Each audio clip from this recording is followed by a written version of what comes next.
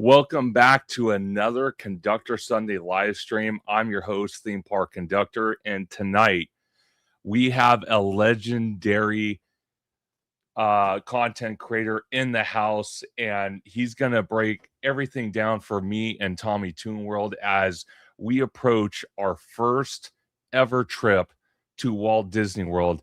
And many of you probably know, watching my content, I call him the modern day Walt Disney himself. But before we get started, we're going to introduce two other gentlemen that have been consistent on being on Conductor Sunday live stream. I am so pleased and blessed to call them my homies from Anaheim. So let's get right into it. We got the first person we got Mr. Orange Grove 55 with that wild, wicked patent hairstyle. I love it. I think you're actually going to be fighting Josh tomorrow between hairstyles. I think so. I'm in the running for that position because of my hair. So keep an eye out for me this week. Exactly. But Orange Grove 55, where can everybody find you on social media? Yeah, Conductor, I want to thank you for having me on. And we got TommyToon, we got Hey Brickey in the house. This is going to be a West Coast banger. Legendary show. I love you guys. And yeah, you can find me right here on YouTube, Orange Grove 55. You can find me on X, Orange Grove 55. You can also find me on Instagram, Orange Grove 55. Absolutely. And it's always great to have Orange Grove 55. The next gentleman we got is Mr. TommyToon World with his world famous food reviews. And I call him Mr. Young Steven Spielberg, because this guy, when it comes to food reviews, he's just like all into it, films it, you know, does all this stuff and makes it production quality. It's amazing. But TommyToon World, it's always great to have you in the house. Where can everyone find you on social media? Man, what's up, Conductor? I'm happy to be on Conductor Sunday Live with OG. And then, man, Hey Brickey, man, I have a lot of respect for him. Man, I'm excited for this one. We got to talk shop. Yeah, but man, you can find me on YouTube at TommyToon_world. Then TikTok, the same thing. And then more on Instagram is TommyToon_. Absolutely. It's great to have TommyToon World on the show. And now for the myth, the legend himself, Mr. Hey Brickey. There he is, ladies and gentlemen. What's up, guys? How you doing? This is kind of like if the Avengers had a road crew and then the road crew had people that changed their oil. That's what we are. We're that many steps away from the Avengers, but still coming together to make one Voltron of theme park activity. So let's go. Let's jump in. Let's get it going. And where you can find me is over on the YouTube. I have two channels. You can find me every Saturday on my main channel, Hey Brickey, and you can find me on my daily vlog, the Brickey Vlog. And at some point this year, you will find me in Japan, because when the big channel hits 100,000, I'm going straight to Japan to see the Disney Springs. And next week, you can find me in Walt Disney World, which is what we're talking about, because you guys are going out there very soon. And believe it or not, I'm now going to Sherpa other folks through the Walt Disney World magic and what to look for, most importantly, when you're a Disneyland person, when you finally go out east, because there is a good reason to go out there. And we'll get into that later on in today's show. But look at me. I already took over. Yeah, it's all good by all means. But like I said, though, Brickey, I've said it to you in person. I love hanging out with you in the parks.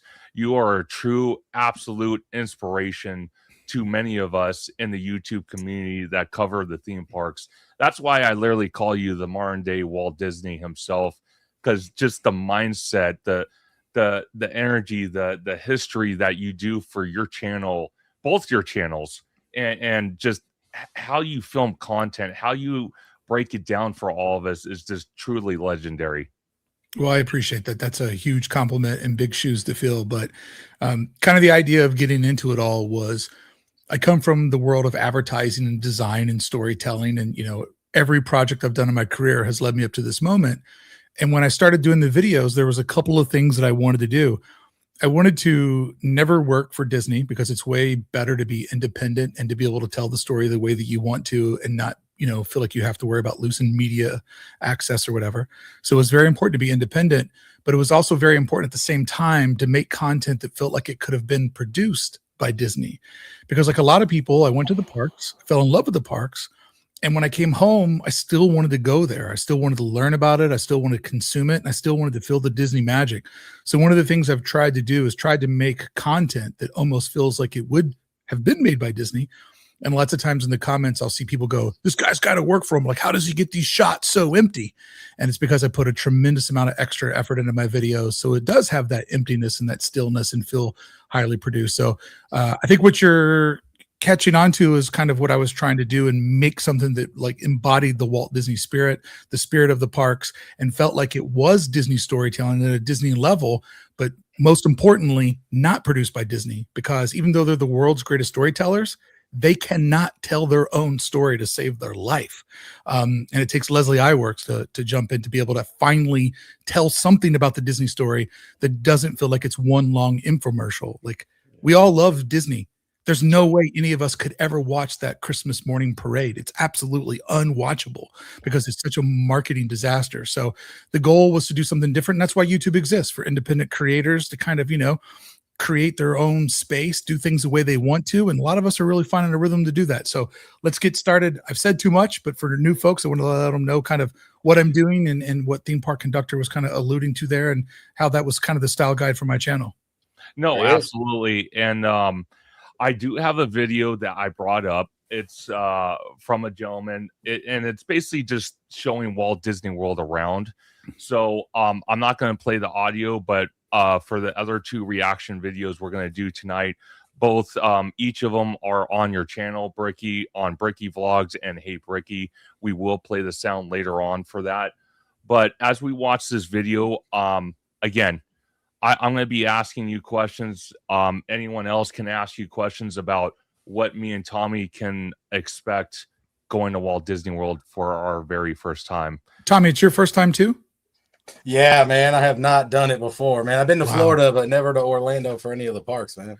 Well, I would like to quickly point out Orlando, or the Disney bubble, is not Florida. They are two very different things. Very much so. Okay. Yeah. I gotta get prepared. Yeah. No, the Walt Disney World is crazy because it's so much more than the parks, right? Yeah. Like, Yeah. The parks are a big element of it. And I think that, like, a lot of people focus on the parks, but man, when I was down there, it was like the resorts and just that resort vibe that actually impressed me even more than the parks, to be honest with you. Yeah, that's what I was going to really relate to these guys. It's the connective tissue that makes it very different, because you guys are regulars for the West Coast parks and you know your way around them. So a lot of the attractions you're going to experience are very similar to what you've done, with maybe a little twist. But I think what you'll really fall in love is getting back to the spirit of not knowing what's around the corner. So you'll get to enjoy that level of discovery. But what OG said, which I think was the biggest thing that blew me away, was just the connective tissue of it all, and like, because I'm the vibes guy right there, that was my favorite ride. Like riding the ferry boat over to the Magic Kingdom, it just like, it instantly puts a lump in my throat, like every time, and the reveal of how you come around that island to see the Magic Kingdom, it really is a magical reveal. And it makes our two parks being just like football throwing distance apart seem so hilarious. Oh yeah. It's crazy because our resort, quote unquote resort, is very much centered around that theme park experience, right? If you don't have the theme parks, there isn't really much there, But with Walt Disney World, I mean, you can go to Disney World and technically not even go to the parks and have an amazing time. I mean, the Polynesian, a lot of these resorts are just incredible experiences, even if you just go there and that's it. Yeah, and to your point, I have a trip coming up on the horizon. And I'll be going solo for a few days, and then my wife and my crew of friends will be joining me out there. That's one of the best views ever, man. Getting up on the train station and just looking down at Cinderella. But what me and my friends are going to be doing is they all bought 3-day park hoppers. I'm a AP at all the parks. And so they bought 3-day park hoppers, but they're going to be there for 4 full days, because we always plan a resort day. And in many ways, sometimes the resort day is the funnest day. And if you ignore Animal Kingdom, you can get to all of the different parks through the Disney proprietary transportation. And I'm not talking about a bus, because Brickey don't bus, but as far as like taking, the boats, because there's the ferry boats, there's the friendship boats, there's the monorail, which is outside of the parks, which is very different than Disneyland. It actually is transportation and not a part of Disneyland and Tomorrowland. Because, you know, OG, how many times have we talked about people go like, why don't they put a monorail stop here in California? Like, well, then they would have to make it to where this monorail cart is for people that have a reservation for DCA and Disneyland. This monorail cart is for somebody who's just passing through. Like, they can't do that. So you can literally just go there and hop from the resorts, which right now you're like, why would I want to go from hotel to hotel? But when you go there, this is that advice that will resonate. You'll be like, oh yeah, I see what they were talking about. This part of the experience is awesome. And it really does create a whole level of discovery where instead of just being inside of a theme park, you're inside of a world. Really. I mean, that's why it's Walt Disney World, because it's its own little world. And you just leave everything else, not outside of the berm, but outside of that Disney bubble. And, you know, politics, sports, money, bills, you know, sick family members, like it all just disappears when you go in there. And that's why so many people are addicted to going time and time again. That's why DVC is so possible. And that's why this is the most traveled to theme park and, you know, theme park resort in the entire world. No, well said, Brickey. And you're never going to have another Walt Disney World ever. No. It doesn't matter what they do in Tokyo. It doesn't matter what they do even in like Dubai, all these other places, or I'm not Dubai, I'm sorry, Abu Dhabi. Disney World, they will never acquire this much land ever again. Walt Disney really did a miracle here. And this Walt Disney World property is 1 in a million. And it's very, very special for that reason. And it's crazy too, like as a Disneylander, born and raised out here in California, going to Disneyland my whole life. Right. It was crazy to me riding the monorail out there at Walt Disney World. And we're on this monorail for like 15 minutes and we're still going. And I'm like, we're still over Disney property. Like it's just vast land. I mean, it's crazy, you know? So here are a couple of my favorite rides. If I could offer these to you right now. 100%. Okay. So these are things that I would highly recommend doing, and they're way off the beaten path. So number one is the very first time you go to the Magic Kingdom, you have to go to TTC, the Ticket Transportation Center, and you have to get on one of the ferry boats, and you have to take the ferry boat across the Seven Seas Lagoon. And when you're doing this, just think about like Harbor Boulevard and how you drive up and you see Disneyland, and think about how Walt wanted to make his own oasis, his own world within a world. And when you're on this boat and you start to see the top spire of Sleeping Beauty and the park reveals itself, it's man-made, you know, like all of the dirt that makes the second floor, which is what, you know, the Magic Kingdom sits on, all of that dirt came from where you're floating right there on the Joe Fowler or the Dick Irvine. I think that's what the other boat is. And so those boats take you over there and take you into the magic. So that is one of the best reveals ever. Get on the top deck, try to get in the one of the two top corners and just like soak it in, like just let it absorb itself, let it reveal itself. And also make sure at the end of your vacation, when you're there for the very last time, make sure that's the way that you kiss it goodbye. Because just being on the boat with a face full of tears and just like seeing it disappear off in the distance, it's like, you know, those romantic scenes in movies where they're at the airport, you know, before terrorism, and you can actually go to the gate and you could say goodbye to the person you love and, you know that you'll see them again, but you don't know when. So that's one of my favorite attractions. Now, maybe my favorite ride ever out there is that when you're at TTC, there are two monorail loops, right? There's two circles. There's the resort loop that goes, you know, through the Contemporary, and you got to ride that once at least, because riding a monorail through a hotel is unbelievable. Like it's so magical going through the Contemporary. You have to do that. But the real monorail joy, and you guys are going to go there where when there's a festival going, so Epcot looks beautiful. Riding the monorail through Epcot is the best Disney attraction I've ever been on. Wow. Because instead of just riding a ride, you're riding into Walt's like post-life dream. You know, his last breaths in the hospital right across the street from the studios. He was trying to explain to Roy what he wanted Epcot to be. Now, did they make it exactly like that? No. Could Walt have made it like that? Probably not. But when you ride the monorail through Epcot, you're riding through the future and the past at the same time.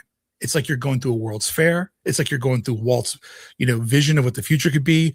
You're looking over at Spaceship Earth, which isn't my favorite theme park ride, but you're just looking out. Like it's like the Disneyland Railroad, but on steroids, because you're floating through the sky as if you're going to heaven, and you're just looking over everything.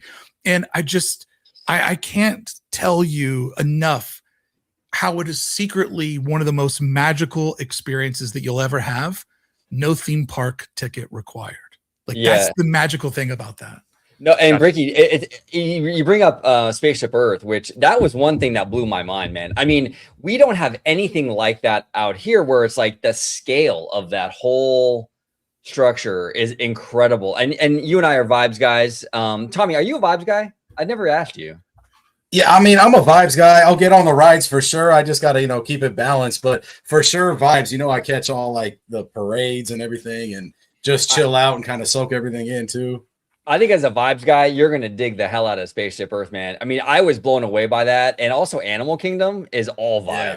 So that park is crazy. I'm excited for Animal Kingdom the most, almost, So a friend of mine, a really good friend of mine who's been a big supporter and just a great guy. When I rode Epcot, or I went to Epcot for the first time, it was in 2021 when the parks had reopened and everything. And so I was there for the 50th anniversary of Walt Disney World. And so my very first night at Epcot, my friend's like, I want to, there's a whole crew of us together. And my friend's like, I want to ride with you when we go through Spaceship Earth. I'm like, cool. And my whole life, I'd always wondered what was in that thing. And I never knew. And anytime I'd watch a YouTuber that would go into it, I'd instantly like turn the video off or skip ahead. Cause I always, like, it was a childhood dream of mine to go to Epcot. Never made it. And there was that old commercial of Mickey standing on top waving at the helicopter as they did the flyby shot, which I'm just like, how the hell did they do that? And how scary was that? Oh, turns out terrifying. The woman was screaming the entire time, bring me back in, bring me back in. And they're just like, 5 more minutes, the helicopter's almost there. So there's a funny story behind this childhood dream that I had. But regardless, I never let myself know it was inside of Spaceship Earth. And so when I went in Spaceship Earth, I don't know what's going to happen. And each scene started revealing itself and it started coming together. And then like, I'm literally like face full of tears because it's so emotional and it's so impressive. And when I got off, my friend goes, what did you think? I go, they made a dark ride for smart people. Like it's like literally a ride for smart people. And I want to break that thought down real quick. Normally the idea is you dumb everything down. Yeah. So that, there's a thing that they call in entertainment, the LCD, lowest common denominator. Yeah. It's done really, really well for another thing called the WWE. And so what you try to do is you try to just make stuff so anybody can understand what it is. Like, even if they're illiterate, they understand what it is. For example, the Haunted Mansion at Disneyland is white marble and pristine because it's an English-speaking audience. But Phantom Manor at Disneyland Paris, an international park where people speak multiple languages, they purposely made that look like a haunted house so people could look at it and go, that's a haunted house, because not everybody would be able to read the sign out front. So you think about how you take these things and you boil them down to their essence so anybody can understand them. Spaceship Earth has got levels to it, man. Like it is so deeply, the philosophy behind it is this planet that we're on is a spaceship. And all of us right now, we are crew members on Spaceship Earth and we are flying through space together as a crew. When you think of this planet as a spaceship, it literally makes your brain like flip back over to its very limit and then come back with, what the hell was that? Like, that's how deep of a thought process that is. So won't say much more about it other than, like, to me, that is a must ride every time. It's a very emotional ride for me. And later on, I can share with you one of my best Walt Disney World experiences ever that happened on my 50th birthday when I got to ride that in a very, very special way. Oh, very awesome. So, Brickey, I want to ask you, you were kind of diving into, what to do. My question to you would be, is because you mentioned about, obviously riding attractions that obviously we don't have at Walt's original Magic Kingdom, as you like to reference it a lot in your videos. would there be any attraction for a first timer like me and Tommy that is duplicated at Disneyland but hits differently at Walt Disney World? Yes. I won't say any more because I don't know how much you know, and there you should have some surprises. I'm sure. But the one ride that most West Coasters think, I know how it works, and you don't, is the Hollywood Tower of Terror. Interesting. Oh, wow. Yeah. Just ride it. Don't look anything up. Don't let anybody tell you anything. Just ride it and know you're going to have a hell of a time. That was one of those rides when I rode with my friends. I didn't look out the elevator. I was doing this the whole time. Like I was stealing their magic because I wanted to see what they thought of that ride. But, you know, obviously you guys are going to want to do, you know, all the rides, and you should. But if you don't mind, I'd kind of like to give you a brief guide of the different parks and how I think that you can put them in the best order possible and how you can use each park to your own advantage. Is that something you guys would be interested in? Absolutely. 100%. Yeah. Cause like, you know, like I'm always wondering, like, are we going to skip Galaxy's Edge just totally? Like, no, you got to do a lap through it. No. Yeah. That's what I'm saying. So like, yeah. I know I need some pointers on that. Like, so my biggest suggestion would be this, because you guys are insiders and you know this world a lot. I would go to every park and either like commit like an entire day to it so you can do the slow roll, or just go to the park and say, first things first, I just want to take a lap. I just want to make sure I don't miss anything. And I just want to walk the grounds and just see the whole thing, pull out my iPhone, write down the things that I want to go back and experience more. But there's something beautiful about just kind of like walking through it and being like, what's here? What's there? Like just doing a lap. And that's what I did the first time I went out. So my biggest suggestion to you is start with the Magic Kingdom because it's the most familiar to you. And keep in mind that you each are going there, and this happened to OG and myself, but you're going there with a blessing.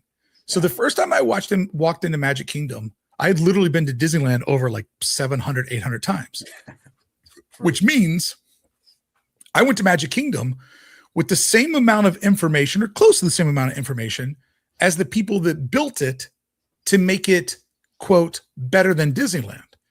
So when you guys walk through Magic Kingdom, you're instantly going to be like, whoa, this is different. But you guys are bright enough to be like, oh, I see what they were trying to fix there. I see why they made that wider. I see why they made that bigger. And you're going to go into Adventureland and be like, oh, that's a lot easier to get into. Like you're going to kind of see some of the revisions and how it worked. And you guys are smart enough to know that contextual difference of design. So I say Magic Kingdom is your first day park.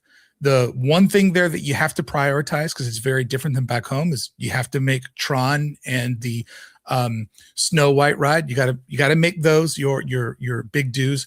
But then there's also a list of things that if you love Disneyland still exist there that don't exist here. So those things you got to prioritize is the Carousel of Progress, the People Mover, you know, the Hall of Presidents. Even though, like, you know, you might be kind of like, I'm not really kind of feeling doing something patriotic and long right now. You have to go see it just from a technological point of view. And you got to think about, like, America was way different when that opened up. You got to kind of put yourself in that context, and you got to check out their tree house. So those are some of the things that are like contextually different, but I would do Magic Kingdom first. And then the next park I suggest doing Animal Kingdom second. Wow. And I'll tell you why. Because Animal Kingdom is a rope drop park. It closes very early. Like it closes at like 4 o'clock, 5 o'clock, 6 o'clock because of the animals. So you want to get there at rope drop because you've only got so much time there. And when you get there at rope drop, you want to go, and I hate telling you this, but you want to go straight up the spine of the park as quickly as you can. Because the first thing you want to get on is the safari. Because the line for the line for the safari lasts forever. Like, it's a long ride, you know, it's like a 20-minute theme park ride. And you go to the safari and you just roll around and you see all the animals. And that instantly will put you in the world of Animal Kingdom like no other attraction that's there. And then the one show I highly recommend seeing is they summon the birds into the Tree of Life, the macaws. Wow. You're ready for a face full of Disney magic that your heart will overflow and it will leak down your chubby little cheeks, because it is such a beautiful moment of like theme park, nature, and just the overall like spirit of what the world should be. And it's so far from that. What I will say about that park is it is very fun to walk around and explore. Yeah. But the one thing that's interesting about it is it's the only Disney theme park that tonally is the exact same tone through the entire park. It is literally, spoiler alert, a giant Batu. Yeah. Like it all looks like Galaxy's Edge. No, you're right. But Africa, but Asia. And it's like it was like they were like, hey, you know what we should do? We should make a theme park that celebrates every rundown place around the world. Yes. They accomplished it. Well, and the crazy thing too, Brickey, you're right. And it's even going to be more so that way because they're getting rid of Dinoland. Because Dinoland was the one thing that was a little different, a little plasticky. Yes. And now they're going to replace it with another kind of weathered looking area, which I'm fine with that. But it's crazy. You're right. The whole park has that same vibe. And it doesn't really have a layout that you can, it's kind of like a weird layout, which is kind of works for this park because you kind of have to meander and it's almost like you're really exploring. It is. You will get lost. It doesn't have like the entryway, I'll just tell you guys, is the most unique Disney park entryway you'll ever walk into. It really, really breaks the template. So here's the thing. You're going to get kicked out of there like around 4 o'clock or so, right? 5 o'clock, whatever. It closes way early. It's stupid how early it closes. Like it's almost impossible to see the Avatar at night, right? Yeah, it's like I've only seen it at night twice. And one time I had to really like beg to see it at night. So my thought process there is that when you're done with that park, just go straight to Hollywood Studios. Okay. Because Hollywood Studios is a half-day park. In my estimation, it's the worst park at Walt Disney World, and it's the worst domestic park. Wow. It was designed to be a half-day park. They've done some things to try to improve it, but it really has kind of no rhythm and no flow. And I think that the best version of Disney Hollywood Studios is in the evening hours when the neon's on. And it's kind of like, imagine if California Adventure had like 4 more blocks to it. Like it kind of has that kind of vibe. And so I really think that between one day, you can knock out Animal Kingdom, not have to go back. You can do Hollywood Studios in the evening and kind of get like a really good vibe for what it is. And then that leaves your next day to just full on rope drop till the end of the day. Do Epcot last. It's unlike anything you've ever seen. They'll never make it again. They'll never replicate it. And it is just an unbelievable park. And as the day changes, the vibe of the park changes. Like you will be surprised how you'll go to Epcot and you'll spend your day walking in circles and circles and circles and circles going, this is the best thing ever. This is the best thing ever. Like you don't even care if you ride anything and there's not a lot of rides there. It's just about being there. It's a place that you just want to be and belong in. And so literally after you've kind of done that template, that's how you kind of do it all in like 3 days. And I think the best way to reveal it, then the rest of your trip there is just kind of like, well, what do we want? What kind of quest do we want to get into? You know, and like you can rope drop Hollywood Studios on day 4. By noon, you're done there and be like, you know what? Let's get on the Skyliner and let's take a gondola straight over to Epcot. And then maybe let's take a friendship boat. Let's get in a boat and take a boat over to Epcot. So like after you kind of do the parks 1, 2, 3, then the rest of your trip, and I promise you this, is a grab bag of like, what do you guys want to do? You want to get on the monorail and just head over to Magic Kingdom and like, you know, try to see if we can catch the fireworks show?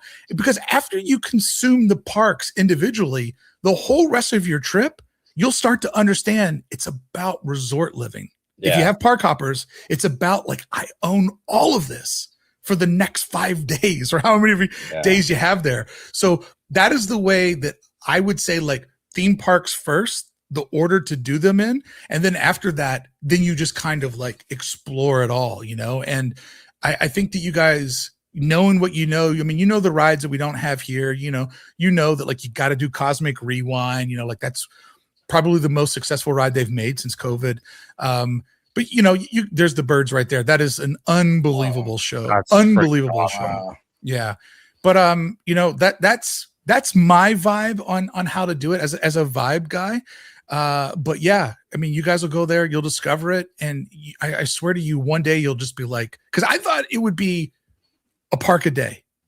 Sure. I wasn't considering that it's so much more than that. And, I'm fortunate enough to go there, and I have, I go there with a big group of people, and I have friends that live out there. And so, like I'm in Hollywood Studios, and I'm getting a text from like Eric over at WDWNT. And he's like, "Hey man, Tom and I are getting ready to eat over at Epcot. We got room on our table. You want to join us?" I'm like, "Yeah." And then I'm like, Skyliner or boat to go meet with my buds, and don't tell us where you're staying at, because that's your personal information. Oh yeah. But I'll tell you this, the best way to get around is Uber. Yes. Take Uber. That's what I've heard. And you have to do a little finagling, but you take Uber. The best way to get to Magic Kingdom is you can roll the dice on this, but you get an Uber and have it take you to the Contemporary or Bay Lake Tower. And the security guard will stop the car and be like, "Oh, we're meeting friends for lunch at Steakhouse 71. And if they don't reject the Uber, you get dropped off there, and you can literally just walk right over Magic Kingdom, and it saves you so much time, because those buses are a bust. You get on that bus, and it's stopping at every hotel. It's going everywhere, and there's nothing that'll kill the magic faster. So I Uber a lot when I'm in the bubble. And you can get a car fast. No place is too far. Most Uber rides are going to be between like $15 and $25. To me, shaving an hour in frustration and not having to be in a capsule with crying children. No offense to the children out there. I too was a child once, and I cried and shit my pants. But if you want to have an efficient way to get around, Uber's your best friend. Yeah. No, 100%. absolutely. Yeah, it's crazy too with Walt Disney World how Bricky's right. I mean, you're going to do the theme parks, and then you're going to realize there is so much more to this thing, and it's going to blow your guys' mind. It really, really is. And they will never be able to duplicate this experience ever anywhere else ever again. No. And it's awesome. Now, Bricky, I wanted to ask you, with Magic Kingdom, do you feel like, because Disneyland's a GOAT. Disneyland's like probably like one of the best, or if not the best parks they've ever built. Top tier for sure. Did that impact your opinion on Magic Kingdom? It impacted mine a little bit. I gotta admit. Yeah. Magic Kingdom, you're like, could you have tried any less with Frontierland and Adventureland just being a long boomerang? Like, I don't want to kick the tires too much on it, because these boys haven't been there before. But here's the thing. Every time I walk into Magic Kingdom, I get that rush. Like I get that feeling, I get that rush, and it is such a magical place. That being said, there's only one Disneyland. Yeah. Walt only ever went to one park, and it's the one that's over at 1313 Disneyland Drive, and there will only ever be that park. So Magic Kingdom has a lot of magic in it, and it's really, really, really fun. But yeah, there's a lot of things where it's just like, that's cute. That's cute that you tried that. Yeah, no, you're right. The Magic Kingdom has a lot of great stuff, but there's a lot of stuff that felt like live action Disneyland, right? Where it like technically checks all the boxes, but like the soul isn't quite there. But it does have things. Yeah, so like their Tomorrowland's way better, I think. But Liberty Square is amazing. Liberty Square is kind of like more of Main Street USA. It's more of that cottagey stuff that I love so much. It's amazing to see a Tomorrowland that's actually functioning. And guys, I'm gonna let you in on a little secret, okay? Tommy, I know you like the food. Yeah. There is a restaurant inside of Liberty Square in the Magic Kingdom called the Liberty Tree. And you know what they serve there? Thanksgiving. Thanksgiving. They serve Thanksgiving. It's all it is. You go in there, you go, what do you want to eat? You go, Thanksgiving. And then the next thing you know, family style, Thanksgiving shows up. Turkey, stuffing, dressing, mashed potatoes, gravy, and it's all family style. And you're just like, holy shit, there's a Christmas store around the corner. And now I'm sitting at Thanksgiving. What is this oasis that I'm in?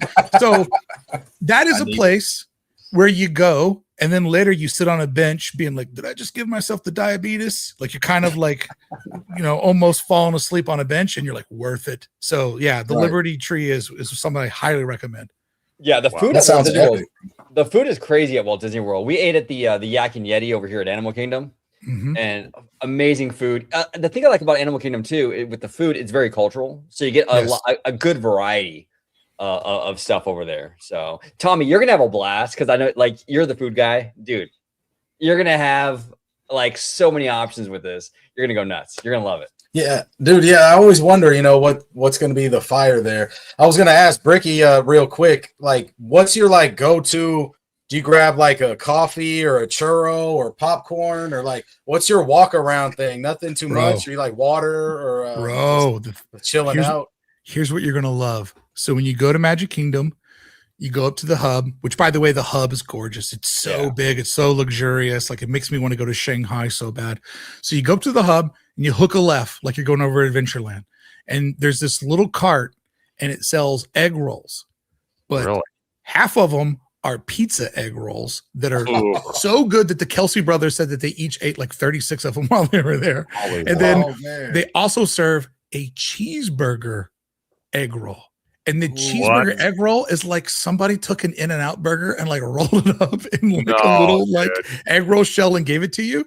So those are great. And then Tommy, so that you know that the hype is real, after you eat those, like, I'm so thirsty. You want to go a little bit further in Adventureland and over to your right, you're going to stop and you're going to get yourself an orange bird. And the orange bird is so delicious. It's orange drank with like a orange, like sherbet or whatever in it. And it is so delicious. Those are two things you want to knock out, like boom, boom, like as far as snacks go. Oh man, right on. I'm taking this down right now, bro. You already know I'm gonna knock these out and shout you out in that for sure, man. We got to lock in. Oh, and definitely. I just saw Richard Davis said over in the chat, and this is a really great advice too, is that one of the places that you definitely want to try to eat lunch one day is Ohana, which is over inside of the Polynesian. And see, this is a great thing. Like, this right here, Richard's advice is Magic Kingdom living. You're like in a theme park and you go, hey, let's hop on the monorail. Let's go over to the Poly. Let's get some of those amazing Hawaiian bread rolls and crush lunch there. And then we'll take the monorail back, or maybe we'll just walk back because, walking is a good thing to do after you've just stuffed your gut. Gets that blood sugar regulation flowing again. Wife's a nutritionist, might know a thing or two because I'm also obese. And so you do that, and then you maybe walk the path back over to the park, or you just get back on the monorail and do it again. So I think you guys are just going to be blown away that I know you guys are there for like a week. You'll do a lot. You'll do way more than you imagine. And you'll be like, there's so much to do when we go back. Right, OG? Like you cannot get it all done at once. No, you can't. You can absolutely not get it all done at once. Now, Brickey, I want to ask you, what are some of your favorite resorts? Oh my God. I love so many of them for different reasons. So the place where I often will stay because it's affordable and I love the Skyliner is Pop Century. As far as the value resorts go, Pop Century is really, really nice. I once spent a hurricane at the sorry, my brain just drew a blank here. The mid-century modern one, my brain is just like completely, I'm having contemporary. Thank you.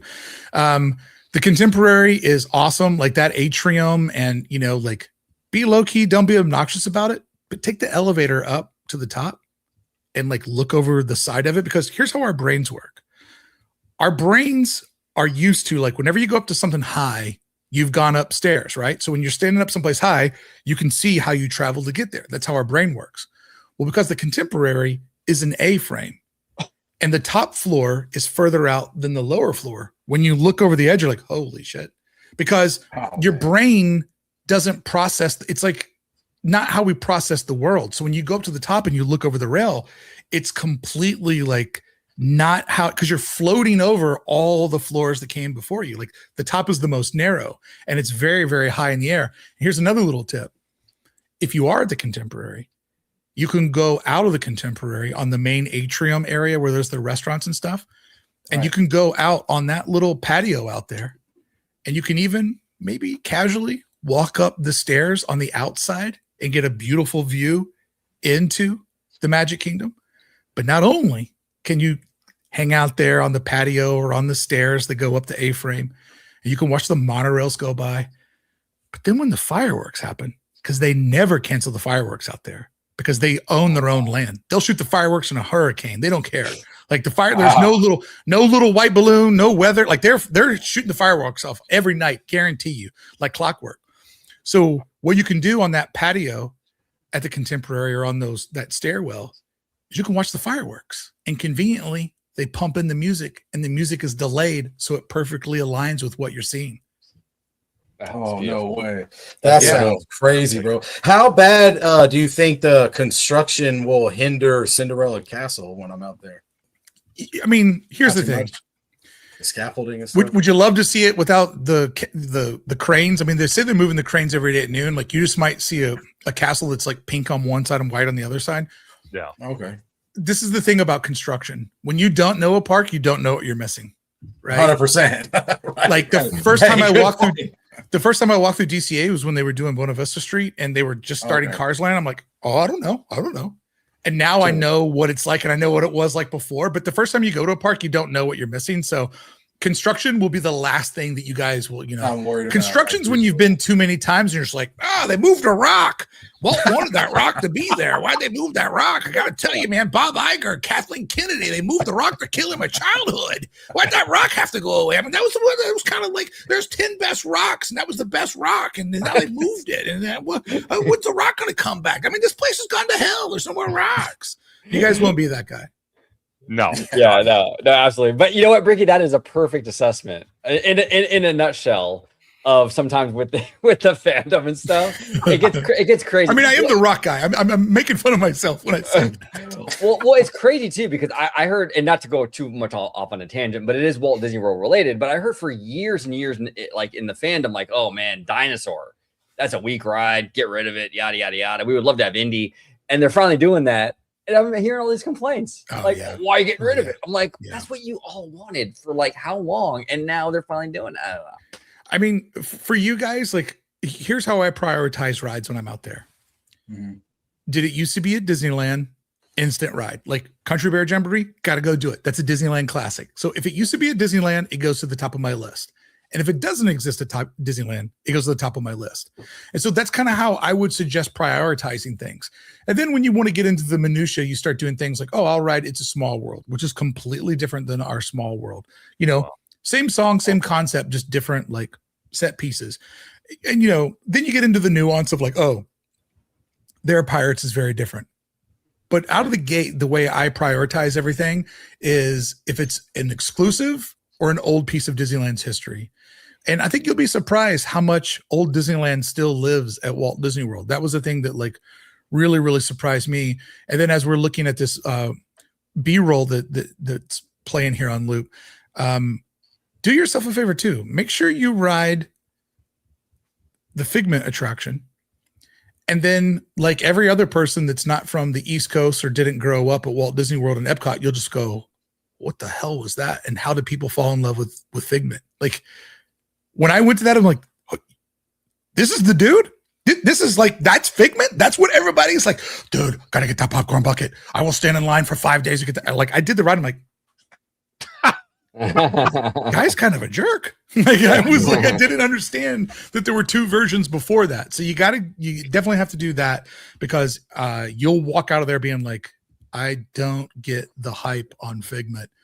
And then that's when you'll go down the rabbit hole, which is why Disney parks are so fun because there's so much rich history there. You'll go down the rabbit hole and be like, oh, I saw 3.0. And the thing that everybody fell in love with was 1.0. And so this will also begin your journey when you say OG of like, you'll go there, you'll consume some things, but then you'll come home and you'll research even more because now your brain will be like, oh, what was that like on opening day? Or that felt weird. It obviously is some sort of bizarre Disney fix. So there's so much that this kind of gets the creative juices going on. Yeah, no, 100%. And you can't do it all in one trip. I mean, if Brickey's right about that, you will not be able to do every single thing in like one singular trip. But like for me, like when I went, it was very satisfying because like you get in a lot of the stuff, most of the stuff probably, but now the next time you go, you can kind of fill in the gaps a little bit. Okay. Yes. Last time I didn't get this, last time I didn't get that. So I can check that stuff out. It's not the second time is probably less overwhelming. So each time will get better and better. Do you know 100%? Do you gentlemen know that there are actually things at Disneyland and DCA and the hotels that I have purposely never allowed myself to do at Disneyland Resort so that I can still have things to look forward to? For example, I have never allowed myself to ride Sailing Ship Columbia. And I have a very specific goal in mind that when I meet this goal, I will allow myself to ride Sailing Ship Columbia. But it's just like, I think it's important to leave a little bit behind. Yeah. And to leave room for the future. And one of the things that always is entertaining to me in the comment sections of the Hey Brickey channel is I'll be like, I'll do a video about the Matterhorn. And they'll be like, oh, I can't believe you didn't mention that there's a basketball court in the top of it. And it's like, well, one, everybody knows that. So that isn't really my style. But two, let's say that was like a fact. Like a good storyteller, you always leave a little bit of the story on the table so that the next time I want to do a video about oddities inside of attractions, I can talk about the basketball court. And at the end of that video, I can go, and aside from having the basketball court here, this is also one of the most innovative attractions that Disneyland ever built. Watch this video here to learn more about it. And when you watch that video, you won't hear that fact. So it won't be like, oh, this guy just repeats himself. So like the way that I make my videos is you always leave a little bit behind so you have more of a story to tell. That's exactly how Walt Disney World is that you guys will leave a little bit behind. So when you go there in the future, you're like, okay, here's the things I didn't make happen for whatever reason. I didn't make it on Pirates the first time I went there. When we go back, I can't wait to ride Pirates and see how it's different. And you know, that whole like mentality of like, I got to conquer it all. It's not how I live my life. It's not fun. It adds too much stress and it doesn't leave any future development or future growth. Like people are always like, why have you not been to Knott's yet? I'm like, is it going to burn down? Is it going away? Because I thought it'd been there before Disneyland and it'll be there after. So like, I'll go to Knott's when I feel like, you know what, I need to add something new to my life. And I want to see Snoopy perform as Ozzy Osbourne. And now that I know that happens, I'm very Knott's curious. But I just feel like it's important to leave something on the table. No, you're right. 100%. And that's the problem with a lot of the way people do this stuff nowadays, Brickey. You're absolutely correct, where it's like they don't allow themselves to soak this stuff in. It's just rush. And it's better to kind of take your time, soak it in, and leave a little bit on the table, like Brickey was saying, for next time. There's nothing wrong with that. It's so funny. I like the way you guys. Oh, go ahead. Yeah.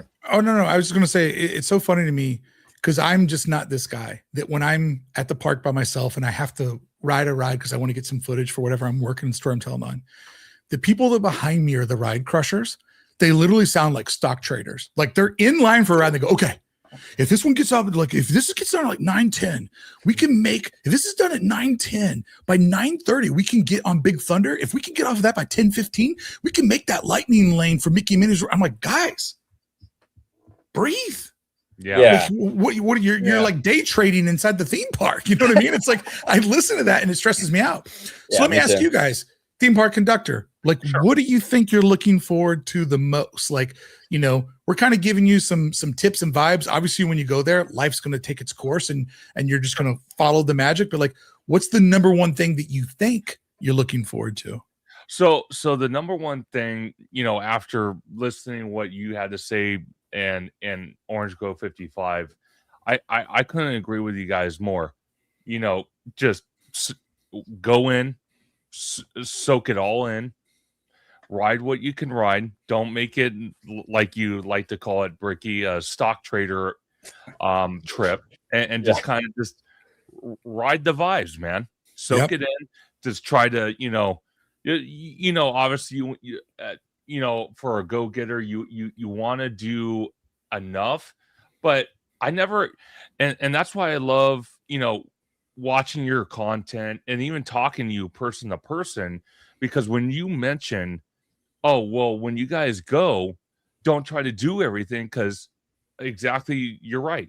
It stresses you out. It kind of ruins your vacation, but leave a little bit behind so you can sit there and give yourself a reason to go back and enjoy more. I love that. And, you know, it's not personally for me, it's something I'm looking forward to, because when I look at it, I look at Disneyland, and I agree with you. I've been to Disneyland probably hundreds of times already. It's like I could close my eyes and point and know where I'm at. It's crazy. So being at Walt Disney World, I kind of feel like, especially the Magic Kingdom is a prime example for me, because then I will further understand, for someone that is in this content space with you and Orange Grove 55 and so many others, I can learn how to tell a better story, and that's what it's all about. And you're the perfect person to give advice on that. And I love that, because what you just said in the last 5 minutes, I'm going to be honest with you, I never thought ever in my life I would ever think that way. Yeah. I mean, well, I appreciate that, but I think for you guys in the content that you create, like, if we want to talk about this as creatives that have decided to make, the Disney parks our subject matter, the context that you guys are going to kind of learn, and you'll just be able to simply say things in your future videos of, well, this new thing that they did with Avengers Campus, like it works, but I think about the way they did this thing at Epcot. What if they would have done that? And it will just instantly read to your audience that you've put in your hours, you've traveled, you've understood things, and it'll allow you to have a lot more context on how the connective tissue of all the parts. Sorry about that. Just my cat just decided that he wanted to put his face right in the camera. He's ready for his close up. Oh, perfect. I think you'll be really surprised. What about you, Tommy? Like, before you got into this conversation, what was the one thing that you were really looking forward to? And before you answer, I just want to say something I saw over in the chat. Shoshona said something that is like the thing you have to keep in mind. You only get one first time. So you really have to make sure that first time is like leveraged in a way where you make it special. And that's why I almost say, like, taking a lap first and just soaking it all in, just to allow you to just be like, oh my God, this is what I'm doing with my day. It's Wednesday and people are at jobs they hate, and this is what I'm doing with my day. Like that'll give you an amazing opportunity. So what says you, Tommy? Like, what's the thing that you are most excited about? So, man, first I'd like to say, man, I appreciate you giving me all these pointers and like the way you lay out your day or your trip too, because that helps us out a lot. Every time I plan a vacation, there's always some structure with like food reservations. But besides that, stuff normally doesn't play out the way we do it unless it's like some big main event. So I think I'm just going to go with the route, like you guys are all saying, is just really soak it in and really take in that first time experience and just enjoy and really just solidify like I'm a first timer here. Yeah. And just really take in the small things too. Cause I like the small things too, like at Disneyland when they're making like the leaf creations or little water things and stuff. And I'm sure Disney World has like small little knickknack things like that too. And I like to meet characters and stuff too. So that's really going to be fun. But like going over there, like just thinking right off the get up is kind of like what you were saying. Like, it's kind of funny. I kind of envision just chilling like in Disney Springs, just hanging out on the bench on the day off, just kind of catching the vibe real quick during the midst of all the mayhem, because we only got like one day of park. Like you said, maybe park hop when we finish. I already understand that we're not going to hit everything. So I just want to really enjoy the time I have, that what I'm doing at that time, and with the people that I'm there with, Yeah, I mean, that's a great mindset to have. And like, I can't stress enough how you'll really enjoy your time when you're not in the park. Disney Springs is wildly different than downtown Disney. It is not connected. So that is a Uber type of situation to get over there, which can kind of, ruin a little bit when you have to kind of like leave the bubble. I really love staying in between those three main parks and all those different resorts. But like, a lot of people were very angry with the turnover of Epcot Future World. And I understand, like they made some cost-cutting decisions post the pandemic. And, I just went over to the Lucas Museum a week ago and did a vlog over there looking at how amazing that is. I'm like, it's kind of what Epcot should have become. And it's where it was headed when they had that leaf building that they were going to, put in there. But regardless of what didn't happen, celebrating what did happen. As you guys know, I love the Starbucks. I love my Trenta ice cold brew, extra ice, light splash, half and half. And so I always get one and I go sit in the park on the backside of Spaceship Earth. And I love the music that they play there. I love what it symbolizes, you know, like people of our age, we never really got to go to a World's Park or a World's Fair, I should say.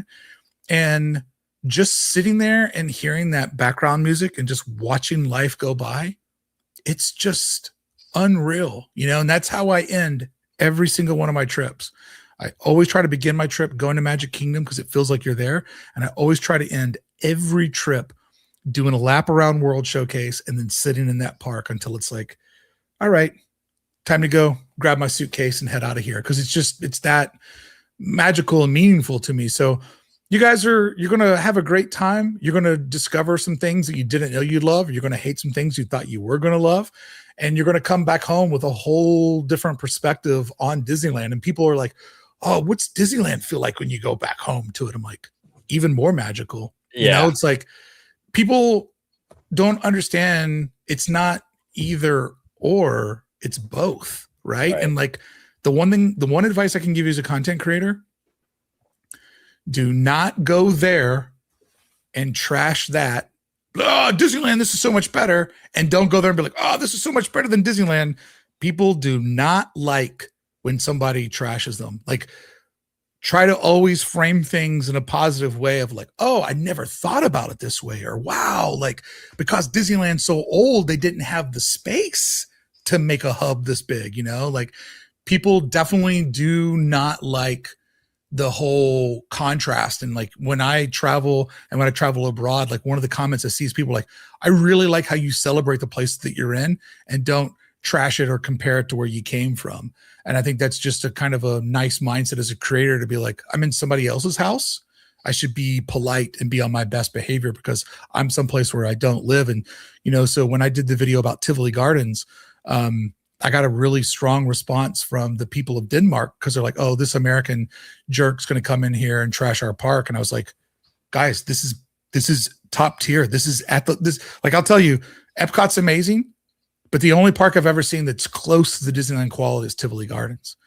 And I went in there and celebrated that place. And people were like, wow, that's really cool. Like somebody came all the way from California.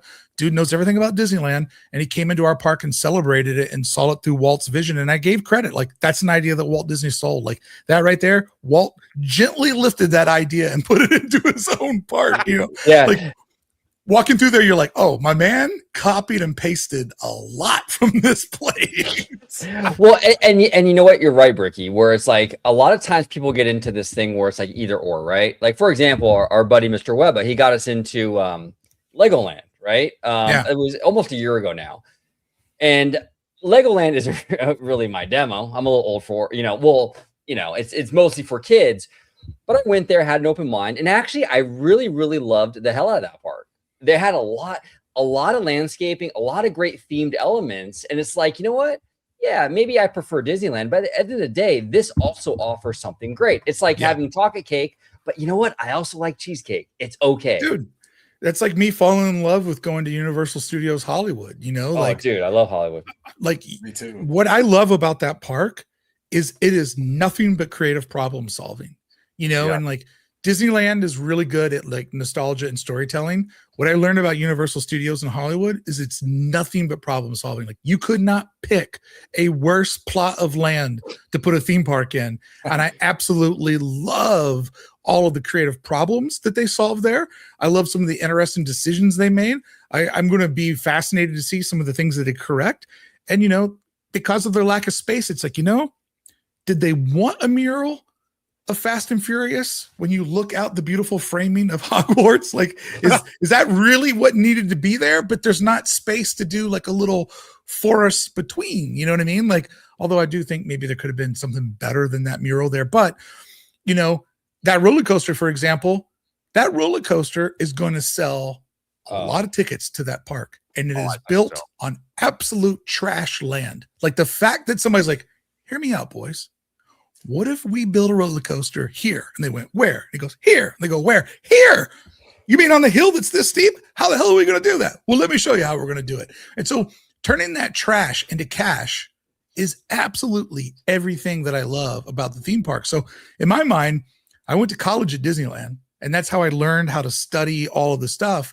And now I go to all these other theme parks and I can be like, oh man, Simpsons, very cool. The way that they split the two IMAX theaters, like the building's shaped like a Y so they could do double capacity, you know, like you just kind of pick up on the reasons why. And like, you know, the magic trick of the Super Nintendo world there, like that's the template, buddy. That's the template for the theme park, the parking lot lands that Disneyland will have to build one day if they want to make the rest of the world go away. So I don't really think that it's either or. It's like, this is what I love. There's room in my heart to love all of it. And I want to celebrate all of it for the, you know, the really talented people that tried to solve these problems, try to make the unreal realistic, and just try to entertain people. You know, when you look at it from that level, it's a very childish, you know, like either you're a Republican or you're a Democrat. You can't be both. It's like, no, you can be an independent. You can think freely, you know, and I try to be that way as a theme park fan, and just like, I really love the way these places are built. So yeah, I'm in love with going to Universal, and I can't wait to go back. Well, and, I like and the way Brickey, you said that with Universal real quick, because you know, you have that mindset. Man, have you been to Halloween, you know, Horror Nights and HHN? They really map that out. It's crazy, bro. You get sucked in, and just like you like to see how they manifest it and where they put all the tents and everything, bro. It's crazy. Yeah. So I did get a private tour of Universal from a gentleman that works there, and he basically explained to me that they have 2 seasons. Horror Nights is happening, or they're preparing for Horror Nights. It's like it's either one or the other. And he showed me like all the mazes and stuff. Unfortunately, and I'll keep this short, but unfortunately, to childhood trauma, I don't do any horror stuff. I'm not a scare guy. You won't see me at that stuff. And if any theme park ever want to be like, hey, if you want to come out during the day and just review how we built the sets, I would do that in a second. But I am not interested with some dude swinging a chainsaw in my face. That's not my idea of fun. Got it. So people are like, oh, you got to go back and do that. I'm like, no, actually I don't. That's not for me. It's not for everybody. Sure. Well, and the great thing too, Brickey, is like experiencing all these different places, whether it's Universal Hollywood, whether it's Legoland, whether it's Tivoli Gardens, whatever it is. It makes you more of a well-rounded person because you've been able to experience more, whether it's that, cruise lines, whatever it is. I mean, it's great to kind of take all of it in, right? Yes. Why limit yourself? You only have so much time on this planet.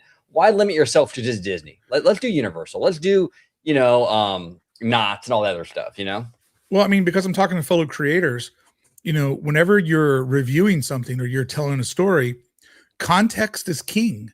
Yeah. Like when we talk about something that was built, like when, my Saturday video was about Tomorrowland 1998 and how the people mover and the transfer over to the rocket rods, like it was set up to fail before the park even opened. Like it was set up to fail.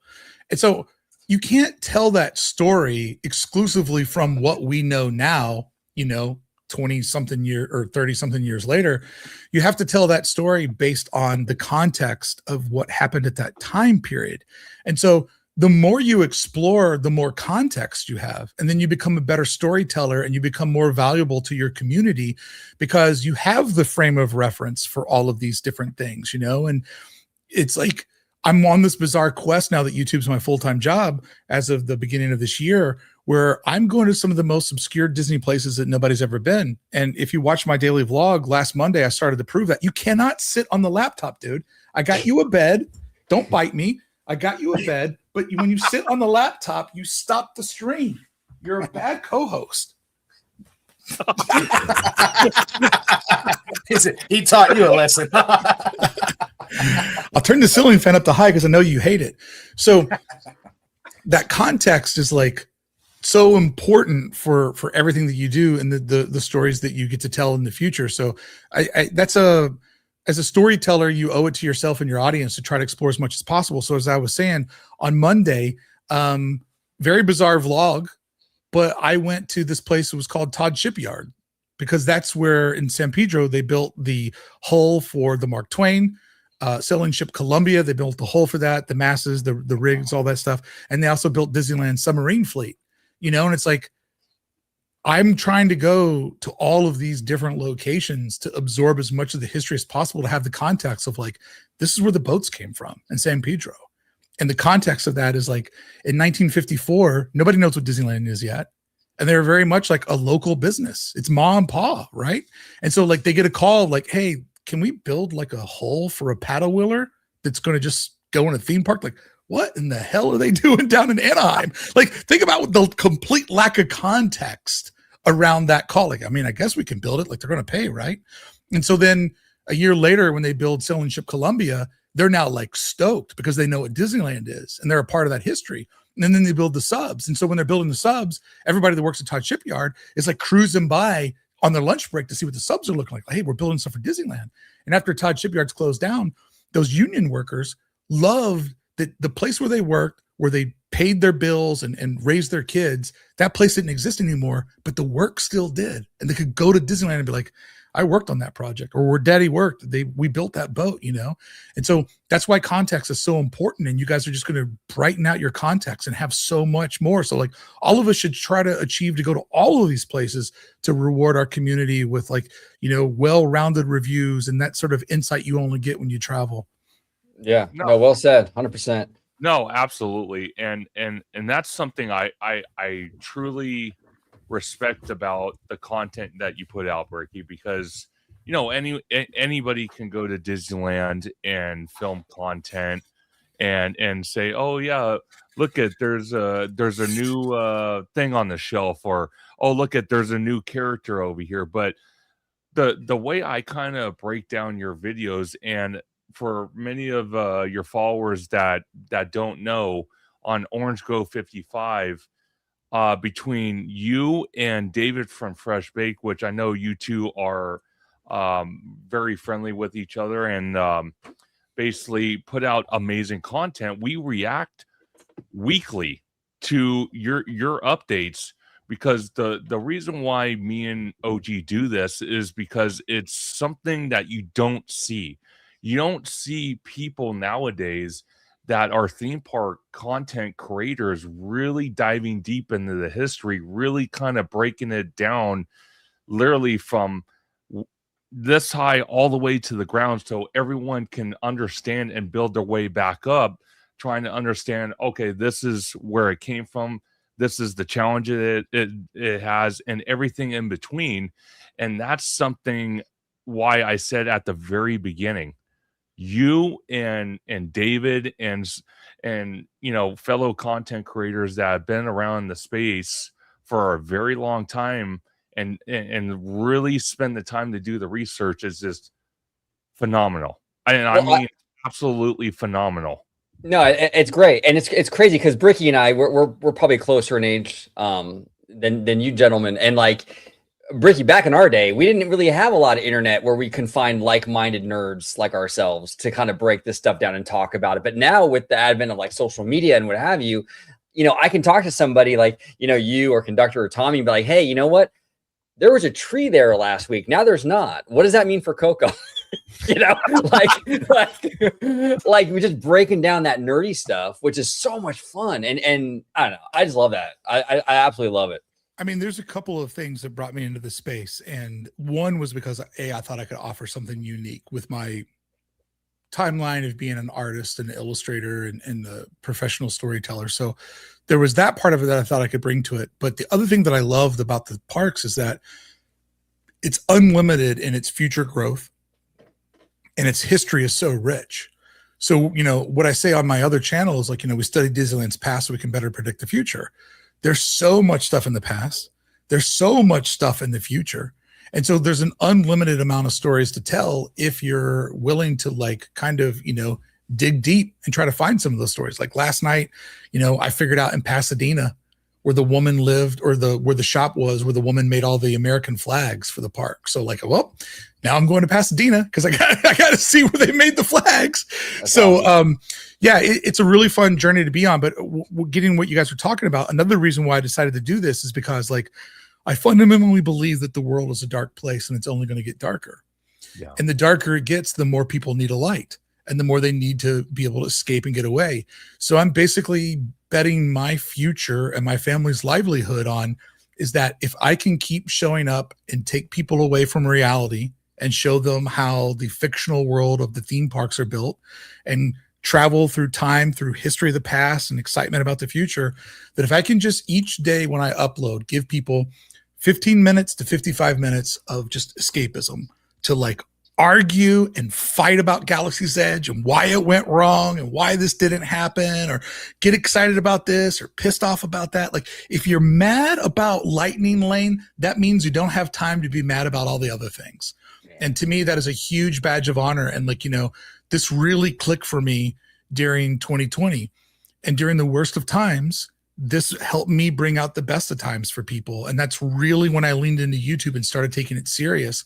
And, you know, unfortunately, you know, outside of our bubble, I don't see things getting better anytime faster. So it's all the more reason to like lean into giving people escapism, because, you know, I consume a lot of stuff. I don't have my head in the sand. Like, you know, I'm very up on politics. I'm very up on economics. You know, I have lots of concerns like everybody else does, and about, you know, how impossible it is for young people to pay for their college or buy homes and all this stuff. Like, I'm so dialed into reality, which makes me enjoy so much my escapism to all of this stuff, you know? And you got to put a limit on how much reality that you can consume, because it'll eat up your soul. So it's so great to have a place where people can go where none of that stuff exists. And it's just like, yeah, man, no, that's not it. Galaxy's Edge failed because I didn't put Tatooine in there. And I would have put Luke in there and I would have worked. And it's like, same guy goes, why don't they make anything new? It's all IP. All the news make IP. I want Tatooine, but I don't want IP. All right, dum-dum. Yeah, exactly. I got a question for you. Okay. Are the super chats coming in? Are those on my feed? Are those my super chats or your super chats? Because I need to say thank you to these people. Thank you, JS Sardone. I got a 1999 one. Oh, we're all getting individual lift ride pro tip. Boardwalk for Epcot. The ride share location up front kind of sucks. That's what he said. So thank you, Jay Sardone, on my end. Yeah, let's see if I can pull it up. So I know individual super chats. Yeah. Yeah. Thanks, I was like, I'm like, damn, Tommy's making all kinds of money off of me. Oh my God. Oh man. Well then, can I say thanks to some folks real quick? Is that okay? Absolutely. Oh, of course. I want to thank Jesse Adventure for hooking up a cold brew for the future bar with OG55. I also want to thank Mark A, who just came back from Walt Disney World and said, watching your videos, Brickey, and seeing how you've discussed about hubs and forks in the road, it was a great experience. I love when people go to the parks and can see it differently through my videos. And then Hidden Geek Village, a very generous super chat here. Thank you, Brickey, for all you do. Love the content and all the hard work you put in. You are a master of your craft. Exploring Disney's past to better predict its future brings next level content that I haven't seen anyone else do so consistently. Man, thank you so much. I appreciated it. It's more than a tagline. It is a mantra, and I really try to put all of my videos through the lens, especially on the main channel. Does it do that mission statement? So thank you guys so much for the super chats. I didn't know that was my money, so thank you so much. And Hidden Geek, thank you, man. Thank you always for supporting Conductor Live Sunday and supporting Theme Park Conductor. You are more than welcome anytime to hang out, man. Just thank you for the support.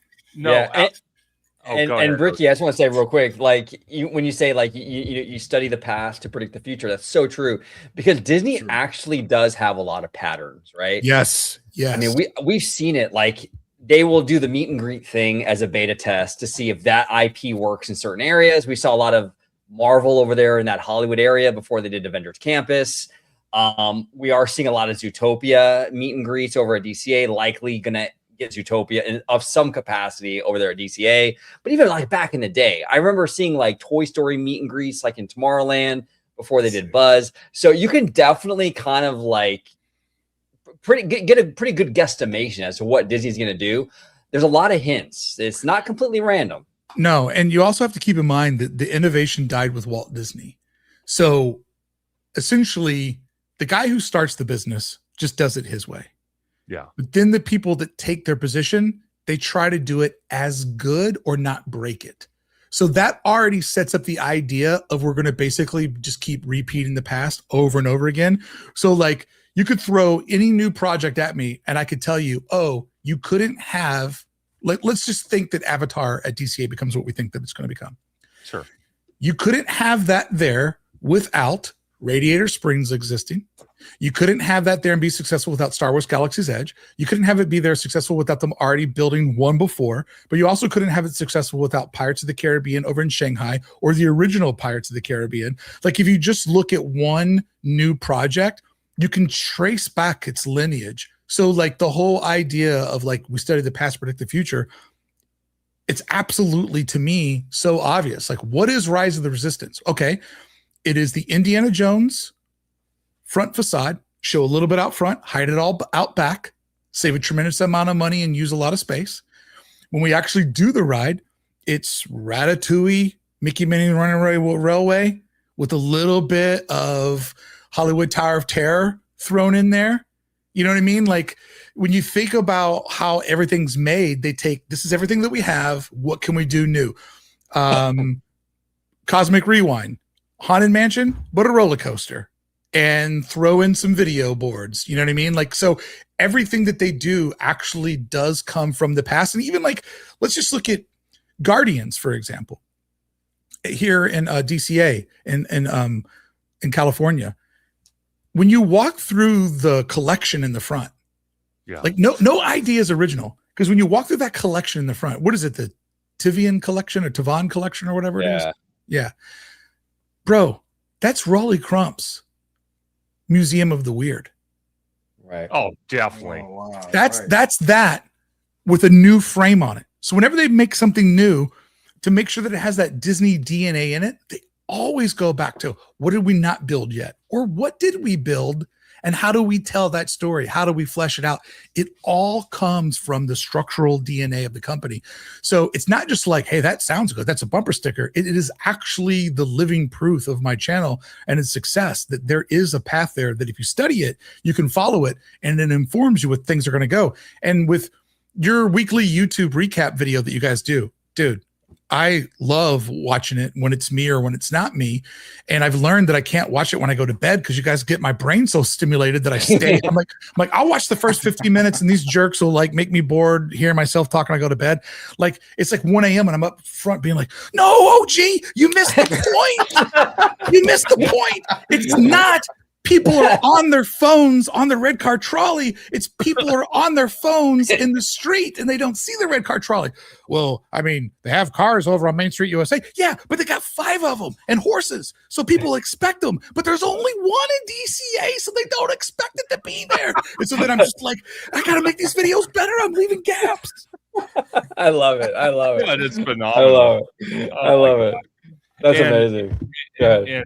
And believe me, Brickey, when you say stuff like that, and it really resonates on why we continue that series, because if even just a little bit, you know, if we react to one of your videos and you even see just a tad bit of, wow, they really see what I'm seeing through, you know, my eyes to them, then I did my job. And I kind of feel like that's, you know, another underline of your channel. Am I wrong? No. And I mean, and I also think like, you know, so my whole analogy is one of the reasons why I got into this is because Disney's a lot like sports. You know, there's like, there's people that think that they can do no bad. There's people who think that they can do no good. And then there's everybody like us that's in between. And like nobody hates and loves the Buffalo Bills more than Buffalo Bills fans. Like the passion of the Disney parks is only rivaled in sports. So a lot of times when you guys will take a video from like a creator like myself or David from Fresh Bake and you guys review it, like you're looking at game footage and you're chiming in. And sometimes I just have to be the quarterback. I'm like, yeah, I missed the pass there. Like I mean, like they didn't get what I was saying. I totally agree with them. I missed the pass there and I forgot to put, or the line that I said that a scooter was going backwards and I couldn't use the line because you couldn't hear me be like, now this isn't the real thing they'll build because it was the whole time. So yeah, I mean, you guys are just looking at game footage and you're playing it back and you're adding in your 2 cents. And it's like, it's cool to think that like, you know, the footage that we create can stimulate a whole other hour-long conversation. And then people talk about it in the chat. And, you know, that's just like, it's just the passion of this. That's the escapism just going through and through and through, you know? And so it's so like rewarding when you guys do that, you know? And it also like for what it's worth as a creator, if somebody reviews one of your videos, you should probably watch it because it's a really great way for you to see how, not what you guys say, but like OG's really good at like hitting pause. I'm like, you just stepped on the joke. Yeah. And then he like hits it, and then it's like blah, blah, blah. And you're just like, oh, okay, whatever. I'm like, well, you hit it right at the setup of the joke. I know, right? Every time, every single time, every time. And this is my favorite. This is my favorite. Uh-oh. Now I don't know if Brickey's going to say this or not. But I know I just started the video. I know we're 10 seconds in. And I don't know if he's going to say this or not. But let me give you the entire thesis of the video. But I don't know if he's going to say it or not. And then you hit play, and I go, "Hey, I just said it." I love it. God. Oh. Oh my God. Oh my God. That's so true. Dude, I'm going to be thinking about that all night now. See, now you're playing. Now you're just. You know how you just said that you'll wake up at 1 a.m. and think about that? I'm going to do that now. Thinking about that little thing. Well, and actually to kind of circle back too on both topics, I think Conductor, we're going to react to his his Westcot video, right? Yeah. So I wanted to play this, Brickey. Again, you went to Disneyland Paris, and one of the things I loved about it, because again, me and OG did a reaction to this video, was how the Esplanade, or their version of the Esplanade, looked, and then how intimate detail your main street was like. And then at some point you're getting excited about different elements, and I don't want to ruin it for everyone that hasn't seen it, but it was so funny to watch. Me and OG are like, oh my gosh, Brickey's acting like he's in the winter wonderland. It's hilarious. I was living in a snow globe, bro. So a little bit of context about, so I see that you've selected the first video because I did a trilogy of Disneyland Paris videos because I didn't want to overwhelm people with one big giant video. And also I was editing these all while I was traveling through Europe. So a little bit of context. This first video is kind of how I was originally imagining doing my entire Paris series. I was going to go land by land and just do like deep dive exploration. And I basically had on my schedule, like the park opens at this time, it closes at that time. I have X amount of time to film in each land, take a little break, and then do it again. Because I wanted to really do a deep dive. And so what interrupted that plan is I got a text message like when I was in Tivoli Gardens 2 weeks before this. And it was from Adam the Woo. And he goes, "Hey man," because whenever I read his texts, I always hear his voice in my head. He goes, "Hey man, are you going to Disneyland Paris?"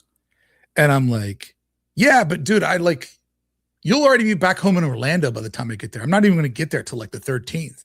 And he sends me over like a screenshot of like his hotel bookings. Like, I'm checking in on the 12th. I'll be there till the 17th. We should get a coffee. I go, "Oh, Beth's staying in Paris like a real person. I'm doing Disneyland Paris by myself." And he goes, "Oh, then we should do the whole day." I'm like, "Yeah, I'll text you when I get there." So my original vision was to do land by land. And then when I realized Adam was going to be there, I was like, you know what?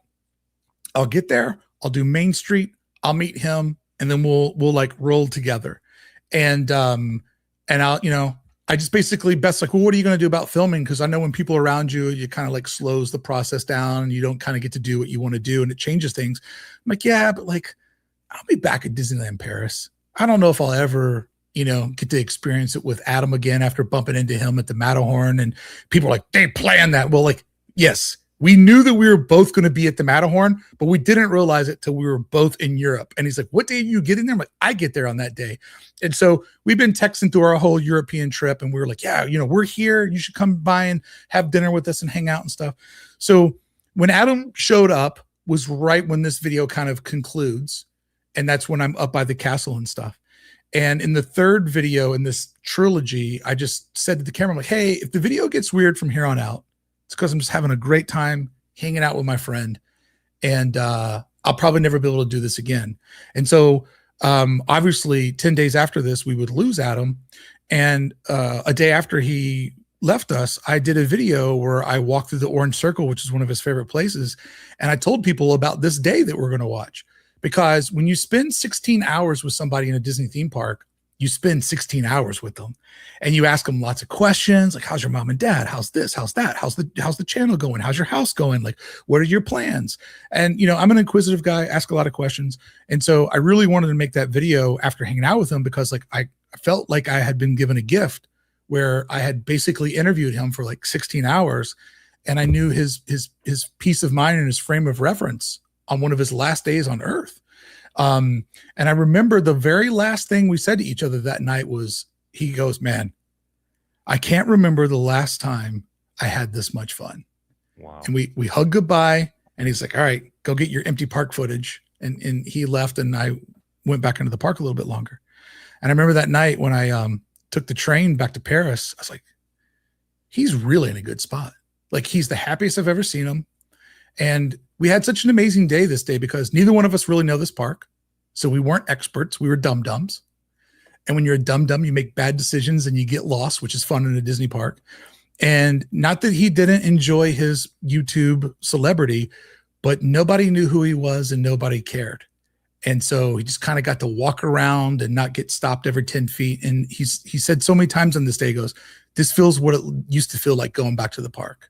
And he absolutely loved it. And we got stopped for one photo, and it was somebody that recognized me. And Adam got in the background of the photo. He's like, I just had to ruin your photo. But we had just like an amazing day together. So when I will look at this trip, I'll never not think of that. So I mean, that's just kind of a little like background context of this video and everything. But this video was different than the other two because this is how I was originally going to do Disneyland Paris on my second visit ever there. And then that plan obviously changed because, you know, you got to prioritize your friends. So just a little like kind of background context, because it would feel weird looking at this and not sharing that with you guys. No, absolutely. And when we lost Adam Brickey, just to say my piece on it was that we lost a dear friend. And yeah. Adam was a dear friend to all of us. I know he was extremely close to you, and it was a hard day to witness. But I can tell you, just watching, you know, videos that you posted after that tragic incident, and others like Justin and so many others. And all you guys kind of said the same thing at one point or another. Yeah. Is that Adam would not want any of us to stop. He would want us to keep going, keep pushing further, and always keep his memory, his legacy alive forever. And I think that is just such an awesome thing. It really is. It's funny that you say that, because like the night that I learned that he had passed away on the 22nd is I had just I was close to wrapping up a video where I was walking through City Walk for the first time ever, doing like a deep dive on City Walk. Sure. And I went into that comic book store. My phone was on lock. When I came out, my whole screen was just full of messages. And like you guys were on there, like OG was, I think, the very top one I saw, you and my friend Sean, who lives over in England. And so that was kind of like, everyone's like, is it true about Adam? Like, what's true about Adam? You know what I mean? And so like somewhere on Adam's phone record, there's a text message for me that's like, you better not be dead, MFer. Like this better be like a rumor, you know, because I know the guy. I went to the source. I like texted him and try to call him to figure out like if this was some sort of like shenanigans or whatever. So I had a really good cry behind that steampunk chocolate shop where the escape rooms are, like that little back corner there. I'm like, all right, this is a spot to like figure this all out. I like set up shop right there, had a really good cry, killed my video, stopped doing my video right then and there. And then I was like, I'm at a theme park. I love Christmas. I've never seen Universal during Christmas. Wow. And I said, if you walk through that gate, Christmas at this park will always remind you of losing somebody that you really respected, was a great friend, a mentor, and just a real amazing person to be able to meet and love in your lifetime. I said, do not go in that park. So I had a little bit of therapy pizza, got my Starbucks cold brew. Maybe got a voodoo donut because you eat nasty when you're feeling sad. And I just drove home and I said, you know what? I'll see Universal during the holidays next year when it doesn't have this sort of attachment to it. But oh man, that little back corner of City Walk, that's going to be a stinger every time I see that spot, you know? Yeah. So yeah, I mean, and just, I tell you that story just to kind of give you the guys, the idea of like, I love these spaces and I didn't want to always have holidays there be a reminder of that. So even though I was there, AP holder could have easily, I could have been like, I don't need to film, I could just take a lap and maybe the holiday spirit will soften like this world shattering or earth shattering news. And I said, nah, don't cross the streams. And so I just literally like drove back to Long Beach. So looking forward to the holidays this year at Universal Studios Hollywood for the first time ever. Because as soon as I got my AP when I went there with Adam, I was just like, man, I can't wait to see another park during the holidays. Well, we'll do that in 26. Well, and one thing too, I also want to say is that Adam the Woo is one of the OGs of this whole everyone here doing the content. We were all influenced by Adam's content. He started a lot of this stuff, on YouTube years and years ago. So we all owe a lot to Adam, and he's a great dude. I mean, I wasn't close to him. I've only met him a few times, but the first time I met him, it was actually at Universal, and like I went up to him. I'm like, hey, Adam, what's going on? And he spent a lot of time with me and chatted it up. And I was like, wow, that's different. A lot of content creators don't really take the time to do that. And I respect that. And I love that. We spent like 10 or 15 minutes just chopping it up. And he's amazing. Really, really amazing. You know me, I don't talk to anybody. People say, hey, can I get a photo? And I go, yeah, no, yeah, exactly. I would like to say though, for sure, like Adam is a pillar, and he'll always be a pillar and an anchor in this community ever since, the beginning, man. Even before theme parks, I was before going to him, I was watching his stuff. And man, he was really stand-up guy. I got to hang out with him twice more recent, like last year.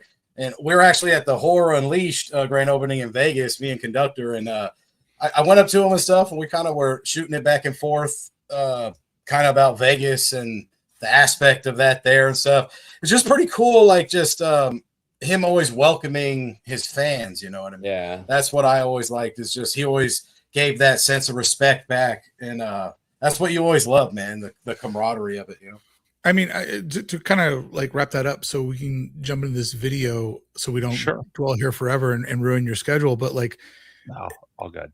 This is, if you're going to entertain people, this is my personal mindset. This is a people business. And when you do this professionally, or you do it as a hobby that you put lots of hours into, it transitions into some sort of a business. And you're in the business of, you think you're trying to get views, but you're really trying to build a community and you're trying to make friendships. And so my opinion is that you should always have time for the people that are doing this with you, because they're literally your partner in this. They're doing this with you. And so when I'm at the parks, or even outside of the parks, now that it happens, when people want to come up and say hi to me, I'm always excited to get to meet them, because it meeting your friends on the other side of the camera lets you know so much more about who you're making content for. And something I take as a very, very like badge of honor is it is a spectrum of people that watch my content. And some of them I know that I align with, and some of them I know that I don't align with. And it's really nice to know that I can make all kinds of people, even the people that come up to me and say, Brickey, I love the channel, they wouldn't get together. You know what I mean? It's like, the MAGA guy and the trans person probably don't like each other, but they can each watch my video. And that is I've literally gone from that guy to that person in the span of 90 minutes in a theme park before. And I take a lot of pride that a lot of different people can enjoy this and go on this journey with me. And so, Adam was one of those people, and not everybody's that way, but he was one of those people that would always take time to say hi to people. And, we talked about it at great detail because we'd spent a lot of time together. And the only thing that stressed him out is that it seemed to me he was always worried that he didn't live up to people's expectations. Like, I don't know what to say. I'm like, dude, you don't have to say anything. They're just excited to meet you, you know? And he's like, oh, you're so good at it. He's like, how do you like bring them in and bring them out? I'm like, well, first off, you got to take control of the conversation. What are you doing? Where are you going? How are you doing? You know, blah, blah, blah, blah. All right. Awesome to see you. Yeah. You know, and because, you know, you do have to like manage your time. Sure, right. And some people in their excitement, like, you know, everybody knows how to take a photo until they want to take a photo of somebody they don't know. And they're just like, oh, I want to take this photo. And you're like, camera's the other way. You know what I mean? So anyways, I just think that if you're going to get into this, you really need to think about like, what is your goal? And my goal is community. So when I meet that community, and, you know, OG, we've hung out on the big days at Disneyland before. Like, you've seen how, like, literally with a messed up leg, I walked down Main Street, and any person who said hi, boom, right to them and hung out with them. And that was the highlight of that day for me. I didn't even make it past the hub. It took me, when we had dinner that night, I think it took me like 2 hours, 3 hours to walk down Main Street. At one moment, the cast members were like, no more photos with him. Like, he needs to keep moving, and you guys need to sit back down because the parade was coming. I'm like, I'm almost at Mickey status. Yeah, you got to remember that you're doing this not for these people, but with these people. And when you have that mindset, it changes everything. Well, and Brickey, to your point, the one I will never forget this too. The first time we collaborated, which is a while back now, pregame, before we started recording and all that stuff, I think I mentioned to you, like, hey, I'm a big fan of yours. And you cut me off and you were like, no, you're a friend. Like, you don't like that word fan. And I'm like, you know what? I love that because it's true. Fan implies, like, you know, pedestal, whatever. I'm your friend. We're all nerds here. We're all going to hang out. We're all going to talk, you know? And I just love that. I just want to showcase that because that shows kind of like the mindset you have when it comes to your community, which I think is fantastic. I don't believe in the word follower. I don't believe in the word friend. Or I'm sorry, I don't believe in the word follower. I don't believe in the word follower, and I don't believe in the word fan. I use the word friend because that's like those other, like, I'm a fan of the Disney parks, right? I can be a fan of a physical thing, but a fan of a person is like not the type of relationship or ecosystem that I want to create. Like, we're all friends here. We're all discovering it together. I'm nobody special. I'm just the guy that holds up the camera, and I'm on the other end of the camera, and I'm talking to you, my friend. And that is the mindset that I have. And so when I do meet people and they're like, oh, I've been a fan of you. No, you've been a friend of mine. And I think that instant little sort of like, no, let's not use that language. And like, you don't like to correct people, but I think that's a positive correction because they're like, oh yeah, I kind of get where this guy's coming from. And I feel like that's a fast way to be like, no, we're friends. And like, now I've met some people in the parks 2 or 3 times, which is awesome because it does genuinely feel like a friendship. And I have a pretty good memory. Someone's like, I met you before. I'm like, yeah, I know. We were down here in front of the train station and we saw this certain situation happen. And we were like, whoa, that's wild. So yeah, anyways, get into your video. Sorry, I'm the king of distractions. No, absolutely. And I'm actually going to go on a distraction, actually, Brickey, because literally the first time I met you in person, was at the 70th. Me, and these guys can contest to it. Me, Tommy, and OG were on Main Street in front of Jolly Holiday. George was with us, and we're just hanging out, waiting for the cavalcade. All of a sudden, literally, because you noticed OG, because he has that, fantastic hairstyle. I was like, it's either OG or Dragon Ball Z. And I'm pretty sure they don't have the licensing for Dragon Ball Z. So it's probably OG. But who knows? Iger's buying everything, so who knows? You never know. Exactly. No, but we're just sitting there waiting, and then all of a sudden you guys just come in a wave. You, Adam, Magical Journeys, David even swooped by. We had Offhand Disney, and I think we're in that spot for what? A good hour and 20 minutes. Oh, yeah. And there was like probably 15 of us, like literally. Yeah, that was the most memorable moment I will ever connect, meeting you as a friend, literally. Yeah, I mean, that was a fun moment when so many people were together. And I remember one time, going way back when the actual day that Magic Kingdom turned 50th, there was a whole bunch of people that do YouTube, and we were all in the hub. And, there's a thing about getting recognized. It's like when you see two people together, you go, oh, that's definitely them, because it wouldn't, like, what are the odds that a guy that looks like Brickey and a guy that looks like, Adam are each standing by each other? Like, you kind of like validate the other person. And so that day, like the day that Magic Kingdom turned 50, Adam and I were in his car, me, him, and Big the Foot. And we were the very first car to pull in to Magic Kingdom. Wow. Like, we were at the turnstile. And I remember Adam like sitting out the window, like filming back at all the cars and stuff. So anyways, we're in the park that day at the hub. There's a whole bunch of us there. And like all these people kept coming up to us. And it was just like, like, you guys got us through COVID. You guys got us through this. And it was just like all these people just kept coming up. And it kind of unofficially turned into a meet and greet. And it was really, really fun after being so separated from people to see all the people on the other side. And one of the weirdest things we'd ever been through. And because like I'm, I like to have fun and I treat everybody like a friend. This woman comes up and she gets off of her little red rascal scooter thing. And she's like standing up to stretch out her legs because she could walk. She wasn't completely like immobile. And she goes, Brickey, I just love your channel. Can I get a photo? And I go, yes, if I can take a lap around the hub in your scooter. She's like, oh, go for it. So everybody's doing photos and talking to people, and they just look by, and I'm just like, beep, beep. And I just like drive by on the scooter.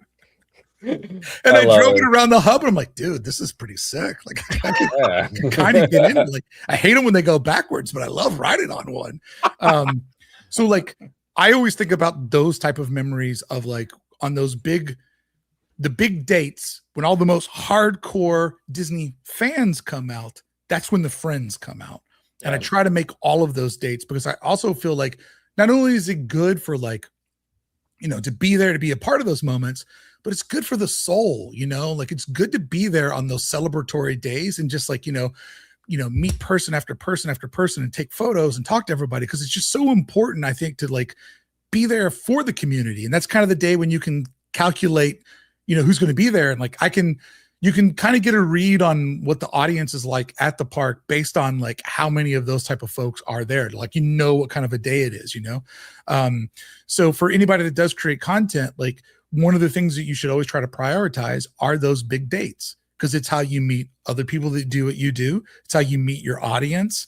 And it really becomes more of a celebration about like, Lunar New Year's cool for its, celebration and the new food and all that stuff. But it's also a really good day to go to the park to just meet a lot of people that love the parks the way that you do. Yeah. And so pro tip for anybody who's just starting getting involved in this, those are the days you want to go to because they're low key, like meet and greets of all the people that maybe you want to like ask a question or just say that like begin those friendships, because like almost all of us that make content, we met each other through the parks. And the way the YouTube algorithm works is they make sure the other people that are making videos like you. True.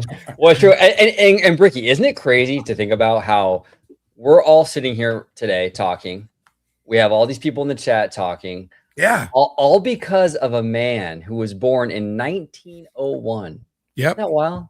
Yeah, it's crazy. And it really goes to show that the true power of creativity is the connective tissue that it leaves behind. Because once you allow people to see your vision, to see your dream, they now have that shared experience. And that experience is now their experience. So because you read this old story called Snow White, and you bet the farm on making the world's first ever feature animation, and you made it and you suffered through it, you gave decades and generations of people the shared experience of seeing the dwarfs dance and this beautiful woman that all of the animals loved. And she just was a heart of gold and the person you wanted to be. And then she got kissed without her consent. But you have that shared experience. And then that becomes something that moves you forward, And so, as somebody who tells stories for a living and makes content for a living, like there'll only ever be one Walt Disney, but but there will also only ever be one of you. And so you have to kind of figure out, like, how do I want to tell a story that brings people in? How do I want people to see that upload and go, yes, Brickey uploaded. I can't wait to see where we're going today. Like the best thing you can hope for as a creator is that people don't care where you're at. They just cared that you showed up and they're willing to go with you. And if you boil Woo's career down to the best thing that he did, people didn't care what he was doing that day. They just wanted to spend time with him. So whether it was Tampa Rays baseball, Disney parks, weird road in Alabama that nobody had ever seen before, or a country where I literally texted him and said, you are going to die if you don't come home. It was about seeing him. And that is the ultimate when the audience shows up and wants to be where you're at because they want to be with you. And I think that's really what people should strive for. And if you can accomplish that, the views, the subs, the memberships, the merch sales, like it all builds. But if you can't create that, you'll never build anything. Yeah. No, well said. Well said. You know, it was crazy, Brickey. First time I went on a Disney cruise was 2022 with my mom and my sister. And I'm sitting there in the room, in our little room or whatever, and I got the sliding glass thing open. I'm looking out to the water, and they're playing Steamboat Willie on the TV. Okay. And I'm in this giant cruise ship, this Disney cruise ship, and they got the Steamboat Willie song playing on the TV, and I'm thinking to myself, how crazy is this, man? Like, this cartoon came out in the 20s. I mean, if Walt only knew, like, I'm hearing this song from, like, you know, the very first sound cartoon, and we went from that to, like, I'm on a giant cruise ship in the middle of the Pacific Ocean. You know, it's wild what was accomplished. You know, this man, it changed the world in so many ways. And the beautiful thing about this world is that there's also somebody who built that ship. And that ship that you're on is their beacon of, like, craftsmanship and hard work.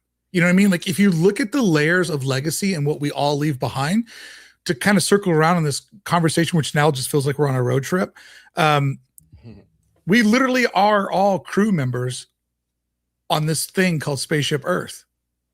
And we all do try to leave something behind that makes it better for the people that came after us, or the people that will come after us, and how they will treat all of this. So it's really weird how we all do leave our own little, you know, dent on things. And so, you know, it's not about your total amount of subscribers. It's about, like, that conversation when you went live. And if there's 30 people in the chat and they're just, like, having a good time, and, you know, even if they're arguing, oh, Galaxy's Edge, like, they're just there. They're with you. They're having a good time. And you know what they're not doing?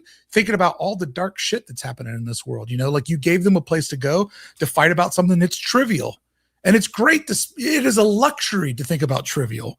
Because who's not thinking about trivial? People that don't have food to eat right now. You know, so if you're thinking about trivial, you're doing pretty damn good that you've been blessed with enough space in your mind to be distracted. Because when you have real problems, you never get to get away from them. So I just feel like, you know, what Walt did is a really good sort of best case scenario of what everybody else is capable of doing. Absolutely. 100%. Yeah, the impact is absolutely insane. What he accomplished, absolutely insane. And you're right, Brickey. It's all about the connections, the sub count, the numbers, the view counts, the analytics. None of that really matters. It's really about the connections. You know, it is because after you get past a certain number of, like, subscribers and stuff, it none of that changes the feeling. Like, none of it changes the feeling of uploading the video and just seeing people be like, oh my God, this was great. Or I never thought about that. I never knew that. Oh, this is going to change my next experience. Like, you know, even with, like, Tommy with, like, food stuff, like, oh my God, I got to buy that. Like, they watched you buy a sandwich and now they're like, I've got to make this, like, but think about that. Think about how insane that would be. Like, if you would have went up to Walt Disney and, like, hear me out, Walt, we're going to make a channel where people watch me eat a sandwich. Get the hell out of here. Like, don't talk to me and don't call me Walt. And if you think about it, it's like we now live in a world where somebody's like, I trust somebody. I trust their taste in food. And, you know, like, they're going to spend their money and their time so I don't have to. What an amazing service to offer to people. So when they go someplace, they're like, not going to fall for this. I've heard that it's a total disaster, but I am going to go get this. And because I watched this dude, I know that it's only there till the 17th. So I should prioritize that because that won't be here when we come back in the summer. Like, just think about what kind of friendship that is, you know? Right. Well said. Absolutely. That is Absolutely. absolutely. I want a big shout out to Tommy, by the way. Like I've seen Tommy in action. I've seen the behind the scenes magic with Tommy, and he puts a lot of love into his stuff. So a big shout out to Tommy. Because I've done the food thing with you at HHN before, and I've seen Tommy at work. It's pretty great stuff. I got to get Brickey on one, man. I say it so much, man. We got to lock in on a food one. Maybe at Universal if you don't want to do Disney, bro. I'll do one with you, but the problem is because you look like my little brother, nobody will know who ate what. We can play off of that, bro. We can find something.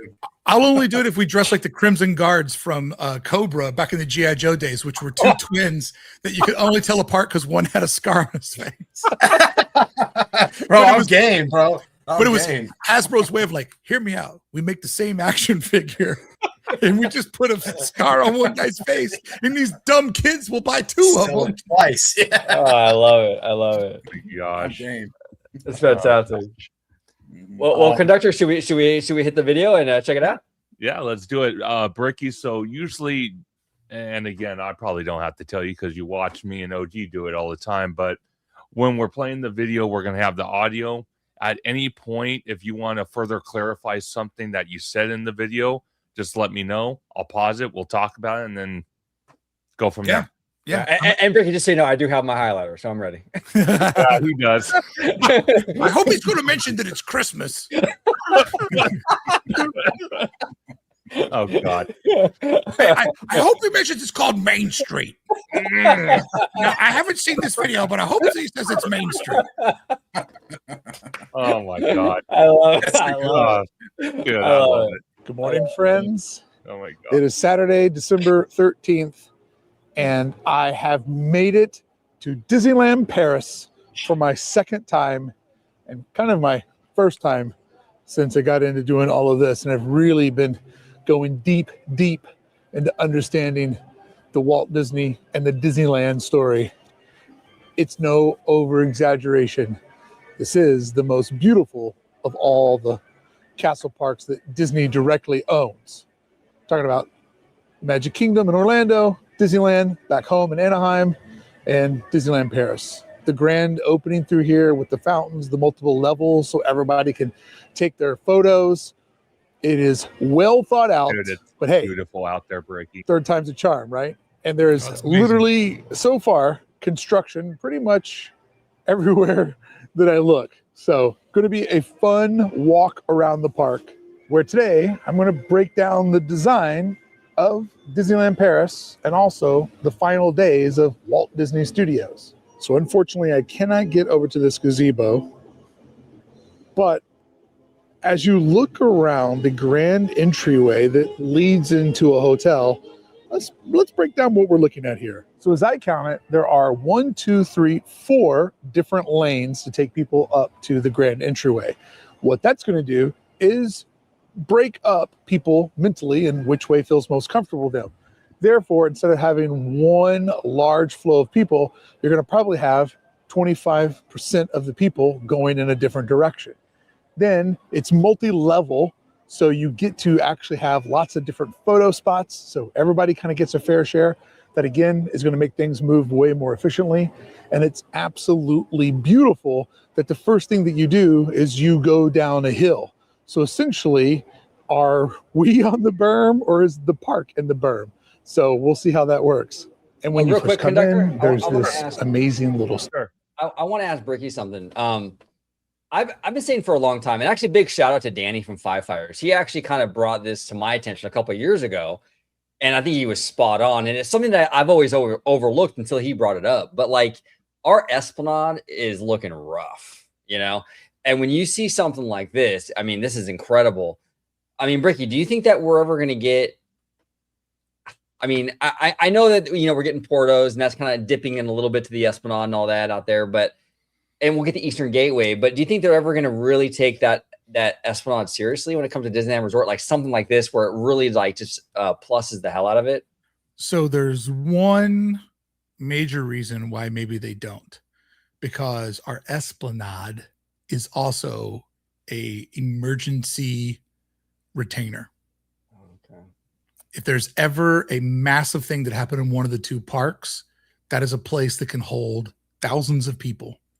The more complicated you make that, the more difficult it will be to hold those people. So if you think about all the other parks, they're adjacent to a parking lot or adjacent to like some other sort of space. Because of how Disneyland's built, there's not that release valve. And the space keeps getting tighter because like the other release valve is at the end of Bayou Country. There's a gate there. And if that opens up, that would take you over to like one of the like emergency exits. And, you know, that space has all been eaten up. There's the space over behind Batu. That space has been eaten up. So the Esplanade is a very systematic way to hold lots of people in a worst case scenario. The more you parcel that up and make that designed, the harder that gets in the case of like a very bad tragedy. So sorry to be a bum out. I think it probably stays pretty basic for that number one reason. It makes sense. And as much as like the nerd in me wants like something cool like this, people's safety comes first. So I get it. You know? So think about it. In the worst case scenario, what they would do is they would empty out one of the park or both of the parks. And then they would have the Esplanade to direct people. And then they would have the monorail the Disneyland tram path to just like exit people out or to line people out. So in the worst case scenario, if they had to get people out of the park but on property, that would be the area, because all around the backs of the parks are pathways for emergency vehicles. So those are a couple of things that I don't see ever going away, because they, on the naked eye, they have one operational thing, but on the design eye, they're doing something different. And like, because we are all creators and we also have people that are watching this that are just people that watch this for fun, but or maybe creators too. Like the first 2.5 minutes of this video, I've always been able to see the world from like the design perspective of how it's built. And I thought everybody else could see the world from the same way. And then I started making these videos and breaking down what I saw and how I saw it. And people were like, whoa, I never thought about that. Like I never literally thought that that's there. So you take 100% of the people and you instantly divide them up into 4 clusters of maybe 25% each. And so the advice that I give to anybody is that like, if you just express how you see the world, you'll be surprised at how unique that is and how people can learn so much from your perspective, whatever the perspective may be. So watching this video, I just remember a time when I didn't think that anything I said was that interesting. And then I learned like, oh, people don't see the world this way. And the more that I leaned into it and the more that I kept going and going, people were like, that's why I watch you. And I'm like, good, because I literally don't think it's a magic trick. It's just how my dumb brain works. Well, but you know what though, Brickey, that's the thing though. That's why I was drawn to you initially too when I discovered your content. It's because you have that architectural background. You see things through a different perspective. You know, like so you're going to see things differently than someone like me who doesn't have that background, which makes I think that's interesting. 100%. I couldn't agree more. Direction, then those 50% choose their own proprietary path or stop for photos. Therefore, you have taken all of the people that are coming in and you have instantly dispersed them in all these different directions, making it to where the gates have a slow trickle of people versus a mad rush. Genius. Giving people the ability to take the high road, the low road. I don't know why I showed those backwards, because my brain is on the tired road. And on the other side, I couldn't get over to that beautiful gazebo, but they mirrored the pattern with this other little lookout spot, which I'm here to look out. I'm not passing any of these up. Oh, here comes the music. So they have aggressively cranked up the music. Pause real quick. You just get these little lookout spots here, which are probably used for weddings and different little events. There you go. So the reason the music was like low key, and then they jammed up the music because there's a protest happening right when you walked in the park. And man. I wanted to know about that. Yeah. So like background context, I text Woo and I go, hey man, there's a crazy protest happening and there's trash all over the ground. I go, I'm not going to film it, but this feels very much like something you would be into. And he's like, I'm on my way, man.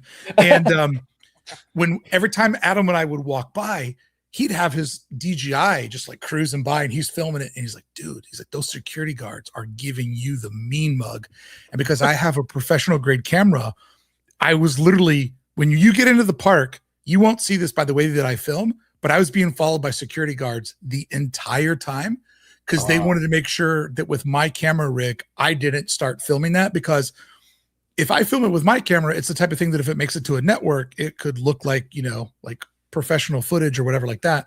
And so every time I walked through that day, like I had like dudes mean mugging me, and literally the whole time I'm like, it's Christmas and it's amazing. There's just dudes in like sports coats, like just walking 15 steps behind me. I'm like, yeah, this is awesome. Disney Madden's. So I do this thing sometimes in my video where I'm not just talking to you, I'm talking to the security guard. I'm like, I'm not going to film this because I wouldn't want to get in any trouble and lose my time at Disneyland Paris. So I'm kind of like also talking to the guy who's following me at the same time. So little BTS.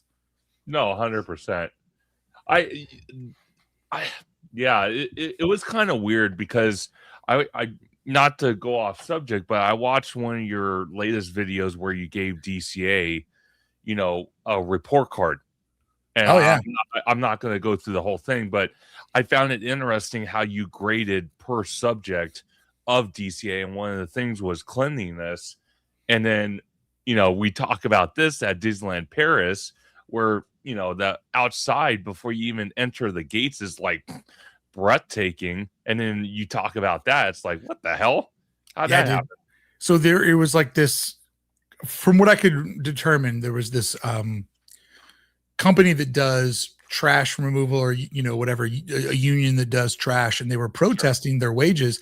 And so to protest, they had taken all these garbage cans and emptied them all out. And then they were using the garbage cans as drums. So you walk by and there's all these dudes just going boom, boom, boom, boom, boom, boom, boom, boom. And there's literally the most amount of trash you've ever seen. Like the whole area was covered in trash. And so like, so many people have been like, oh man, I got to film that. I got to film that. And like, my whole vibe is like, and then what?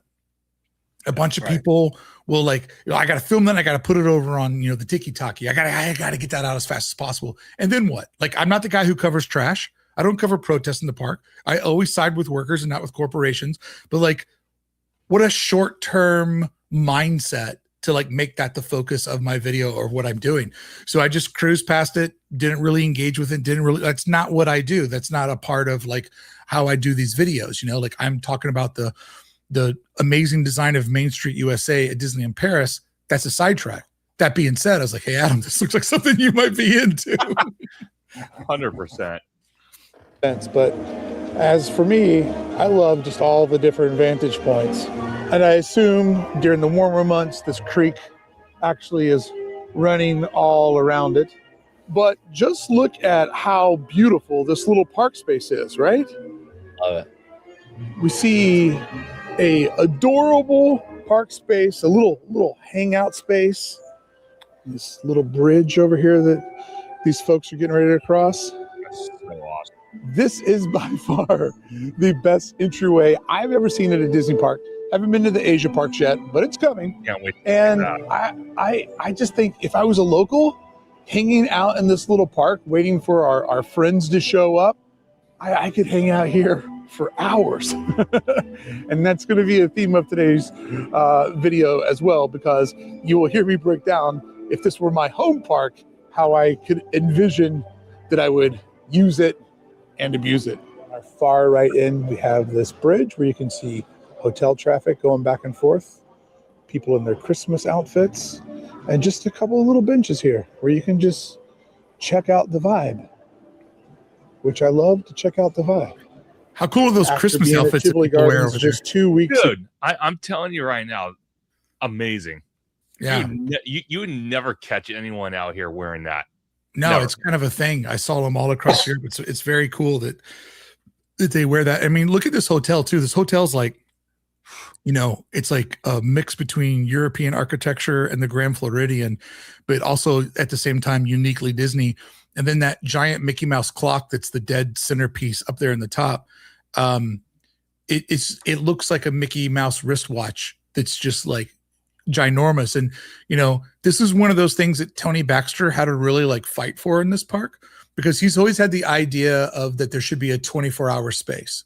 Sure. And his theory is that people don't want the good times to end. They want to be able to like live inside of the theme park space. They want to be able to have like a cappuccino at like 3 a.m. and watch it all go by.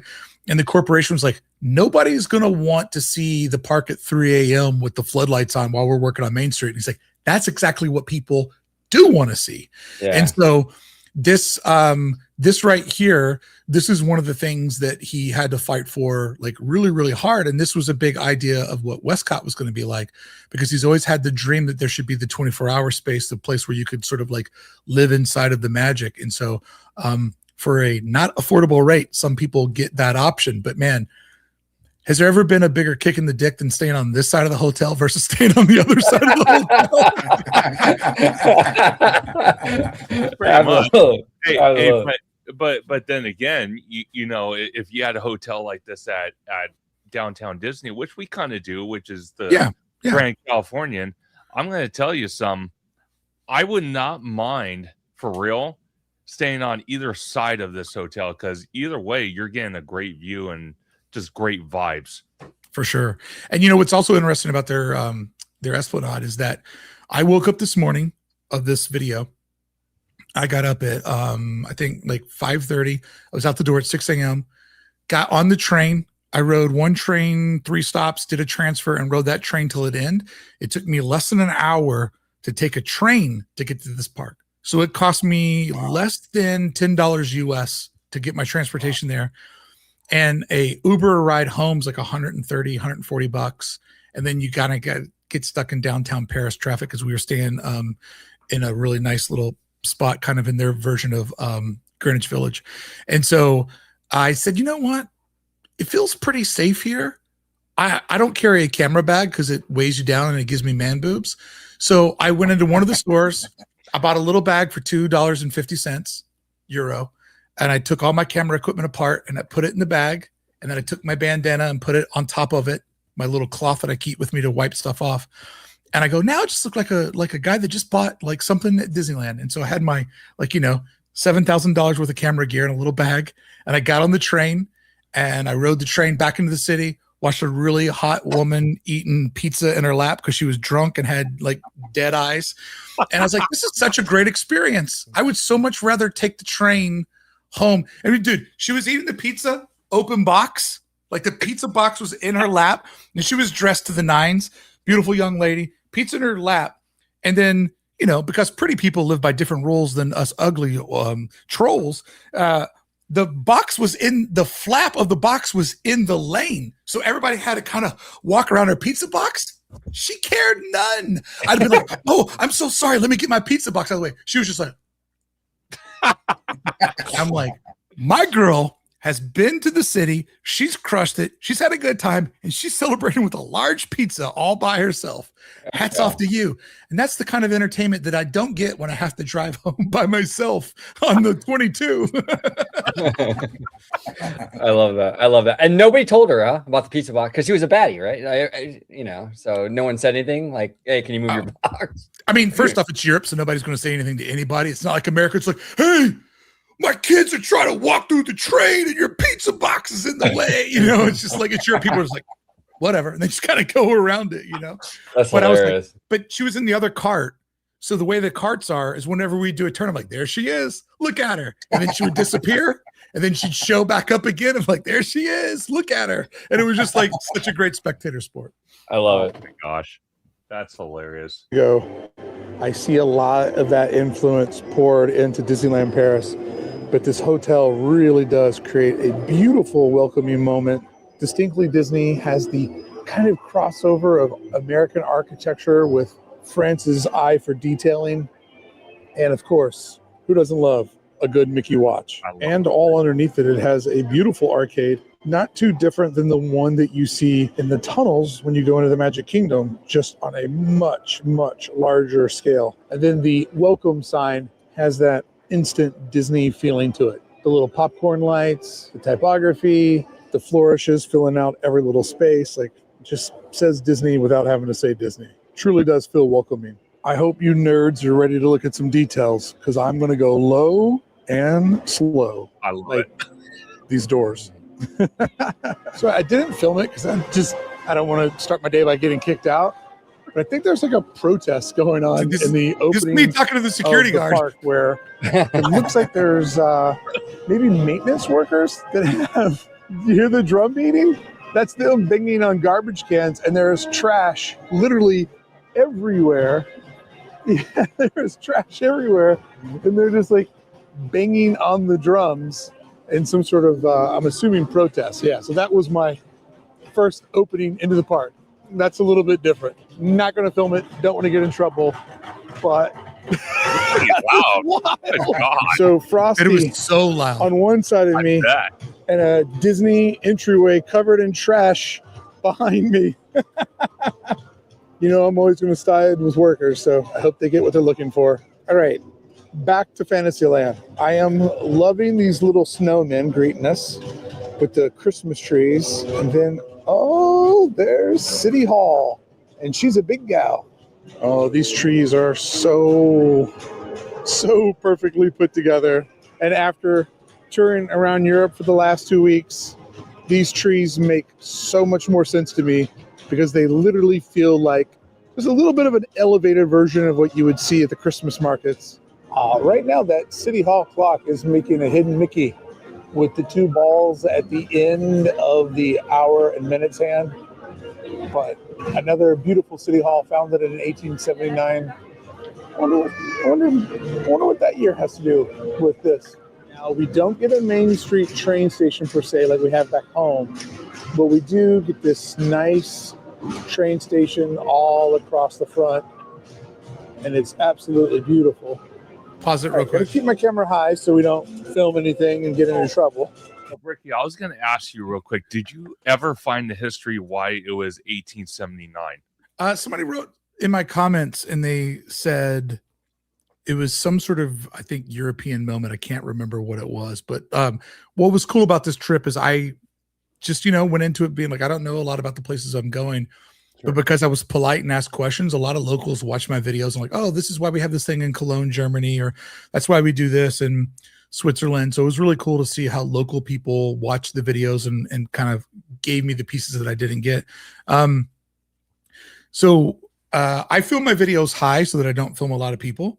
And there was a security guard, and I knew it was a security guard because I've learned how to make security guards, and I always will walk up to them and just be like, hey, how you doing? And they're like, sometimes they won't talk back to me because they're not supposed to, and sometimes they're like, hey, what's going on? And I just will always be like, I'm Brickey, I'm doing this, I'm filming this, just letting you know what I'm doing, because like I just want to cut it off at the pass, And so there was a security guard, and I'm like, hey man, I'm filming the train station, not filming what's happening out there.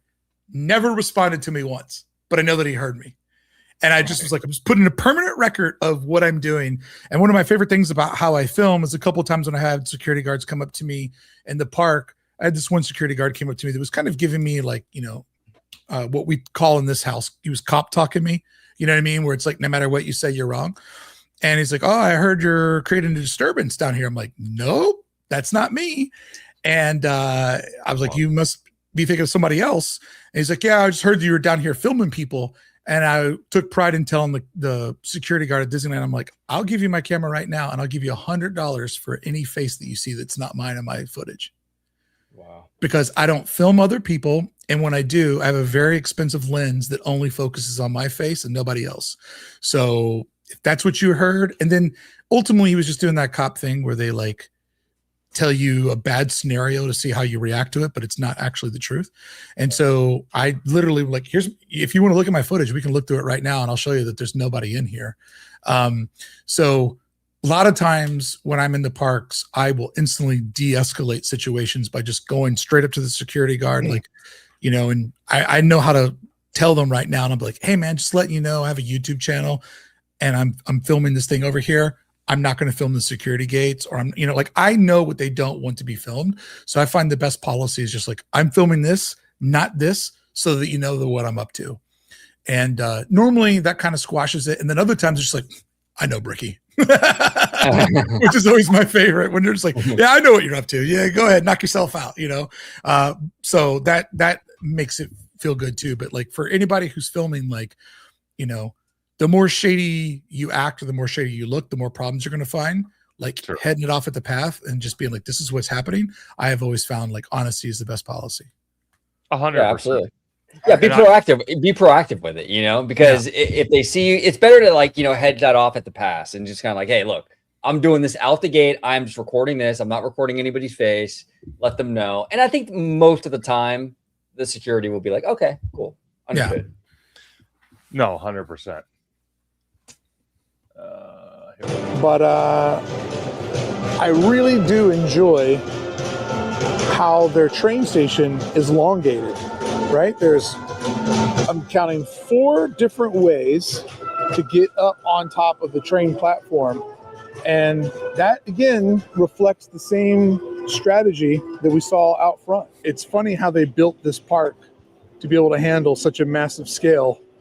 And then we all know that it didn't really live up to that demand in its opening years. But they're getting there. And did you just notice that little reveal we just walked through? Let's do it again. Look at this little cutaway in the roof and how that slowly and perfectly reveals Right? the Perfect. Grand Tower in this building. Hey, conductor, if you go pause it real quick. Is they had the challenge. I just want to give a big shout out to someone we unfortunately lost pretty recently, Eddie Soto, who had a huge part in this main street. Like honestly, probably the best main street ever built. It's absolutely gorgeous. But yeah, we miss you, Eddie. Yeah, Eddie designed. This was, Tony Baxter was the creative director for the whole project, and then different people did, like Tom Morris did Fantasyland, Eddie Sato did Main Street USA. They oversaw it. And something that's really interesting is this park was the first Disney park owned by Disneyland that was designed all by people that went to Disneyland as a child. Wow. So you have, for the first time ever, people designing the parks based on their, professional expertise, but what they felt in their heart when they went to the parks when they were a kid. And the number one thing, and I dropped this quote a lot, but when people go, oh, you're going to a park made for kids, I'm like, dummy. John Hench said it perfectly about Disneyland. We don't have to design Disneyland for kids because children already live in imagination and fantasy. We design Disneyland for adults to remind them what imagination and fantasy feels like. So when people can't understand why adults go there, I'm like, hey, dum-dum, it was designed for adults so they could have fun when they took their kids someplace. Did you not hear the story about Walt sitting on the bench being like, look at these two assholes going around and around in a merry-go-round. I'm sitting over here on the bench. I want to get in the game, baby. So that is something that I always like to kind of pull out on how the parks are designed to do exactly what we all do, is share that love of detail with other adults, because kids already exist in the space that we walk into as adults. No, 100%. Totally agree with that. Of not only trying to be at the level of Magic Kingdom and Disneyland, but to also add in that Parisian design of massive attention to detail. Like, this is no easy design challenge to try to, do better or as well as Disneyland, Magic Kingdom, and the city of Paris. So the detailing here is phenomenal. And this little bizarre courtyard, just everywhere you look, it's perfectly thought out. Let's check out the other side. I love this little shop or storefront or whatever it is, just this little facade tucked between City Hall and the Storybook store, where we're all used to seeing a fire station. And folks are lined up to meet Winnie the Pooh over here in the corner. And I wonder if where it says book your passages, is that also a backstage exit where parade vehicles can come and go? Be curious to know that one. And then, oh yes, I love seeing the nod to the fire department right here, where you can see one of the dogs from 101 Dalmatians. I don't know their names, apologize. That's great. Just a little shout out. Far left is the arcade that allows you to walk behind Main Street USA. Pause it real quick. I love records. So this arcade, so under the castle, there's that huge area, under the hotel, there's that huge area that you walk underneath. You can basically go from underneath that through these side corridors to those arcades run behind Main Street USA. And then there are pathways that will get you all the way over to Frontierland, Adventureland, Tomorrowland, and Fantasyland, where you can basically get through the entire park without ever having to walk with the sky above you. So on rainy or snowy days, they have designed this park where you have the sunny thoroughfare because these people love when the sun comes out because it's rare. But for most of the when it's not sunny and it does have participation, like I've been there twice and it's rained precipitation, not participation. I've been there twice and it's rained each time. I've been to 2 fireworks shows there and still haven't seen the damn castle because there's so much moisture in the air. But they have the entire park design where there's those arteries where you can get to where you need to go without being in the elements. Brilliant design. No, 100%. And then at one point you actually walk through them, and it's funny because I told OG and I said it on camera as you're walking through it. It reminds me of going through like the Felician or the Aria in Las Vegas. It's like, wow, they really and you actually talk about it throughout Main Street, and we're gonna watch some more, obviously, but every little square inch is themed, detailed, everything. There's not like one dull moment I saw. No, there isn't. Yeah. It's impressive. Real quick, Conductor, before you press play again. Speaking of weather, right, and moisture in the air and stuff like that, my heart goes out to our Floridian friends. I mean, they're going through it right now. I mean, I saw Bio Reconstruct. He had some pictures this morning from Universal. The Universal Globe had icicles hanging from it. I don't know. That's hard. I don't know what's going on over there in Florida, but hang in there, team. I hate the cold. I don't know how you do it. Oh, we're so spoiled. Yeah. Oh, we are. Definitely. And toys. Yes, please. And we have a beautiful Christmas tree that, just like the one back home, has forced perspective, where just look at the glowing ornaments. Notice how big the one down here at eye level is. It's way bigger than a basketball. And then when you get up to the top, it's smaller than a basketball, just to make the make the Christmas tree look even bigger, and then also make sure that it stays within the scale of the force perspective that surrounds it. Disneyland had a gazebo out front of it. I think it lasted, I don't know, maybe a week, and then Walt moved it out of his town square. Interesting to see the gazebo here at Disneyland Paris. Real quick, Conductor, if you could pause it. By Walt Disney himself back home in Disneyland. You know, Brickey, you mentioned earlier in the show, no idea is fully dead at Disney, and that is a perfect example of that gazebo right there. Yeah, and it's also cool how they take little things like that and they're nods. They're nods for people that know, like walking there, I'm like, oh damn, they put Walt's gazebo in Town Square. You know what I mean? It's like they like, because like they're like, America's like crazy patriotic, like way more than most countries, so they're not going to put a flagpole in the middle of there. Like, it's just not their style. So the gazebo actually works brilliantly there. And the gazebo that was in Disneyland today, if you go to Rogers Garden over in Newport Beach, I believe is where it's at, that's where that gazebo is at today. So it's still being used, but it's at a garden shop in Orange County. Oh, interesting. That's awesome. Oh, wow. That's history I didn't even know. See? Right. That's why I like Brickey, man. He does his research. I love it. Yeah. I learned stuff in the first 5 minutes of talking with you. Amazing.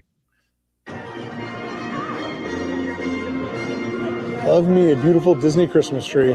Here on the right side of Main Street in Town Square, we see a window for, I guess, a portrait, the shadow portraits. But cleverly, that is the silhouette of Mr. Lincoln, who obviously isn't going to be in this park.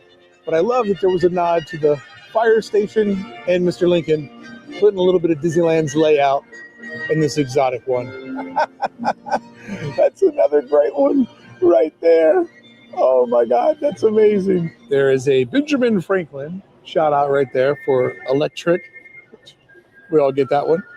But the fact that there's him on the corner, really on the building where Disneyland was supposed to open up the Edison Square and you'd be able to go back. And I believe there would be a thing about Ben Franklin back there. Just another little Disneyland kind of like wink, wink. And here is that second Pause real arcade. quick. Don't worry. Hey. We'll be exploring these later.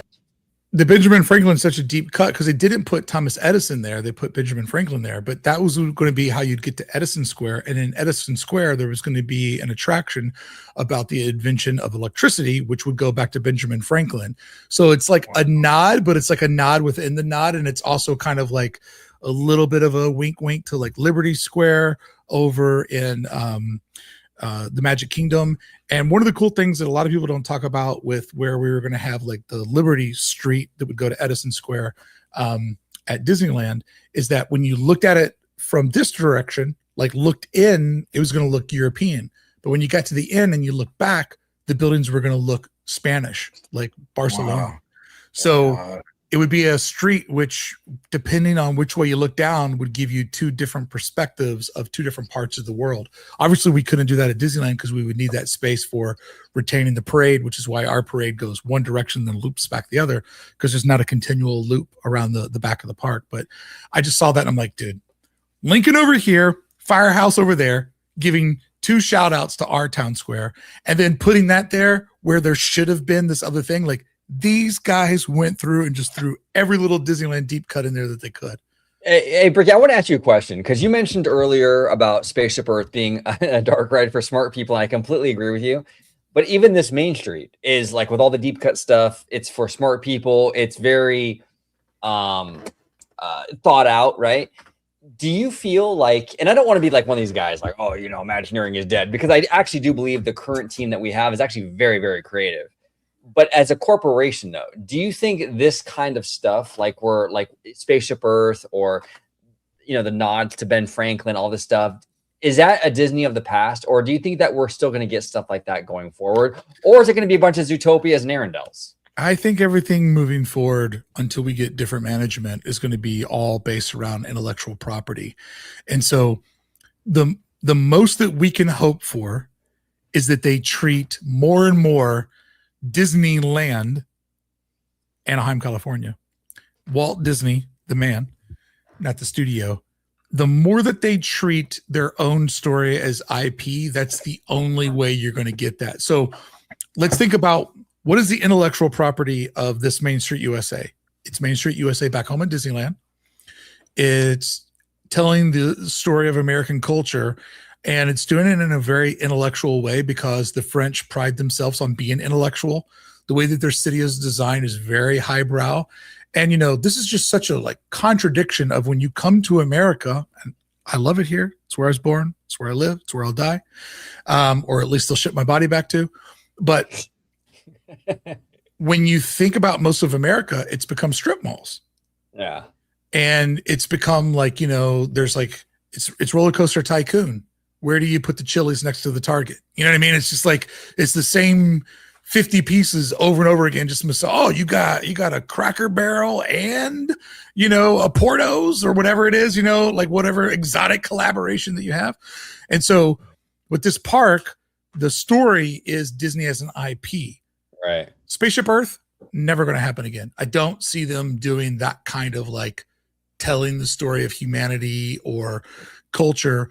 But what we can hope for is the Walt Disney animatronic.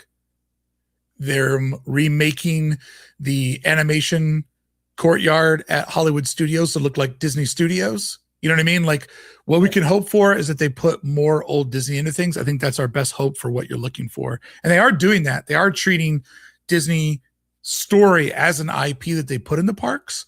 But I don't know, man. Another Spaceship Earth, I wouldn't bet the farm on it. Yeah, no, I completely agree. No, I don't see it happening, and it's sad. It really is.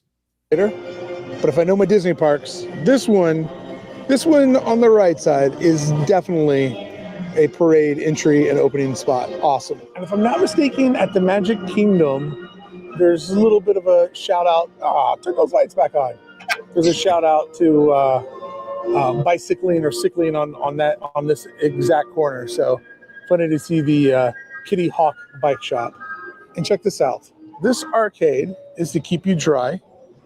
And then there is a tunnel that runs along the other side of Main Street. So you basically have a pretty safe and dry way to enter and exit the park. Beautiful window display. I love that.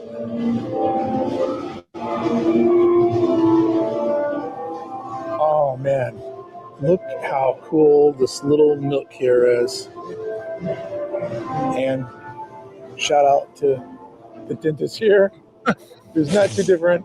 The noises that we hear at the dentist over on West Street, over on the cross street of Disneyland.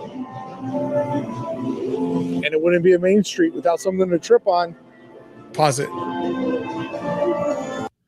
So this is pointed out to me after I went there. And obviously when I look through the camera, like I look through a very small little lens, and Sure. the way that I shoot, everything has red lines on it. It has red lines if it's in focus. It has zebra lines if it's oversaturated. So like I've had fellow YouTubers look at my camera before and like, what the hell are you looking at? I'm like, I'm shooting all for like structure and I can't really see the details through my camera.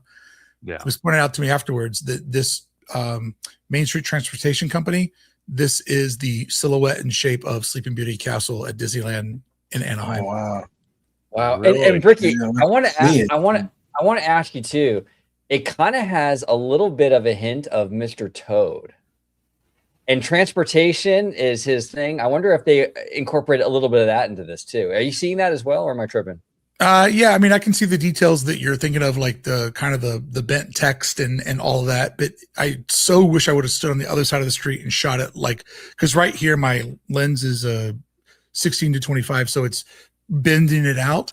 And yeah, but you can look at it and tell that like that's the basic shape of Sleeping Beauty Castle at Disneyland. Wow, that's great. I love it. I love it. See, I love that. What a Hidden beautiful right there. transportation hub. Yeah. So do they have what we have here on our main street, like the trolleys with the horses and all that, or what comes out of this building? That's the beauty of this, is I still don't know this park really well, and I purposely don't over research it, so I still have some place to go where I can be a dum-dum. And I did see vehicles out on the street that day, but I didn't see any horse-drawn vehicles. But I did see their Main Street vehicles were more on display. Like I walked up to the woman and she was just kind of standing there and she let me film it, but it didn't seem like she was actually driving it. Like they kind of pulled them out on display as like old timey American cars and then pulled them back in. But yeah, that I don't know. Interesting. With the dual doors, I'm assuming this is where their horse-drawn cart comes out. Got the 1 and 2 line Main Street Transportation. That is a beautiful logo. And how could I not show Mickey and Minnie a Christmas gift, both in their little Santa suits? I'm feeling the spirit, guys. It's getting me. I'm feeling it. It's definitely getting me. Donald and Daisy trying to get on the action, and then Mando? He showed his face. He's kicked out. It is 9 a.m. The park is officially open. I don't care. I can wander around here all day long. I really don't care. That garland is top tier. Love all the colorful little Christmas ornaments. The candle inside of the Mickey wreath. Yeah. This, they absolutely nailed. Just look how big this is. I mean, it is absolutely massive. Massive. And so well put together. This Main Street doesn't disappoint. The detailing is so on point. It's unreal. Oh, it's snowing. Lost me. I'm done. Oh.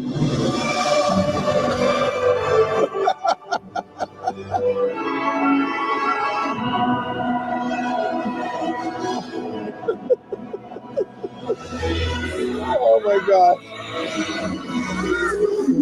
Look at that. Wow, dude. That's crazy. Oh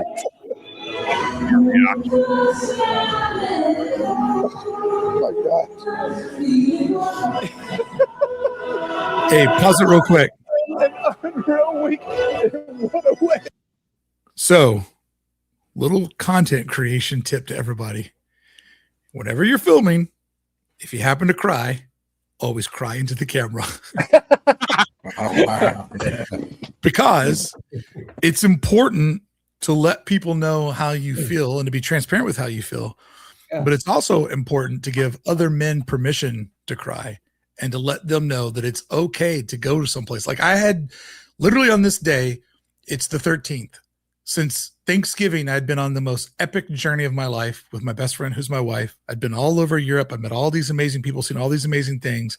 And it's like, if the emotion gets to you, like just let it out, cry into the microphone, cry into the camera, because it literally is one of those things that brings us all together, and it's healthy to cry.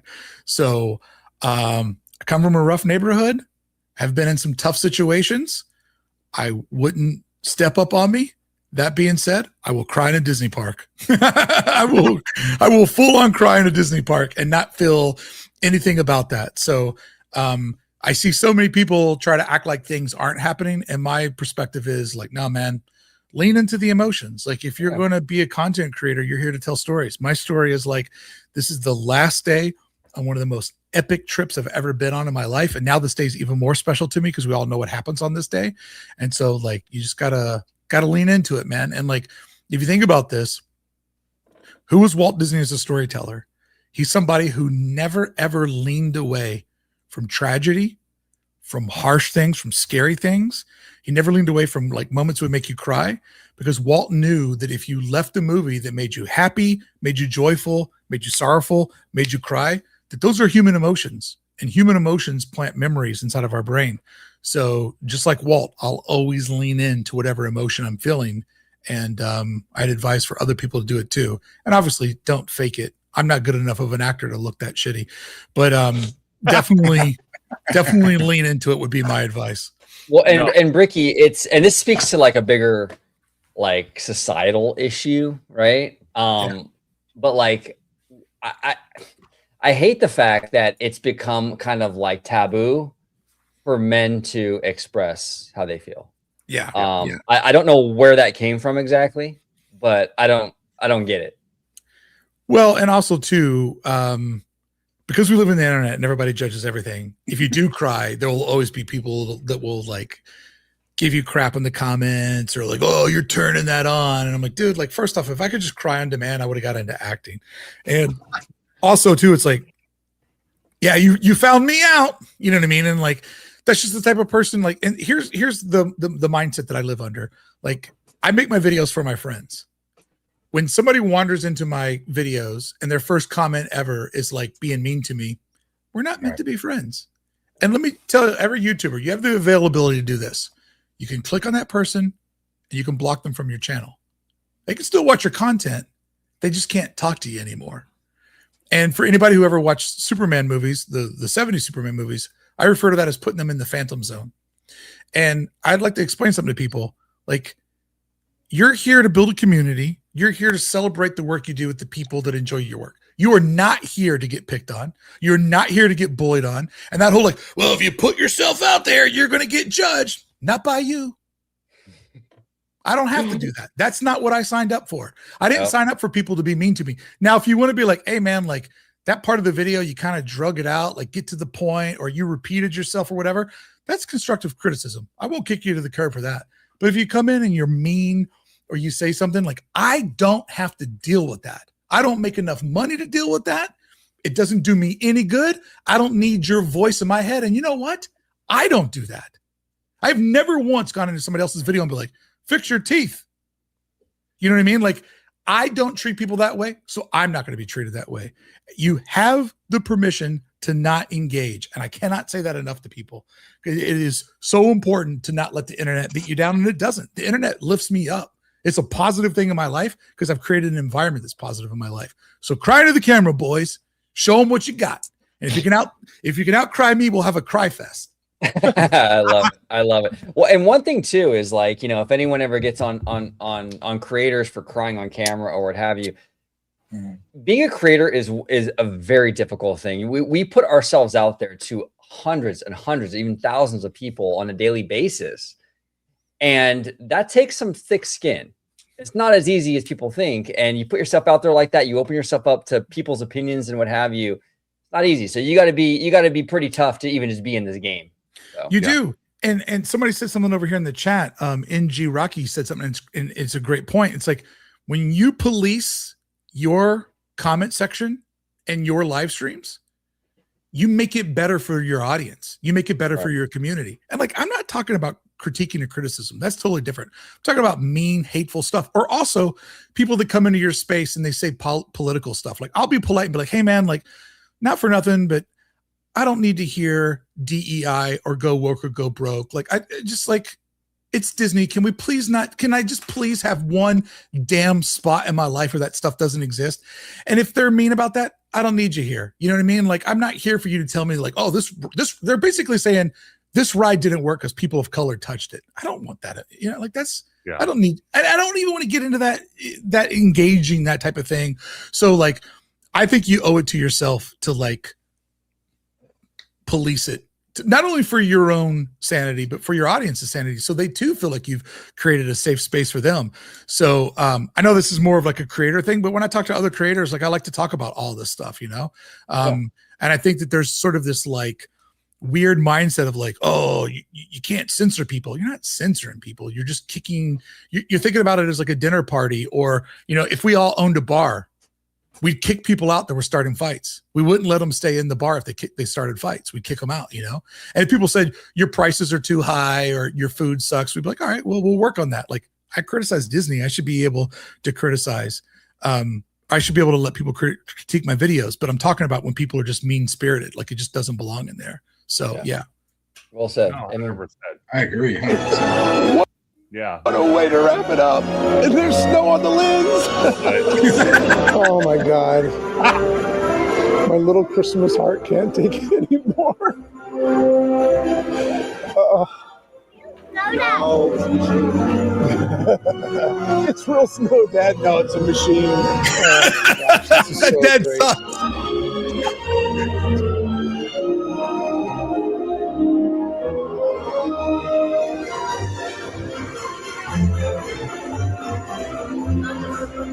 They really are the makers of magic. One got me in the eye.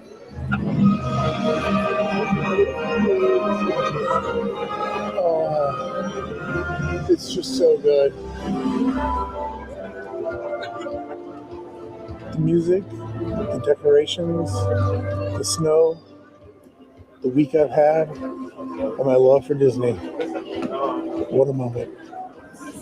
I'm already at a loss of words. That was that was a lot. That was a lot for my little heart all at once. Is that Mrs. Claus and a Christmas? It's like 9:15. Yeah. Park's open till 10.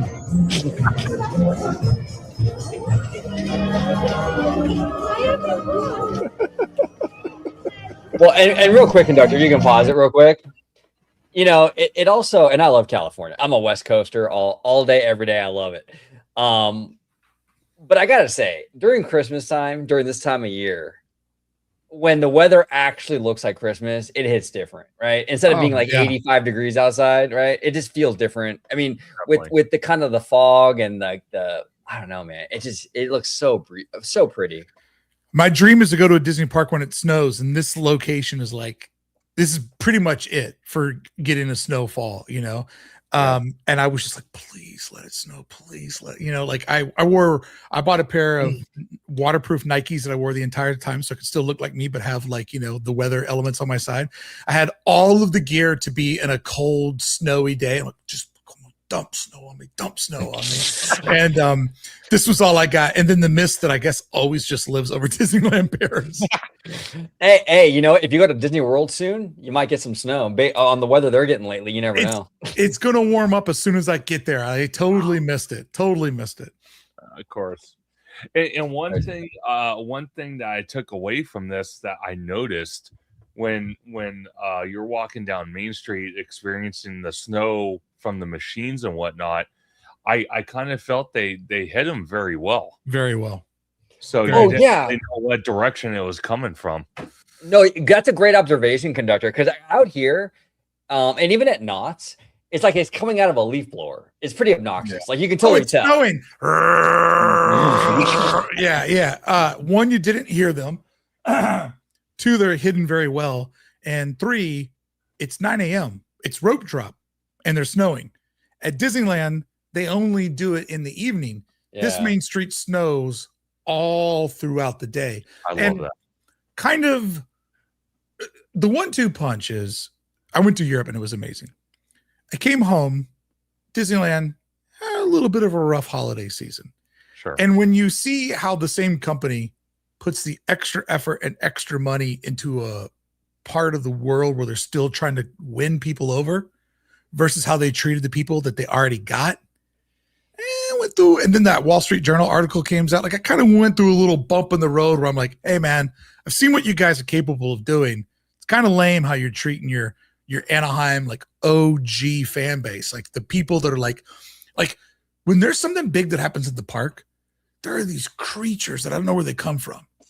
Maybe they're 50, maybe they're 150, but they're like decked out in Disney gear and they're buying the popcorn bucket and sipper. I'm like, at your age, how much of this do you have? Like, where do you put all these popcorn buckets? And they show up because they've been doing that their whole life. You know, they live in Huntington Beach someplace in a house that's made out of Disney junk. And it's like Disney does that thing where you take advantage of the friends that you know that are the most loyal, right? Sure. But you're still trying to seduce the girl that you're out on a date with. And so the way they treat Disneyland Paris is like, come on in. You're going to love this. And in Anaheim, they're like, we've had you, you know? So it did make a little bit of an emotional, like when I got back to Disneyland Christmas at home, I was like, oh man, you guys can try harder. Like it snows on this main street all day long. You know what I mean? And there's characters everywhere in Christmas outfits and stuff. And then you came home and it's like, there's more missing that was there, you know? And so it definitely created a little bit of like a critical mindset of like, I just had seen better and I know that they can do better. Yeah. No, well, absolutely. And that's something I actually took away from what you said earlier about, you know, giving tips and tricks about, you know, me and Tommy going out to Walt Disney World. You gain a different perspective because, you know, like you said early on, we've all been to Disneyland hundreds of times. And then, you know, for me and Tommy, that's never been to Walt Disney World, even if we've been a handful of times and maybe not as much as Disneyland. And then you come back, you kind of get that different perspective. And then you kind of better understand what the differences are per you know, resort. And I kind of feel, and I've said this to OG plenty of times, Brickey, is that I kind of feel the international parks really, really put the energy in, and the domestic parks are just kind of like stagnant. There's no improvement. It boils down to what Brickey said, is that they've had us. They got us. There are people, I've seen people on the internet say, it doesn't matter what Disney does. I'm gonna get my annual pass. Or Magic Key. I'm still gonna go. Sure. That's great, but like you are not helping. Like No. that's why they don't care. You know what I'm saying? Well, why did they fix Star Wars Galaxy's Edge? Because people weren't spending money there. Like, you know, Right. that's always going to be the thing that changes it. I think the thing that you guys will notice with Magic Kingdom, which is something that I notice as somebody who really pays attention to the details, is that a lot of times at Disneyland Resort, you get treated like a local. At Yeah. Magic Kingdom, a lot of times you get treated like somebody who's on vacation. Right. And a lot of times you'll just see the people that are like operating, say, the Disneyland tram. California Adventure closes at 6:00. Disneyland's open at midnight. And it's just like, and then on the inverse, when you go to get on one of the boats to go over to Magic Kingdom, the guy goes, who's excited to go to Magic Kingdom today? And everybody's looking at their phones and goes, oh, nobody? All right, well, we'll just go to the boat ourselves because we're excited to go. And then people like look up and goes, oh, I got your attention. If you want to get on this boat, you got to let me know you want to get on this boat. And so people are like, yeah. And he goes, all right, so 10 people are getting on the boat. And they are on stage. They're performing, you know, and they treat you like you're on vacation. And I see a lot of cast members over there go that extra mile because they know who their audience is. And sometimes in Disneyland, you're like, oh, I'm sorry that I'm annoying you. Yeah, no, 1,000%. That's the vibe, 1,000%. Now, real quick, conductor, before you start playing this video, I just want to give a shout out to Theme Park Wizard, Tomes TV, and Capture the Magic. They are friends of ours, and they do great content. So everybody at home, make sure you check them out. They're awesome. So, absolutely. And before I start this, Brickey, this is going to be the last topic, is kind of covering that third gate, because me and OG, especially after doing a reaction and having you on here, we want to ask you some further questions about it. But kind of going back to a video you just put out the other day about that report card about DCA, I kind of feel that. I really do. Walking around DCA, not as much Disneyland. Disneyland is, I think personally, a lot better, but DCA, and me and OG have said it time and time again, DCA is like the stepchild that no one wants. And I know you said Hollywood Studios is like, yeah, it's another stepchild, but I don't know. It's almost like a race for the stepchild park. Well, they were both built off the same template of being half-day parks. That was kind of the Michael Eisner mindset of like a half-day park, but full-day admission. So you'll see DCA very differently when you see Hollywood Studios. They're bizarrely intertwined in a really, really weird way. Like they're the most like you went to Bizarro, like the other version of each other. Like you're like, oh, there's a Galaxy's Edge here. Like, like who put that here? And then, you know, the exits and entrance to Galaxy's Edge, you'll be like, oh, so this is what it's like when you don't try. So it's interesting to say the least. Oh, for sure. Yeah. Well, and actually, it's weird. I actually liked Hollywood Studios, but I will say this: if I was to pit those two parks against each other, I would pick DCA just because DCA has World of Color. I don't like the Phantasmic over there, really. Phantasmic in Captivity. Yeah, yeah, exactly. With like the Shamu seating area and stuff, it just kills the magic, in my opinion. There's something special about walking up to the rivers of America and having this thing organically erupt on that river. To go and sit down on these bleachers, like you're going to watch the Shamu show or something. I don't know. It just kind of kills it for me.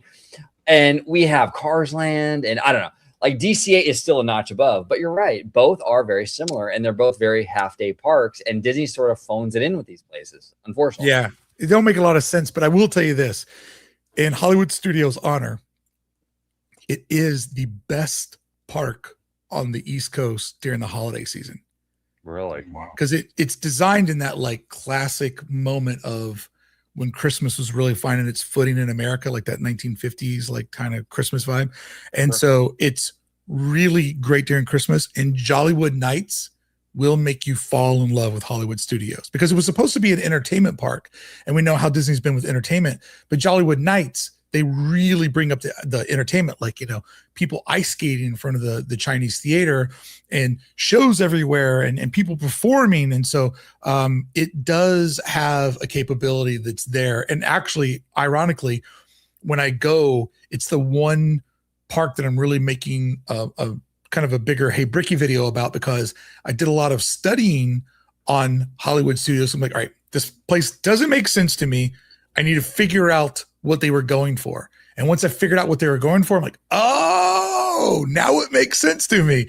So I'm actually going to do a video that's all kind of based on like, when I came here, I didn't like it.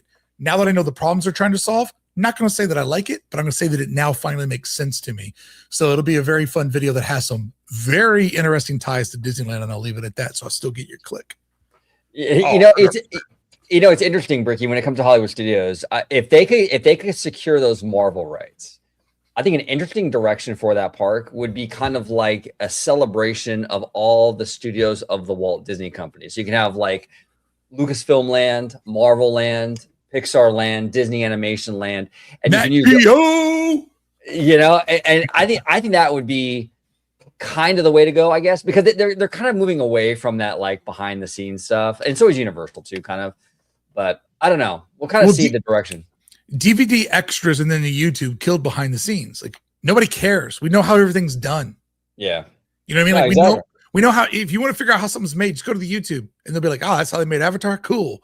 So like, there's no reason to have a theme park. Like, guys, you don't know this, but this is how we make movies. It's like, we know how you make movies, dumb. Yeah, exactly. 100%. 100%. Definitely. All right, conductor, let's rock and roll. This is Westcot, baby? We're doing Westcot? Westcot. Uh-oh.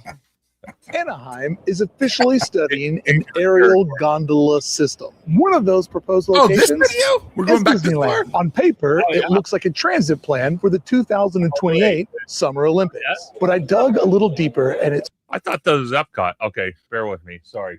That's the gondola video that just slayed. Yes, it looks horrible. And actually, the funny thing is like when this video came out, Yeah, I was planning on doing the breakdown of, I think the Westcot's coming. And then that news came about the gondola. I'm like, oh, I got to make the prequel for my big video. And I'd actually talked to OG about this a long time ago. Like, hey man, I'm making this video about this, blah, blah, blah, blah. And kind of like, soft bounce the idea off of him. And I got nervous because you had a dude on your channel and it was like, I just saw Spaceship Earth on the thumbnail and I was like, oh man, if this guy's predicting the same thing. And so I never watched the video because I don't want to have another creator. Like if I'm going to make a topic about a video, I won't watch anybody else's video about it. For example, like I did a video about the abandoned police station in Disneyland. And so I went over to YouTube and I looked up and I saw that Justin Scarta made one about it. I'm like, well, I'm not going to watch that because I don't want his voice in my head. So I will always like tell a story like from my own perspective. So I'll only watch things that I feel like are part of like the historical, but not opinionated pieces on what I'm doing. So when I saw you put that thumbnail up, I'm like, oh man, maybe this guy's predicting the same thing I'm predicting. Cannot watch that video because I don't want this dude's voice in my head. You know what I mean? No, 100%. Now, real quick, before we dive into this video, I want to ask you, because this is kind of a topical question. There was news that came out the other day that the ART, the Anaheim Rapid Transit or whatever, that third party bus thing is shutting down. Now, I don't know. I was thinking that might be a little Eastern Gateway winking an eye. What do you think, Brickey? What do you think, Brickey? I can see his wheels turning. Oh, here we go. Put a pot of coffee on because we're going till midnight. So here's the thing that people can't quite wrap their brain around because a lot of people aren't visual thinkers. And I have a learning disability, so I'm not a smart person. I just have a different way of seeing the world. So I'm not saying like I'm some sort of genius, but this is what I keep trying to convey in all these videos I make. Once the Toy Story parking lot goes away, you no longer need buses. Yes. Because that new parking garage or the current parking garage, you will park and everything will be in walking distance from your car. People are like, should they make a blimp that takes you from there to there? What about a helicopter, Brickey? You think a helicopter would do it? I'm like, bro, it's the quickest walk ever. You can't walk across harbor. And if you can't walk, there will be a lane for scooters. So I know not everybody can walk. So if the buses are going away, if the art buses are going away, that means the city of Anaheim's like, man, we know all buses are going away. Because as soon as they build the new parking garage, right, the Toy Story parking lot is redundant. Right. And as soon as they build that parking garage, they no longer need buses. So the city's looking at their contracts, they're looking at maintenance. Like I haven't done the deep dive on it, but the buses are all going to go away because the parking garage is designed to replace the Toy Story parking lot. Yeah. And it will be closer than Mickey and Friends. So if you can't walk to Mickey and Friends, this will be ideal for you. But most people, everybody back in the pandemic days when we had to walk to the park, you either walked it or you did it on your scooter. And everybody lived to do it. And people are like, oh, this is going to be so far. It's like, come on, man. Sometimes I walk over to that McDonald's just to eat a cheaper lunch and get out of all the craziness of Disneyland. Yeah. Well, and I don't really get the whole, and I get it. People with disabilities, I'm putting that in a whole different category. That's different. That's a different category. Yeah, I totally understand that. But like the whole like walking thing, oh, I don't want to walk across harbor. It's like, but you're going to be at the park walking all day. All day. Yeah, like I don't understand. Like, I mean, the park is 100 acres, like, and that's not even including DCA. So you're walking all day. So what's the walk over harbor going to do? I mean, the way that they manage those dumb buses, the bus like takes you up to where security's at. You're like, oh man, we're right at security. And then the bus takes you back to the very end.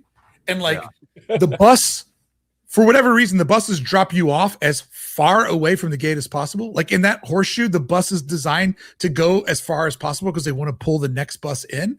So like you're literally saving the distance of walking the length of the Hyperion Theater to the Walt statue. That's the distance that this is gonna like add. So, but people just like, I don't know, maybe the monorail will run out of the parks and go to my house and pick me up and bring me back around. So, yeah, I was not surprised. Here's the thing about the art buses going away. Wasn't surprised it was happening. Was surprised it was happening so soon. Yeah. No, it came as a shock. Absolutely. Well, it's interesting that this is all like going in step by step, because a lot of people, we're talking about Brickey, and maybe you can clarify this as well, that Disney was not going to start on the Eastern Gateway project until after the Run Disney event. But now that that's over, and now that we got this announcement about the buses going away, could we possibly see active construction start pretty soon in that cast member parking area? Parking or construction normally starts at the beginning of quarters because that's when budgets get released. Correct. So I would say we keep a look on the parking lot for the beginning of each of the first quarters. And if we don't see it happen until October, which is when they get their money for the next year, that is a bad indication that they put it off a year. And if they put it off a year, because keep in mind, the parking garage, Avatar, and whatever happens at Toy Story, that's a tile game. You got to move one tile before you can move the next tile. Sure. And we all know that Monsters Inc., I think they said is closing, is it March 11th or March 18th or something like that when Monsters Inc.'s going down. So that is the first indication of a tile that's moving, but we'll have to keep an eye on it because all of those projects are tethered into each other. And the worst thing would be is they shut down Monsters Inc., but then don't start on the parking garage or any of this other stuff for like a year plus. And that it would literally be like, oh, we just wanted to use the animatronics, so deal with it. Wow. Because like even though I'm not the Monsters Inc. ride's okay. But it's really important to families trying to find a thing for young kids to do at that park. And so taking that out and putting an Avatar attraction in there is kind of already like, well, then that means that Coco gets us back to net positive, or not net positive, but just kind of like even. So if Monsters Inc. goes down and we don't see any movement, then that's kind of like the park's getting smaller than bigger. Yeah. Right. Makes sense. No, unfortunately, yeah. And DCA they need more family stuff in that park for sure. Yeah. Yeah. They do. And the two Avengers rides ain't going to do that. I mean, that Kuka arm thing, I won't even go on that. I'm having my second thoughts about that one. Literally. Yeah. We'll see. I don't know if I want to be on the vomit arm. Hey guys, Tony needs you to train. Yeah. Right. Exactly. Or after I get a concussion. Right. All right. I don't know. Yeah, I'm not too thrilled on that one, but hopefully the other one seems like a Transformers-y kind of ride. I mean, I don't know. But the way I've heard it explained is it's going to be pretty much like the Peter Pan attraction that opened up in Disney's in Fantasy Springs. And from what I've heard from everybody who's rode that Peter Pan attraction at Fantasy Springs, that it's really, really awesome. And if you don't mind spoilers, if you watch a Fantasy Springs POV and you really focus on what you're watching, you'll notice that there's a lot of real world sets and the screens are inside of them, but the way that the vehicle seamlessly goes from like location to location, set to set, there is some real Disney magic that's happening there that's a little bit hard to see on a POV. But if you watch it and you think about what's happening while you're watching it, just not what you're seeing, you're like, oh, there's some Disney magic in that attraction. Interesting. Okay, cool. Oh, wow. That's in Tokyo, or where was that? Tokyo. Yeah. I don't know where a place is at until I've been there. My brain can't figure that part out. Oh man. So their future plans for Disneyland Forward and what they were projecting they were going to build in the Toy Story parking lot. They showed us something. I'm not quick on the button, so hold on. But go ahead. I'll get back to that image. So there was a part of the video that, due to wind gusts, that I couldn't put in the video. Okay. And what I'm saying here is they're not going to build, like, because some people are so literal. I'm not saying they're going to build these exact buildings in these spaces. I'm saying that this concept artwork is more realistic than what you think, because it's based off of things they've done in the past and how it could work in this location.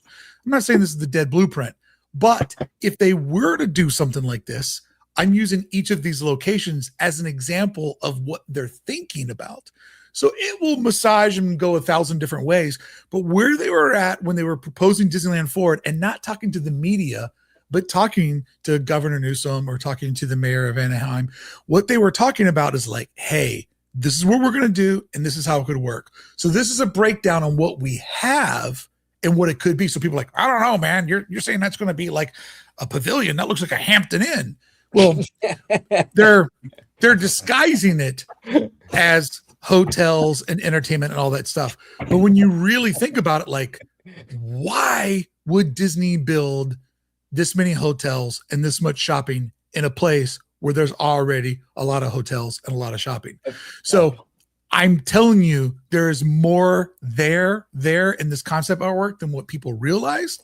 And if this is what they're thinking about, I'm breaking down for you what these are mapping out a potential that they're obviously not going to show us yet.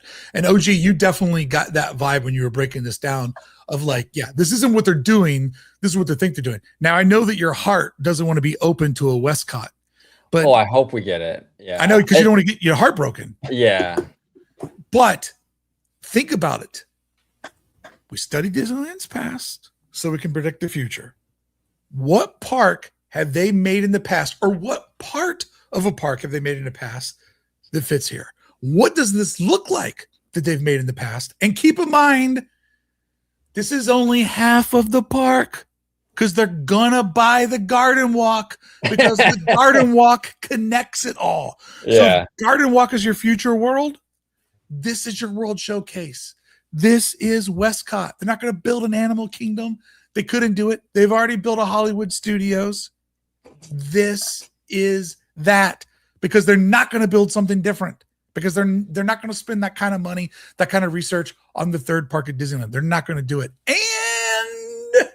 And Abu Dhabi is indoors. What is this park going to have? Lots of indoor stuff.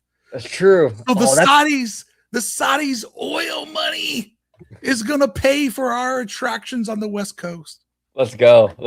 I love that. And I hope, from your lips to God's ears, Brickey, if we get Westcot, I will be the happiest OG ever. I am so sad that Eisner just completely dropped that whole thing, because I think it was an amazing park. I mean, even for those of you at home that don't even know, like, it didn't have a train that went around the park. It had a boat ride, which I thought was genius. The boat ride was something like 30 minutes long and was going to be the longest Disney attraction that they ever made. Yeah, and the boat would literally not only be a ride, but it would be transportation that got you around the pavilions. And there were going to be 24-hour spaces in that park where you could literally check yourself into a hotel, zoned areas, kind of like what they did with Celestial Park at Epic Universe, where if you're staying in that hotel, you could go out on the Grand Garden Way or on your patio or whatever at 4 a.m. and watch it all go by if you wanted to. Wow. I'm telling you. Hey, Tommy, I mean, one day, dude, I'll send you all the material. I mean, Westcot was the GOAT, man. The GOAT. Oh, yeah, I need to hear, man. Dude, you've been talking about it forever, bro. I know. Oh, bro. It's fantastic. It's fantastic. I hope it comes, man. We're going to build an OG studio in that park if it happens. There we go. That's where we're gonna film. Exactly. We have We'll to. talk. We'll talk to CEO Josh Diamaro to make it happen for us. But So maybe to save time because it's gotten late and stuff. Like you guys have seen the video. yeah, You know my theories. Like let's just go Q&A. Like Yeah, let's like talk about it. that's like good. let's get like Tommy, like let it play muted and then or I'm sorry, Theme Park Conductor, play it muted, and then when it hits the big view, just pause it so we can be little so people can kind of look at the map so we can have the numbers.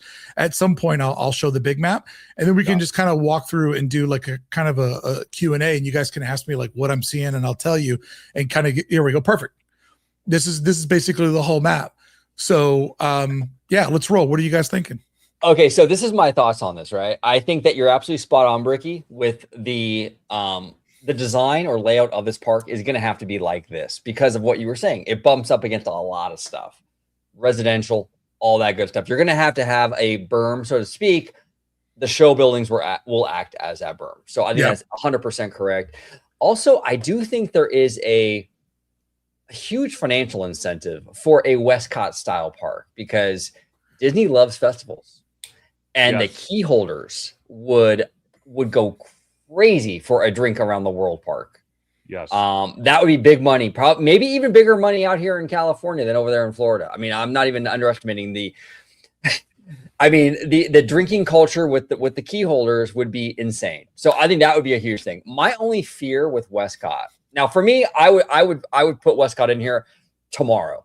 My only fear with Disney though is I feel Disney is so IP obsessed. I'm afraid we're going to get like a IP park where it's like Arendelle's Zootopia, Marvel Land, or, Wakanda. Like, I'm afraid we're going to get that. I hope we get the Westcott model with the continents with some IP sprinkled in. I just don't trust Disney to do that. I don't know. Am I off base for that, Brickey? What do you think? I mean, you're not off base because like the other comparable to this is the Walt Disney Studio Park in Paris where they put the body of water in and it's just going to be like, oh, Lion King, Frozen. So they're just kind of, dropping the IPs in and strangely pulled out Star Wars. So I feel like that is a very valid concern. Maybe they will go IP, maybe they won't. The best thing about going the Westcott route though is that it does sell more food, more drinks, more festivals because you're going through different territories and different sections. And there is kind of enough IP where if there's an African pavilion, you do put in a Jungle Cruise thing, It does get kind of weird with things like Zootopia, which doesn't really have a real world anchor, but they need to leave something for the theme park lands that will be on the backside of DCA and Disneyland. So I think that, you could see an Arendelle here that would wrap around into, the next zone that they go through. But something to keep in mind is behind 7 and 8, I will bet anything on it. Those locations sell because behind 7 and 8 are sort of, mid to lower level apartment buildings and houses.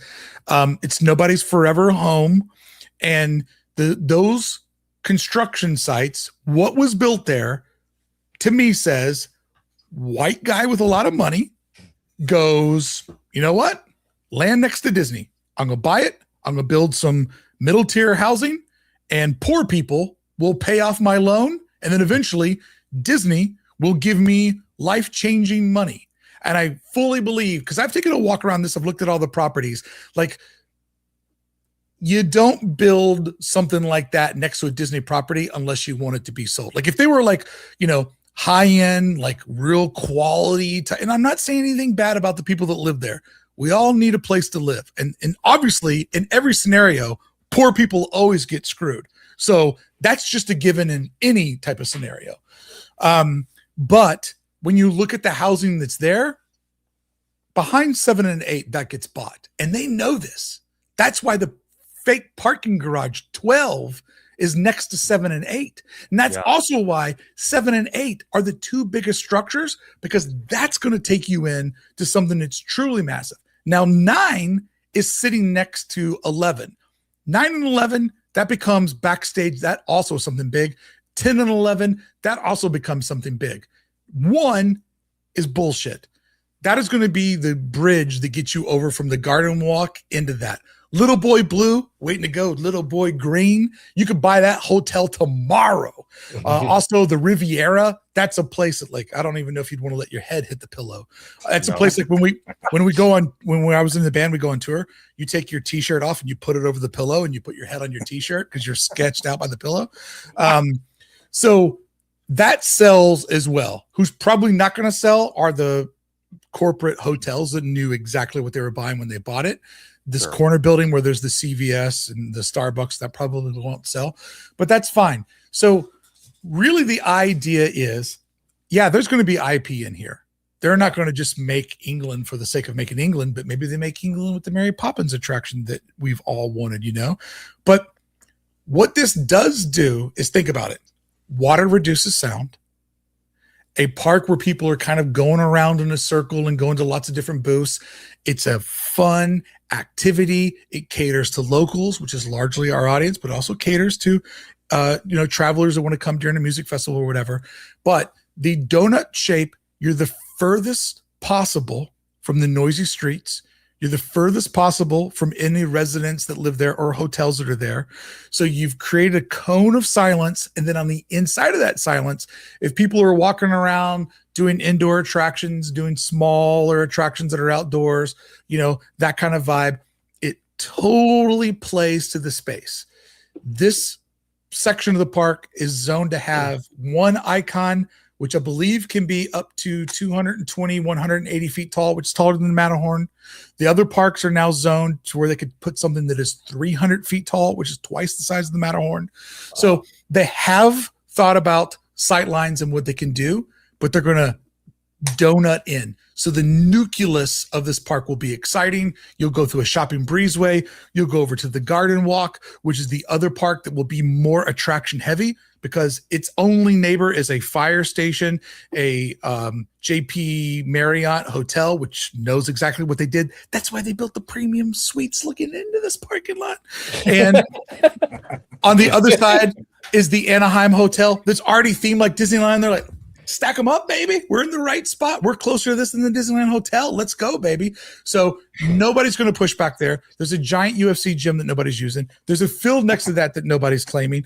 So essentially, that area right there is theme park. And guess what's straight across from it? The parking garage. You come off 5, you go into the new parking garage called Brickey and Friends. And when you're at Brickey and Friends, you decide, what do I want to do today? Do I want to go to Westcot? I'm not saying that'll be the name, but that's what we're calling it for now.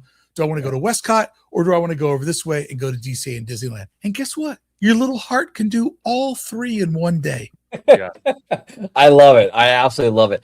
Well, and you bring up a great point too with Abu Dhabi, right? Because that park, a lot of that park, they said, is going to be indoors. You can incorporate a lot of that R&D into this park. I never considered that, but that's a fantastic point.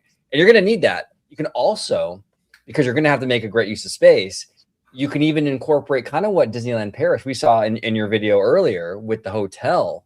Yeah. As the entranceway into the new park. You can build a brand new hotel that leads into this brand new park. It acts as a berm, kind of, right? And 100%. Yeah, you get more hotel occupancy. You kill three birds with one stone. It's crazy. When we hit that image again, you hit pause, and I'll hit pause real quick. Yeah. Okay. So what you see there in front of the parking lot, lower the parking lot, that is the garden walk. Okay. So I'm going to walk you through it from the bottom of your screen, moving towards the parking lot, right? So you're at the bottom of your screen, going towards the parking lot. So on the right there, that's where the House of Blues is. That's where the garden walk actually is. To the left, you're too far to the right. You got to go down. You got to go down a little bit. Yeah. Now you're in the spot. All right. So that dirt patch over to the left of where you're at right now. Yeah. That dirt patch is completely open. On the other side of that is a fire station. And then the top left corner is that JP Marriott. That JP Marriott's going to stay. They're not going to move. They've built everything the right way. But everything else in there can become theme park. Now, look over to the far right of your screen, because guess what you see? Where the House of Blues is lines up with none other than the Tower of Terror Guardians of the Galaxy Mission Breakout. And now where does the back of this park line up? With the back of Cars Land. So you're talking about something that is basically the length of DCA that is your grand entryway. Wow. Okay. So if you think about where Tower of Terror starts and where the back of Cars Radiator Racers is, which is basically the back of the pier, that's like 2/3 the length of DCA. So you have that as your entryway. So do a little road that kind of snakes over. You do your big, like, you know, whatever your central thing is. You do some rides. But here's what's different with Disneyland 4 that nobody understands is that you can stack, baby. You can stack. We'll park them cars under the resort. We'll put operations under the resort. We'll put the attractions and everything on the ground level because that's where the people are, the restaurants, the shopping, the attractions. But guess what's on top of that? Your hotel room. So at the end of the night, you look down and go, Mama, we was just there riding that today, making memories that I love. And Dad goes, yes. And our car is parked underneath where we're at. We are living a vertical lifestyle thanks to Disneyland Forward. So the hotels, Disney's not going to do that. They're going to build a hotel. They will build a hotel. And the hotel will be a part of the charm because the hotel is the berm, like young Padawan OG spotted out. And they're going to create the space and sightlines they need with these hotel rooms and charge you a fortune. So expensive to stay at the new park because you're right on the edge of the new park. So if they don't do this, it's insane. If they do this, it's the most logical step ever. And people go, they should have bought Garden Walk when they had the chance. Oh, why? Why? So they could have managed it for the last 3 years. Like, you should have bought tuition for your kid when it was a baby because tuition was cheap then. Well, my kid can't go to college until it's 30 or 20 or wherever kids go to college. Oh, but you should have bought it when it was a baby because Harvard was cheaper when your kid was a baby, but it couldn't go. Exactly, stupid. Exactly.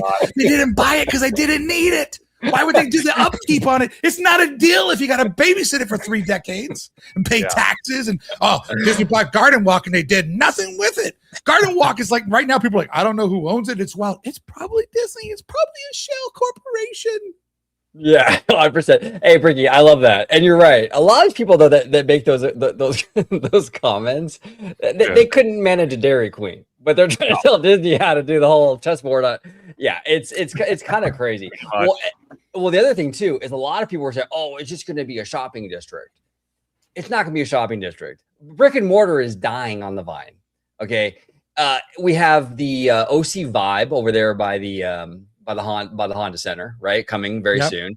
We have already Garden Walk and we have Downtown Disney. They're not going to build another mall in that mix when all these retail.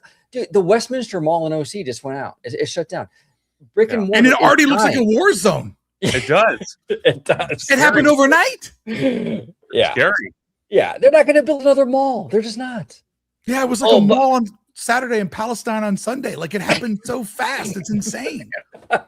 It's crazy. Well, but the concept art shows them all, but they're not going to spook the city. Look, this art was made to sell the city on Disneyland Forward. They're not going to freak out the residents with, we're going to put a park here too. Can you imagine the pushback they would have got if they would have led with that? Of course, they're not going to admit that. The reason why we don't have Westcot is because they ran the concept artwork in the newspaper, and people go, that new Disneyland, like Hollywood Bowl thing you're building, that's where my business is.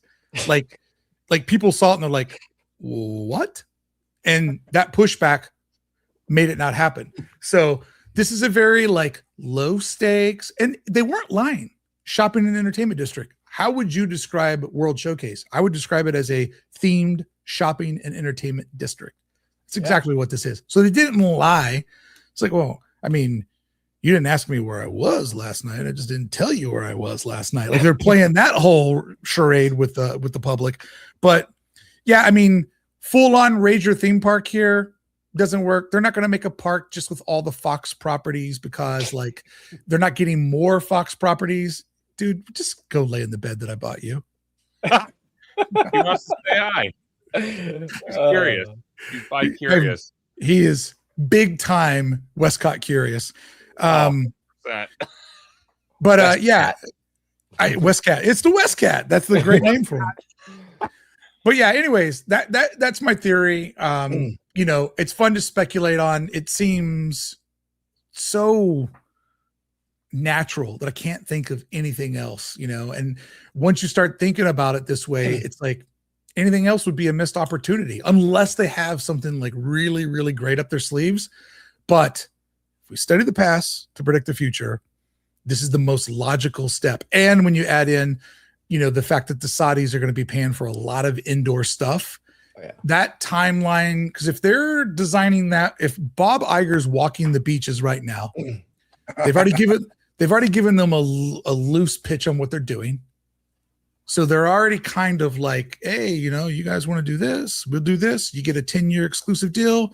10 years lines up with this, you know, like when I mapped out that basically Arendelle fits perfectly outside of the Disneyland hotel. I'm like, dude, I saw that.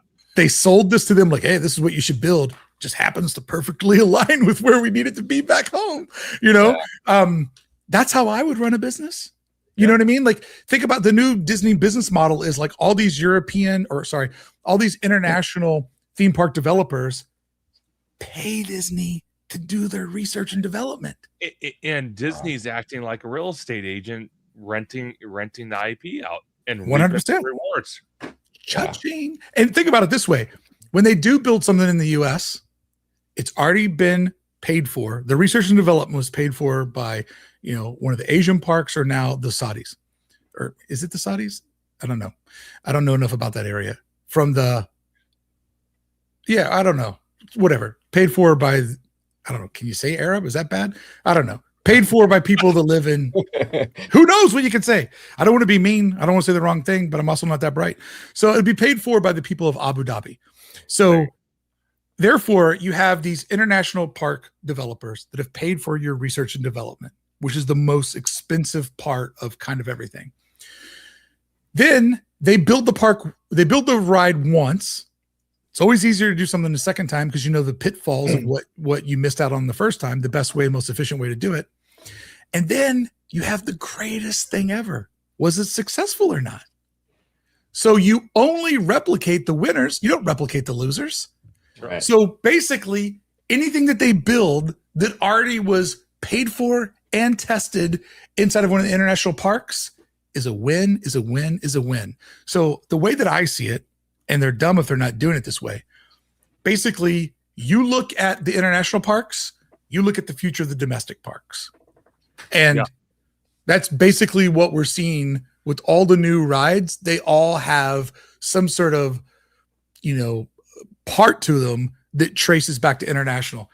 Avatar, Shanghai, the Coco boat ride. I'm assuming similar animatronics and stuff that they figured out with Beauty and the Beast, and now with the Rapunzel, the chick with the long hair ride. When you look at the Avengers e-ticket, they got rid of the new idea for the America and they went with repurposing what they did in Fantasy Springs. The Kuka arm thing, that just fell off the back of a truck. Pretty much. Well, okay, Brickey, let me ask you this. Okay, so we got word today that I think it was Kelsey, the online predicting website, whatever, is giving Josh D'Amaro a 97% chance of being the CEO. And we're supposedly going to get this new CEO announcement very soon, maybe tomorrow at the earnings call. We'll see. But what I want to ask you is, a lot of times these executives, when they become the CEO, they want to put their stamp on things very fast. We saw it with Bob Iger. He bought Pixar. He brought Oswald back. He was making his impact very early on, making his presence known. Is there a chance our boy Josh D'Amaro swings for the fences and in the first year or two of his CEO-ship announces a third gate for California? Or do you think, are we a little too early for that? I think we're a little bit too early for that. I think when he does the next D23, he will want to like keep that same rhythm of the last one that he did with Disney Horizons. I don't think they'll say the park yet. I mean, the next D23 is already this year. Right. So I think it would at least be 2 to 4 years before they would announce this, because they haven't even started on the parking garage yet, and they can't really, and the way that I see this is like at least 10 years or so away, because probably the stuff that the Saudis are paying, or the Dubai people are paying for, they need to give them an exclusivity on that before it can come domestic wide, right? So like this park really relies on things already kind of passing through the international parks. But I would say this, forgive me for not knowing her name. Is her name Dana, the woman that is up against Josh? Yeah, Dana Walden. Or no Waller. I would put Dana in charge, and I'll tell you why. Wow. I would put Dana in charge because she understands the entertainment industry, and Josh understands the theme park industry. And so if you put somebody who's in charge of entertainment over the entire company, she can basically oversee Disney Plus, Disney Studios, Lucas, and all that stuff. She can basically run the entertainment vision of the company. And Josh can stay right where he's at, being an expert on theme parks, and run Disney parks and experiences. If Josh goes up to the Iger seat, then somebody has to go in Josh's seat. And that will be the person that's actually running the Disney parks. Like Iger goes, build some stuff. They show him some sketches and he goes, this, and this. And then he moves on down the road. He doesn't give it the attention for detail. If they lose Dana, because if Dana doesn't get it, she could easily walk and go to any other studio. If they lose Josh, where does he go? Like Josh has no leverage here. Josh has a job that only exists at Disney. Or Universal, but they don't need Universals. Yeah. But what is his track record? Why would Universal, where have we seen him be like the creative genius behind Disney's growth when most people think that they're kind of in one of their ruts? So Dana can instantly leave and go to any other studio in town.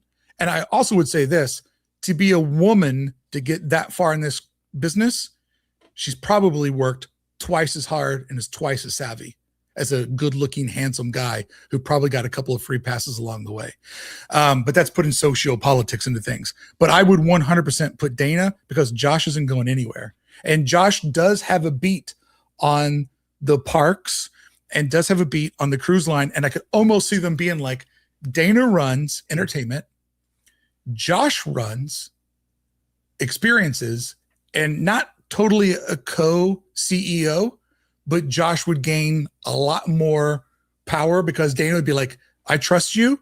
You run this like you're the president of a secondary business, and I run the entertainment like I'm the president of this business. And so not a total co-CEO, but there needs to be a firewall in there, because just because you can run theme parks doesn't mean you can run entertainment. And just because you can do entertainment doesn't mean you can do theme parks. The problem with Disney is it's become so many different companies that they've bought and acquired. It's so many different cultures trying to exist as one culture. So the best thing they could do is put a firewall between these two sections of the company. So I personally would bet on Dana. Well, let me ask you this, Brickey, because I got two questions for you. The first question is on what you just mentioned, because when Chapek got announced as a CEO, one of his first acts was to get rid of the president's role at the Walt Disney Company. So you're saying that Dana would become the CEO and the president's role would be reactivated, and Josh would move from his current position, but still doing the same thing, but he would be now the president of the Walt Disney Company, still handling the same thing he's doing now. Possibly. I mean, I don't know if they would restructure it like that, but I just think that Josh doesn't have leverage.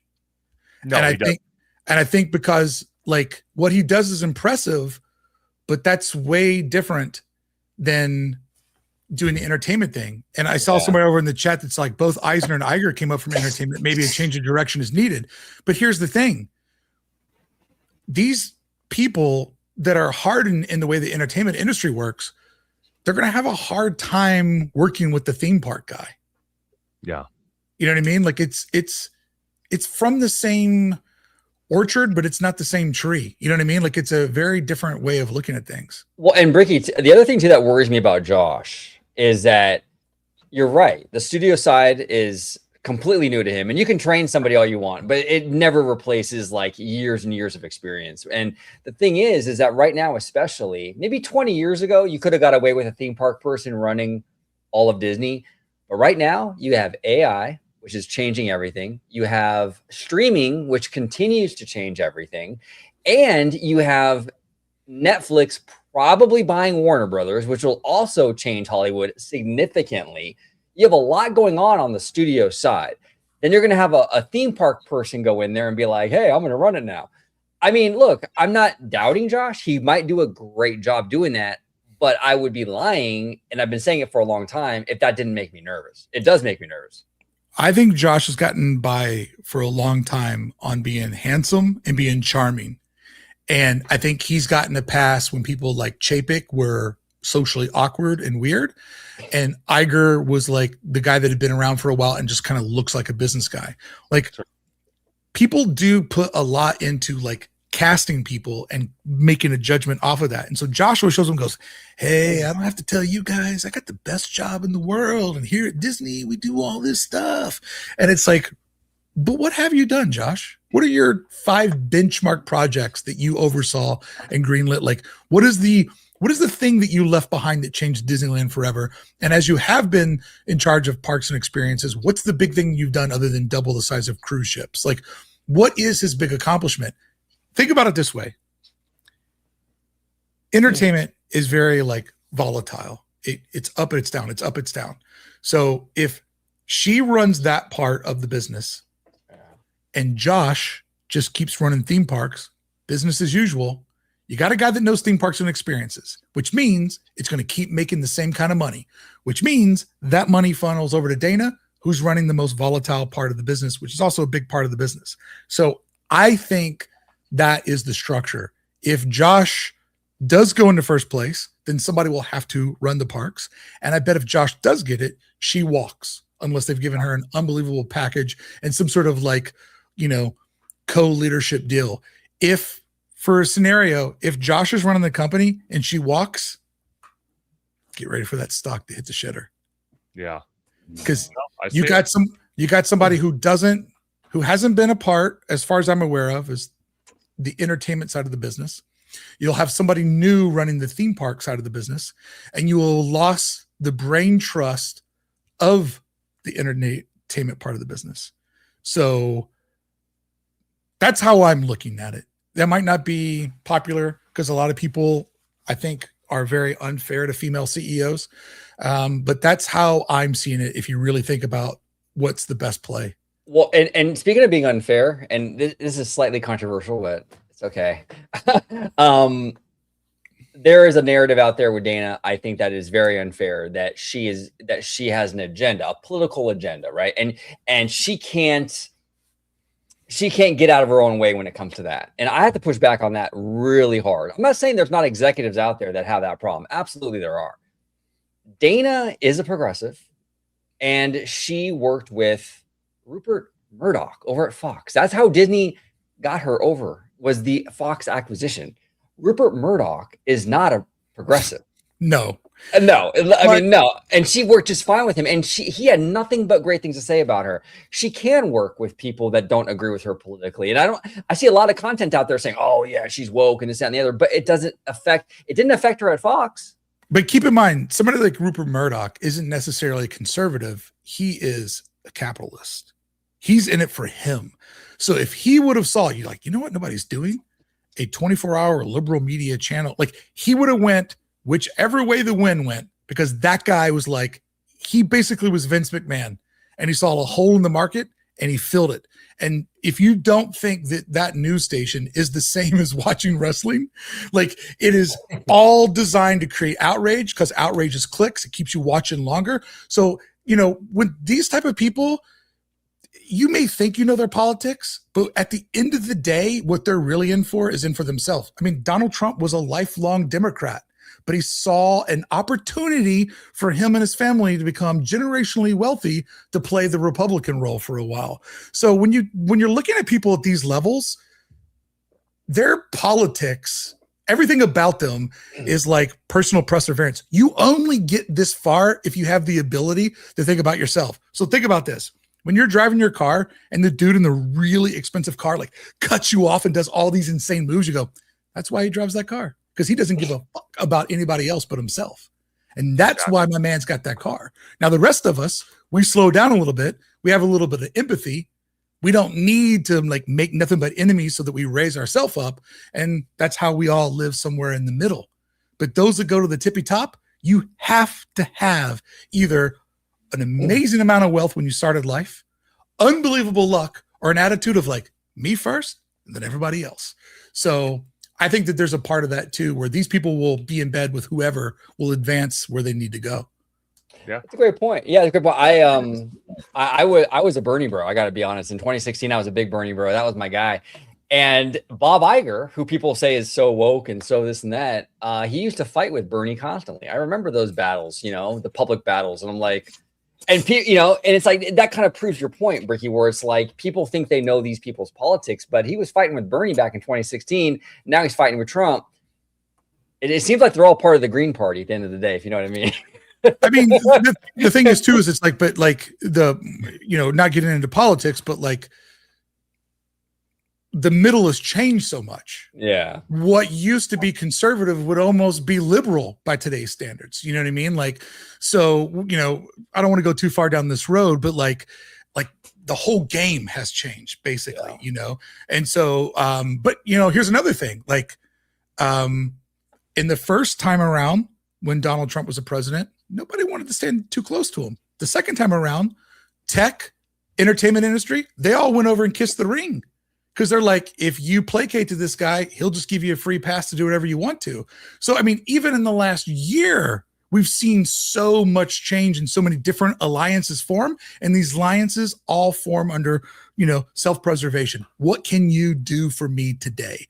And what you said, you know, a decade ago, that doesn't matter. I mean, that's literally why, you know, at the end of January 6th, there's footage of all these people like, I'm done. This is it. I can't do this anymore. And all of those people are right back. Like they don't care. Like they do these debates and little Marco this and little Marco that. Look how little he is and all this stuff. And then, you know, like Ted Cruz, your dad killed JFK and I'm saying horrible shit about your wife. And now he's in, like, they don't care. They have no loyalty other than to themselves. So you can't really judge the game that way because they're all like liberals, the Democrats, conservatives, Republicans, if they're at that level, they're all full of shit. You can't believe any of them. Yeah. No, well said. Mic drop. Absolutely. Absolutely. And we don't want to stoop to Marco Rubio's level because I don't want to be 2'3", you know?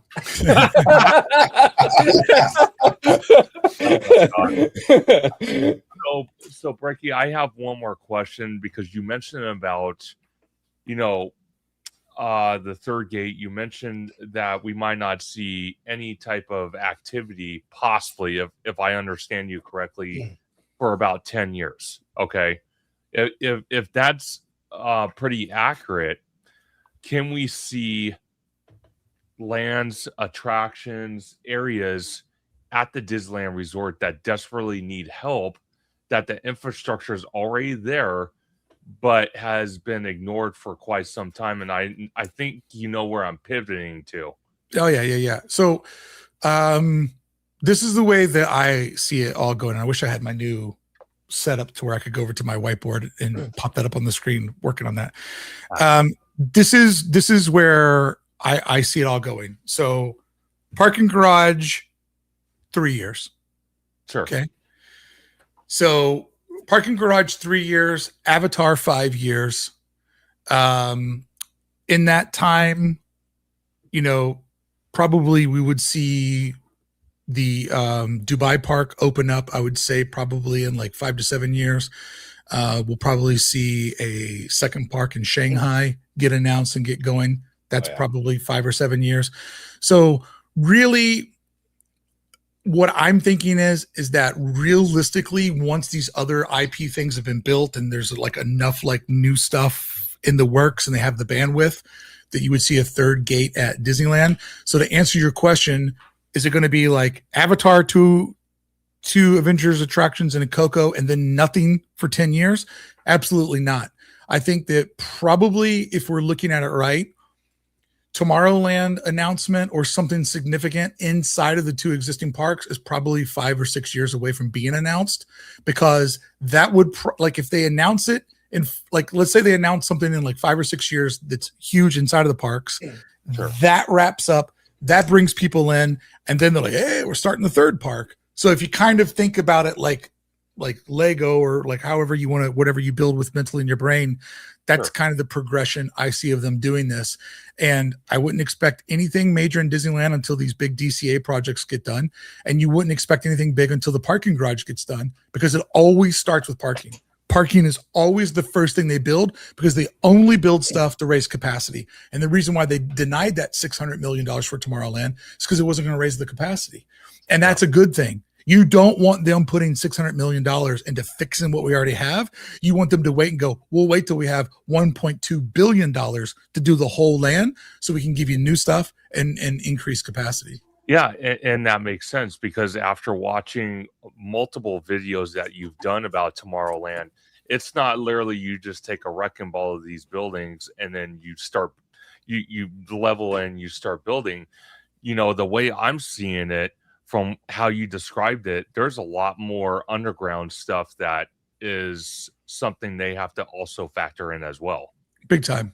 Big time. I mean, they only have so much land left, and they're going to really use it the way that they can. And so, like, you know, when you look at the ESPN zone, for example, they put a modest amount. I think the overall budget for that was like $1 million plus, maybe $2 or $3 million.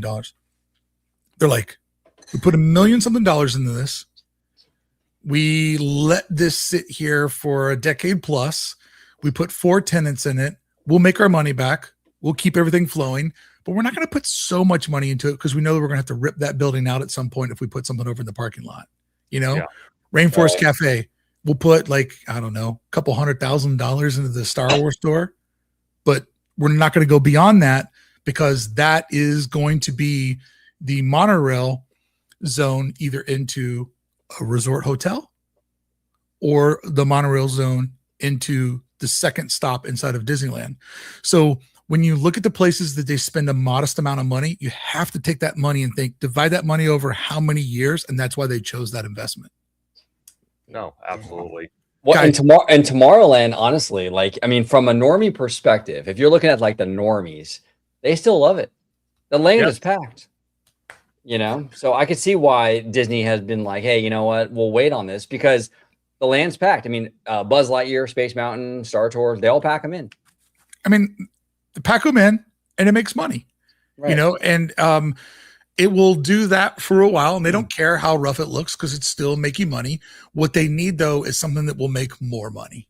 Yeah. And if you take that same parcel of land and you cut it up differently, you also add in the Utopia and the sub area. Please keep the lagoon, but get rid of the subs.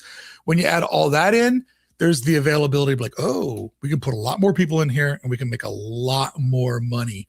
And with Disneyland Forward, where this gives them more flexibility, is a lot of the backstage space. They can crater all that out. They can go down as low as you're allowed to go in California. They can literally build an underground layer, like what exists below downtown Disney. They can create an underground layer of operations, shipping and receiving, food distribution, and all that stuff, you know, 1 to 2 stories or a warehouse underground. Then when they build Tomorrowland again, it's bigger, because it only needs the access road and not all the backstage spaces. Yeah. And, Go ahead. No, I never stopped. I was just going to say, so they're going to envision it like you talked about in one of your videos again a while back about the Magic Kingdom and the utilidors. That's the direction they want to go. I think they'll have to go that direction, because they need to make Tomorrowland bigger to raise the capacity. Sure. So that means getting rid of backstage space, but it also means designing smarter. And they also have to be worried about sight lines because of Anaheim. So if you crater everything down and you go down whatever you're allowed to go down, whether it's 1 or 2 or 3 or 4 stories, who knows, that gives you the availability to, you know, they will not build Tron. I even hate saying it, but it gives you the availability to make something like Tron, or a physically bigger Space Mountain, but doesn't tower over the Matterhorn and Sleeping Beauty Castle. And then, you know, if they get into tearing all that stuff out, the Matterhorn might get ripped out too. it might get rebuilt back because that thing is struggling to keep alive. It's built on now 70-year-old technology. It takes a beating every single day with 2 different tracks. Having a Yeti in it doesn't help out. And if they decide to like take all that out, that they might expand the zone and rebuild a bigger mountain, because now they're allowed to go twice as high in that area. So, it's a really exciting parcel of land because it's connected to so many things that don't work. And the reason why they haven't rushed to do something with the motorboat area or rushed to do something with the Carousel of Progress building or rush to fix the Matterhorn or rush to fix Pixie Hollow, like they're literally waiting till they come up with the strategy for all of it before they touch any of it. Yeah. And so we'll just have to wait and see. And who knows, maybe if they do this all in a different way and there's underground, this, that, and the other, maybe International Street is back on the, maybe we go behind Main Street, baby. There you go. Hey, you never know. Think about that. If they could double the length of Main Street USA and put an attraction back there, think about how much money Main Street USA makes. You double that, we getting paid. Exactly. Oh, gosh. I love it. Make it rain. But gentlemen, Brickey, I know you're kidding in the DMs when I set up the group chat yesterday, and you're like, my wife's out of town. We'll go 4 hours. Well, we're only 10 minutes away from 4 hours. Yeah.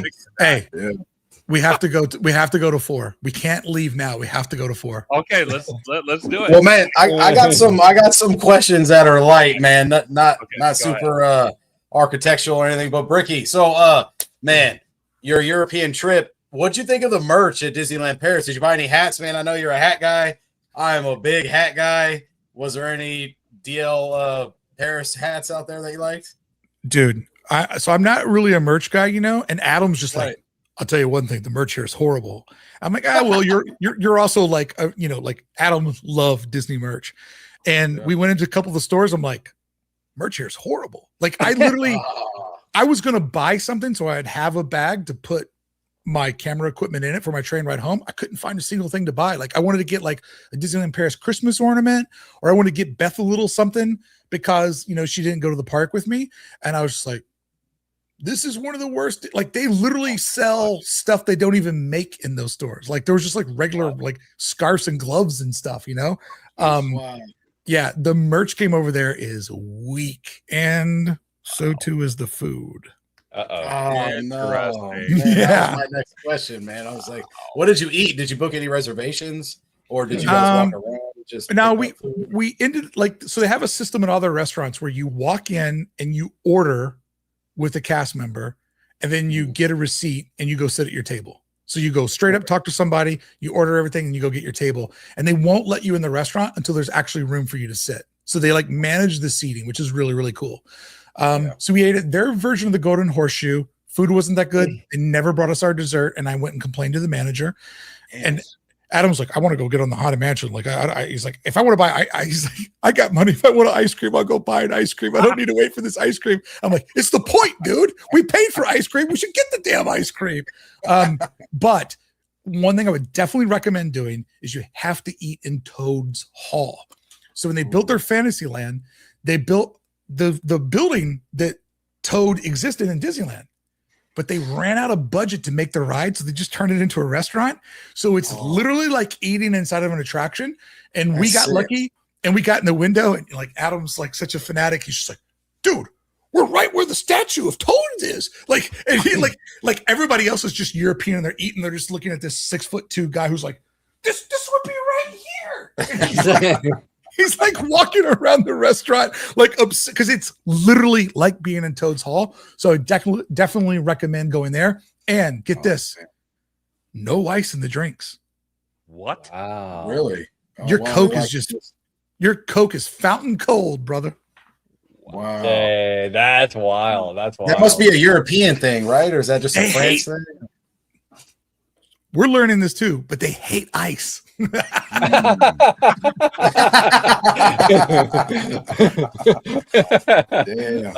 then also you said Japan's coming up for you, man. You're doing it in 2026, you think?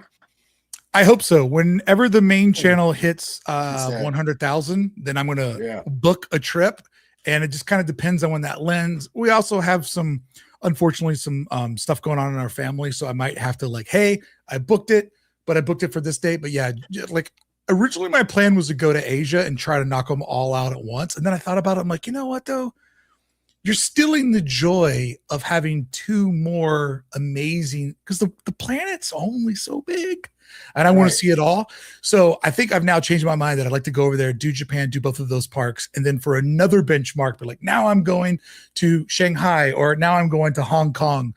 So I think I'd like to kind of like spread that out just to give my life more things to look forward to. Cause I'm in this for the long haul, which could That's be smart. year. And then dude, Japan, I'm going to force you without even being with you to go to Universal over there too, man. Oh yeah. That's lit. The Jurassic ride is crazy over there, I think, bro. You know, I've been to Universal Studios here in Hollywood, and I've only ever I've rode Secret Lives of Pets and The Simpsons on the first time I went there. And my wife goes, "So you keep going to this park? Are you riding the rides?" I was like, "Oh no, I never thought about that." How many times you do the tram, bro? You been on the tram? I just did the tram the first time because it's a lot of time. But the second time I went, I got to do the tram path, but on a golf cart, which was really, really cool. And got to walk around and do some stuff on foot. And man, oh man, like get into walk around that place and like really like soak in like how crazy it is when there's not people around you. You're like, this stuff looks real until you look at it. And you're like, but it also looks like cardboard. Yeah. It's crazy. Sick, yeah, I love man. Maybe we could get you to go to Fan Fest, bro. It's not horror. We're gonna be walking around the backstage, Scooby Doo, bro. I mean, I don't know how you feel, but we'll see around that time.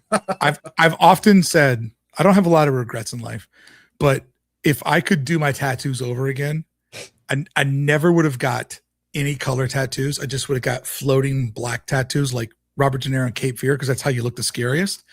And I would have did one arm in all like American classic stuff, because that's the roots of tattooing, but all black and white or black and gray. And then I would did another arm, all black tattoos, but all Scooby-Doo villains. Like the moat monster and like all, and then I would have probably had a banner on the like top of my arms, like, and I would have got away with it if it wasn't for you. That's great. I love it. Fan Fest looks pretty cool, man. Like seeing everybody out there for Back to the Future and all that stuff, you know. That was pretty awesome. And wearing my 55 hat that I made for 1955, and then Adam wore all of his Back to the Future hats, and people were like, "Who is this guy? He's always wearing Adam's hat." I'm like, "Well, Adam was wearing my hat. What are you gonna do? He's way bigger than I am." So yeah, we'll look at it that way. Oh my That's God, fantastic. That's fantastic. No, that's awesome. That really is. One of you guys is going, or some of you guys are going to the 70th After Dark party at Disneyland, right? Yes. So actually, I'm going with George. This is how crazy we are. So me and him are going on the 3rd. Is that the first one? Yes. Okay. It is the first one. And then literally hours later, about maybe 8 hours later, because I don't know how this resonates with you, but it's going to be interesting because I'm going to be on the West Coast at Disneyland. Think about this for a second, because Adam did this with one of his videos that we reacted to. And if the After Dark event ends at 1 p.m. or at least past midnight, okay, then 8 hours later, I jump on a plane. Now I'm in Orlando at Walt Disney World at 8 o'clock at night. Nice. You know. Are you going to go straight into the park on your first day? I don't know how he has it planned up, but hey, if he's tired and I have energy, I can promise you I'm going to do it. Yeah. I'm telling you right now, I'm going to do it. Is George going with you to Walt Disney World too? He is. He's been several times though, right? Oh yeah. Yeah. Has George done cruises by himself? He's told me, yeah, he has. Yeah, that's everybody wants to get me to get into cruises, and Beth is like, no, and I'm like, I don't know. I got to talk to George about going to a cruise solo. Like, what's that like? Like, do they just put you in the pedophile suite, or like how does that work? Yeah, the cruising is fun though. It really is a great. You've done it before? I've done not solo, but I've done it twice before. Yeah. Yeah. I've kind of been thinking about like nobody really does the cruise from the design perspective. No. Yeah, exactly. Really they do it from the cruise perspective, and or they do it from like the food and merch. So it might be interesting to do it from the design perspective. And guys like us have a low bar of entry because you can just drive down to San Diego and then you don't have to do like airfare in a hotel. Like you can just drive down there, park your car, get on the boat, and come back home in 3 days. So lower bar to entry for the first one. Yeah, no, that's what I did for the first one. I did the Disney Wonder from San Diego to Cabo, and it was like 3 or 4 days or something like that. It was fantastic, dude. Yeah. Really great stuff. Yeah. What boat were you on? One of the new ones or one of the old ones? Older one, the Wonder. And then the next time I went on the Wish, and that one took us to Castaway Key and all that. So I've done the Wish and the Wonder. And the Wish you had to go to the East Coast to get on, right? East Coast, yeah. That's when I was at Walt Disney World. We did like the Disney World thing and the cruise thing. Well, see, that's what George and I have planned, because we have a slew of stuff we're gonna do, a slew of stuff. So after this Orlando trip, he's trying to kind of, I don't know, work the schedule as I guess, to sit there and go back to Walt Disney World probably sometime in May or June of 27, possibly capture some footage and whatnot of Tropical Americas and that stuff. And after that, so we'll stay a week on Walt Disney World property and then go to Cape Canaveral and get on the Disney Treasure for a week. Nice. I mean, I know the people that do it really, really enjoy it. And from what I hear from people, that's still where there's like that top tier level of Disney customer service and Disney experience. So, yeah, excited to see what you guys get up to. So it's going to be you two and George are going on this trip? Yes. And nice. Yeah. Nice. That's awesome. Now it's funny, Castaway Key, the sun hits different out there. I came back. I got to send you guys a video of like my first video back after the trip. And it was like Enrique Iglesias. Like I was so tan. It was hilarious. You guys will laugh so hard. Tommy and I look out a window and we get a sunburn. Yeah, I was just gonna say, yeah. This leprechaun look, baby. This leprechaun look. We're not made for the sun. No. You just like I will like step out of the boat and they're like, you got skin cancer. Right, man. Even this artificial light, I'm like, I know. All my lights, I'm doing what you're supposed to. My lights all point at the walls. Like if my light was actually on me, this is what it looks like. But you're supposed to reflect the light off of you. And that would just burn my, like, you know what? I always say this. This will be our ending thought of the night. When I talk about my complexion to people, especially, because you never see me wear shorts, right? So if you guys saw me at a swimming pool with no shirt on, and I always swim in a Speedo. So if you saw me at the swimming pool, this is exactly what you would think that I look like.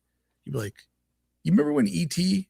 got sick and they found him down at the creek, all chalky and white?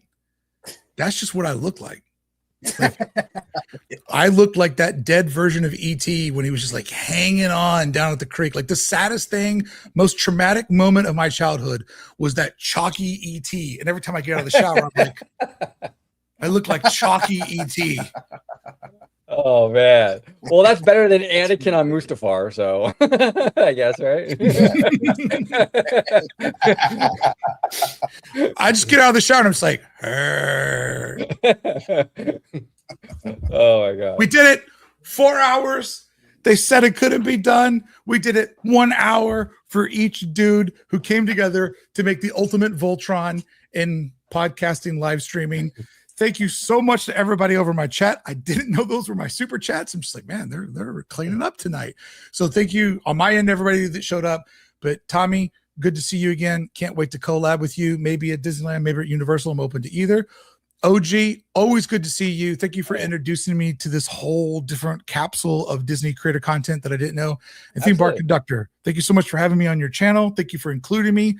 I feel like a lot of times when people like look at channels, you don't get invited to things because of numbers and stuff. And OG knows that when I can make it work, I always love hanging out. OG, I owe you one of your Wednesday night hangouts. Sorry that I couldn't make the ones as we were leading up to Europe and whatnot. So want to get in the ring with you guys. And I promise the next time I'll talk less so everybody else can talk more.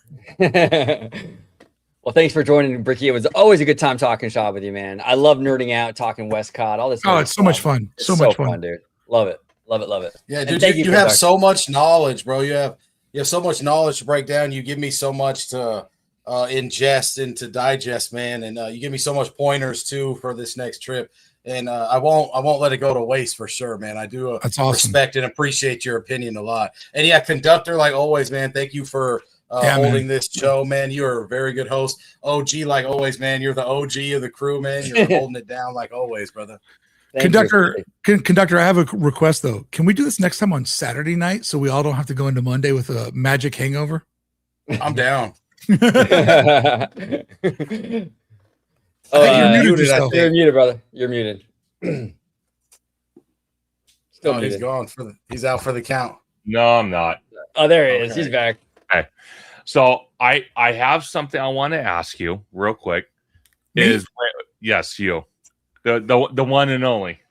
When me and Tommy do get back into town, and again, your schedule kind of frees up a tad bit, I would love to have you back on, and we can now dive into the next segment, which would be how me and Tommy kind of thought about the trip and break it down. That'd be awesome. I love it. Yeah, that'd be really cool to hear how it went and like, you know, what worked, what didn't. Because the thing is, like, you always go into Walt Disney World having a game plan, but then you guys get there at like 8 o'clock and you're like, I mean, we got to go see the park, right? And so then you end up like, you know, the first time you see it isn't from the ferry. Like all the advice that OG and I gave you is like the optimal way to do it. But like the first time, this is a weird thing to say, but the first time I ever went to the park, I was like, okay, I'm going to do one park each day. It's going to be amazing. And a friend of mine goes, when do you get to the park? I get there Sunday at 6 a.m. He goes, cool. I booked us a VIP tour that starts at Hollywood Studios at like noon. And I'm like, so I'm going to see all 4 of the parks in one day. He's like, yeah. And he was super excited. I'm like, that's cool. But I really wanted to go into each park like one at a time and soak it in. And now I'm going to all 4 parks at once. And so like, because that got thrown my way, I went to Magic Kingdom first because I just wanted to like absorb it like from the gate and do a lap, you know? So like I bring up the story just to be like, you have a plan and then life happens. So like literally when I went to Pandora, they bring you in the back way from backstage to Pandora when you're on a VIP tour. So I had a blindfold put on me and I was walked up to Pandora and then the blindfold was taken off because I'm like, it's a really bad way to see it for the first time. Just walk, yep, there it is. You know what I mean? Right. Like they designed this to come around the bend in the road. So I wanted surprise. So I'm like walking through Animal Kingdom with a blindfold on my face and a tour guide like leading me. People are like, what the hell's happening over here? So I say this because life will happen and you'll find some sort of bizarre way to do it, but I guarantee you'll have fun. And I can't wait to recap it with you guys. Absolutely. I want to give a big shout out to our amazing guests, OG55, TommyToon World, and the one and only Hey Brickey. Thank you, gentlemen. Oh, well, we can't. And Westcot. And Westcot. Westcot was awesome tonight. Yeah, he's on one. And he's smiling if he's not biting your fingers, but yeah. This cat just wants to kill us. All I did was take him off the street and give him a good life, and all he wants to do is kill me. Typical cat relationship. Yeah, I love it. Right. I love it. But I want to give a big shout out as well to all the amazing people in the chat between all 4 live streams. Amazing. All the super chats. Again, thank you for the love and support that you guys do for us as content creators. And you know, it's an amazing thing we do. It really is. And it's great to be amongst friends. And I actually consider all 4 of us great friends at this point going forward. Talking about these these theme parks, breaking this stuff down, and really feeling the passion for these theme parks, because I kind of feel like each one of us do share that. We share it to the point where we're so passionate about it. We want to see good things happen, but there can't always be good, because if there's always good, then when is the bad going to show up? And the bad's going to just come down like a bolt of lightning, and it's going to be awful. It's not going to be good. The friction makes the story. Yeah, exactly. 100%. Hey, best way to call it. But Orange Grove 55, I'm going to start with you, sir. Thank you again for joining tonight's live stream. Where can everyone find you on social media? Yeah, always fun nerding out with you fellas. Appreciate it. Thank you, Brickey, for joining. I always love talking shop with you, brother. You can find me right here on YouTube, Orange Grove 55, talking parks, studio. We do the corporate stuff. We got an earnings call coming up. We're going to talk about that. So right here on YouTube, Orange Grove 55. You can also catch me on X, Orange Grove 55. And you can catch me on Instagram, Orange Grove 55. Absolutely. And TommyToon World, I'm going to go to you, sir. Where can everyone find you on social media? And again, thank you for sticking around and hanging with us. I love it. The Ginger Brothers. I love it. You and Brickey. I love it. Yeah, man, I'm the little brother. But yeah, Conductor, thanks for having me on. Like always, man, it's fun talking shop with you gentlemen. Everybody has a different aspect. This definitely is going to warrant a part 2 for sure. But yeah, you can find me on Instagram, that more day-to-day. I'm trying to get some horror movie reviews going, as well as food reviews. That's TommyToon_. And then YouTube and TikTok is TommyToon_world. Absolutely. And you heard the man. Thank you for joining the modern day Spielberg. I love it, with your world famous food reviews. And the one and only Hey Brickey. Thank you again so much for taking time out of your very busy schedule to be with us tonight. Where can everyone find you on social media and YouTube? You can find me over at Schmoozies. I'll be working a shift over there tomorrow. And then sometimes I polish up the red car trolley. Even though it doesn't go out, they still need to keep it clean. And then sometimes if you're parking your car and you look off in the distance in the shadows of the Toy Story parking lot, you're like, is that a leprechaun with a camera? Yeah, it's me. One of my favorite things is when people come up to me in the park, they're like, hey, Brickey. I'm like, hey, check it out. Like I'm always in the weirdest spots in the park. Like I'm always like in the weirdest spot filming something. So yeah, you can find me at the Disneyland Resort. And if you find me, come up and say hi to me, because we're friends, not followers or fans. So I appreciate you guys for having me on here. Got to do it again. You guys definitely enjoy the Magic Kingdom. I'm going to go there first and warm it up for you. And then you guys have fun taking a lap after me. Yes, sir. Yes, no, sir. Absolutely. And again, thank you everybody for tuning in to this week on Conductor Sunday live stream. And again, we might hear breaking news tomorrow morning. We'll just have to wait and see. But all positive thumbs up at this point going forward. So, gentlemen, everybody, have a wonderful night, and we will talk very, very soon. Peace out.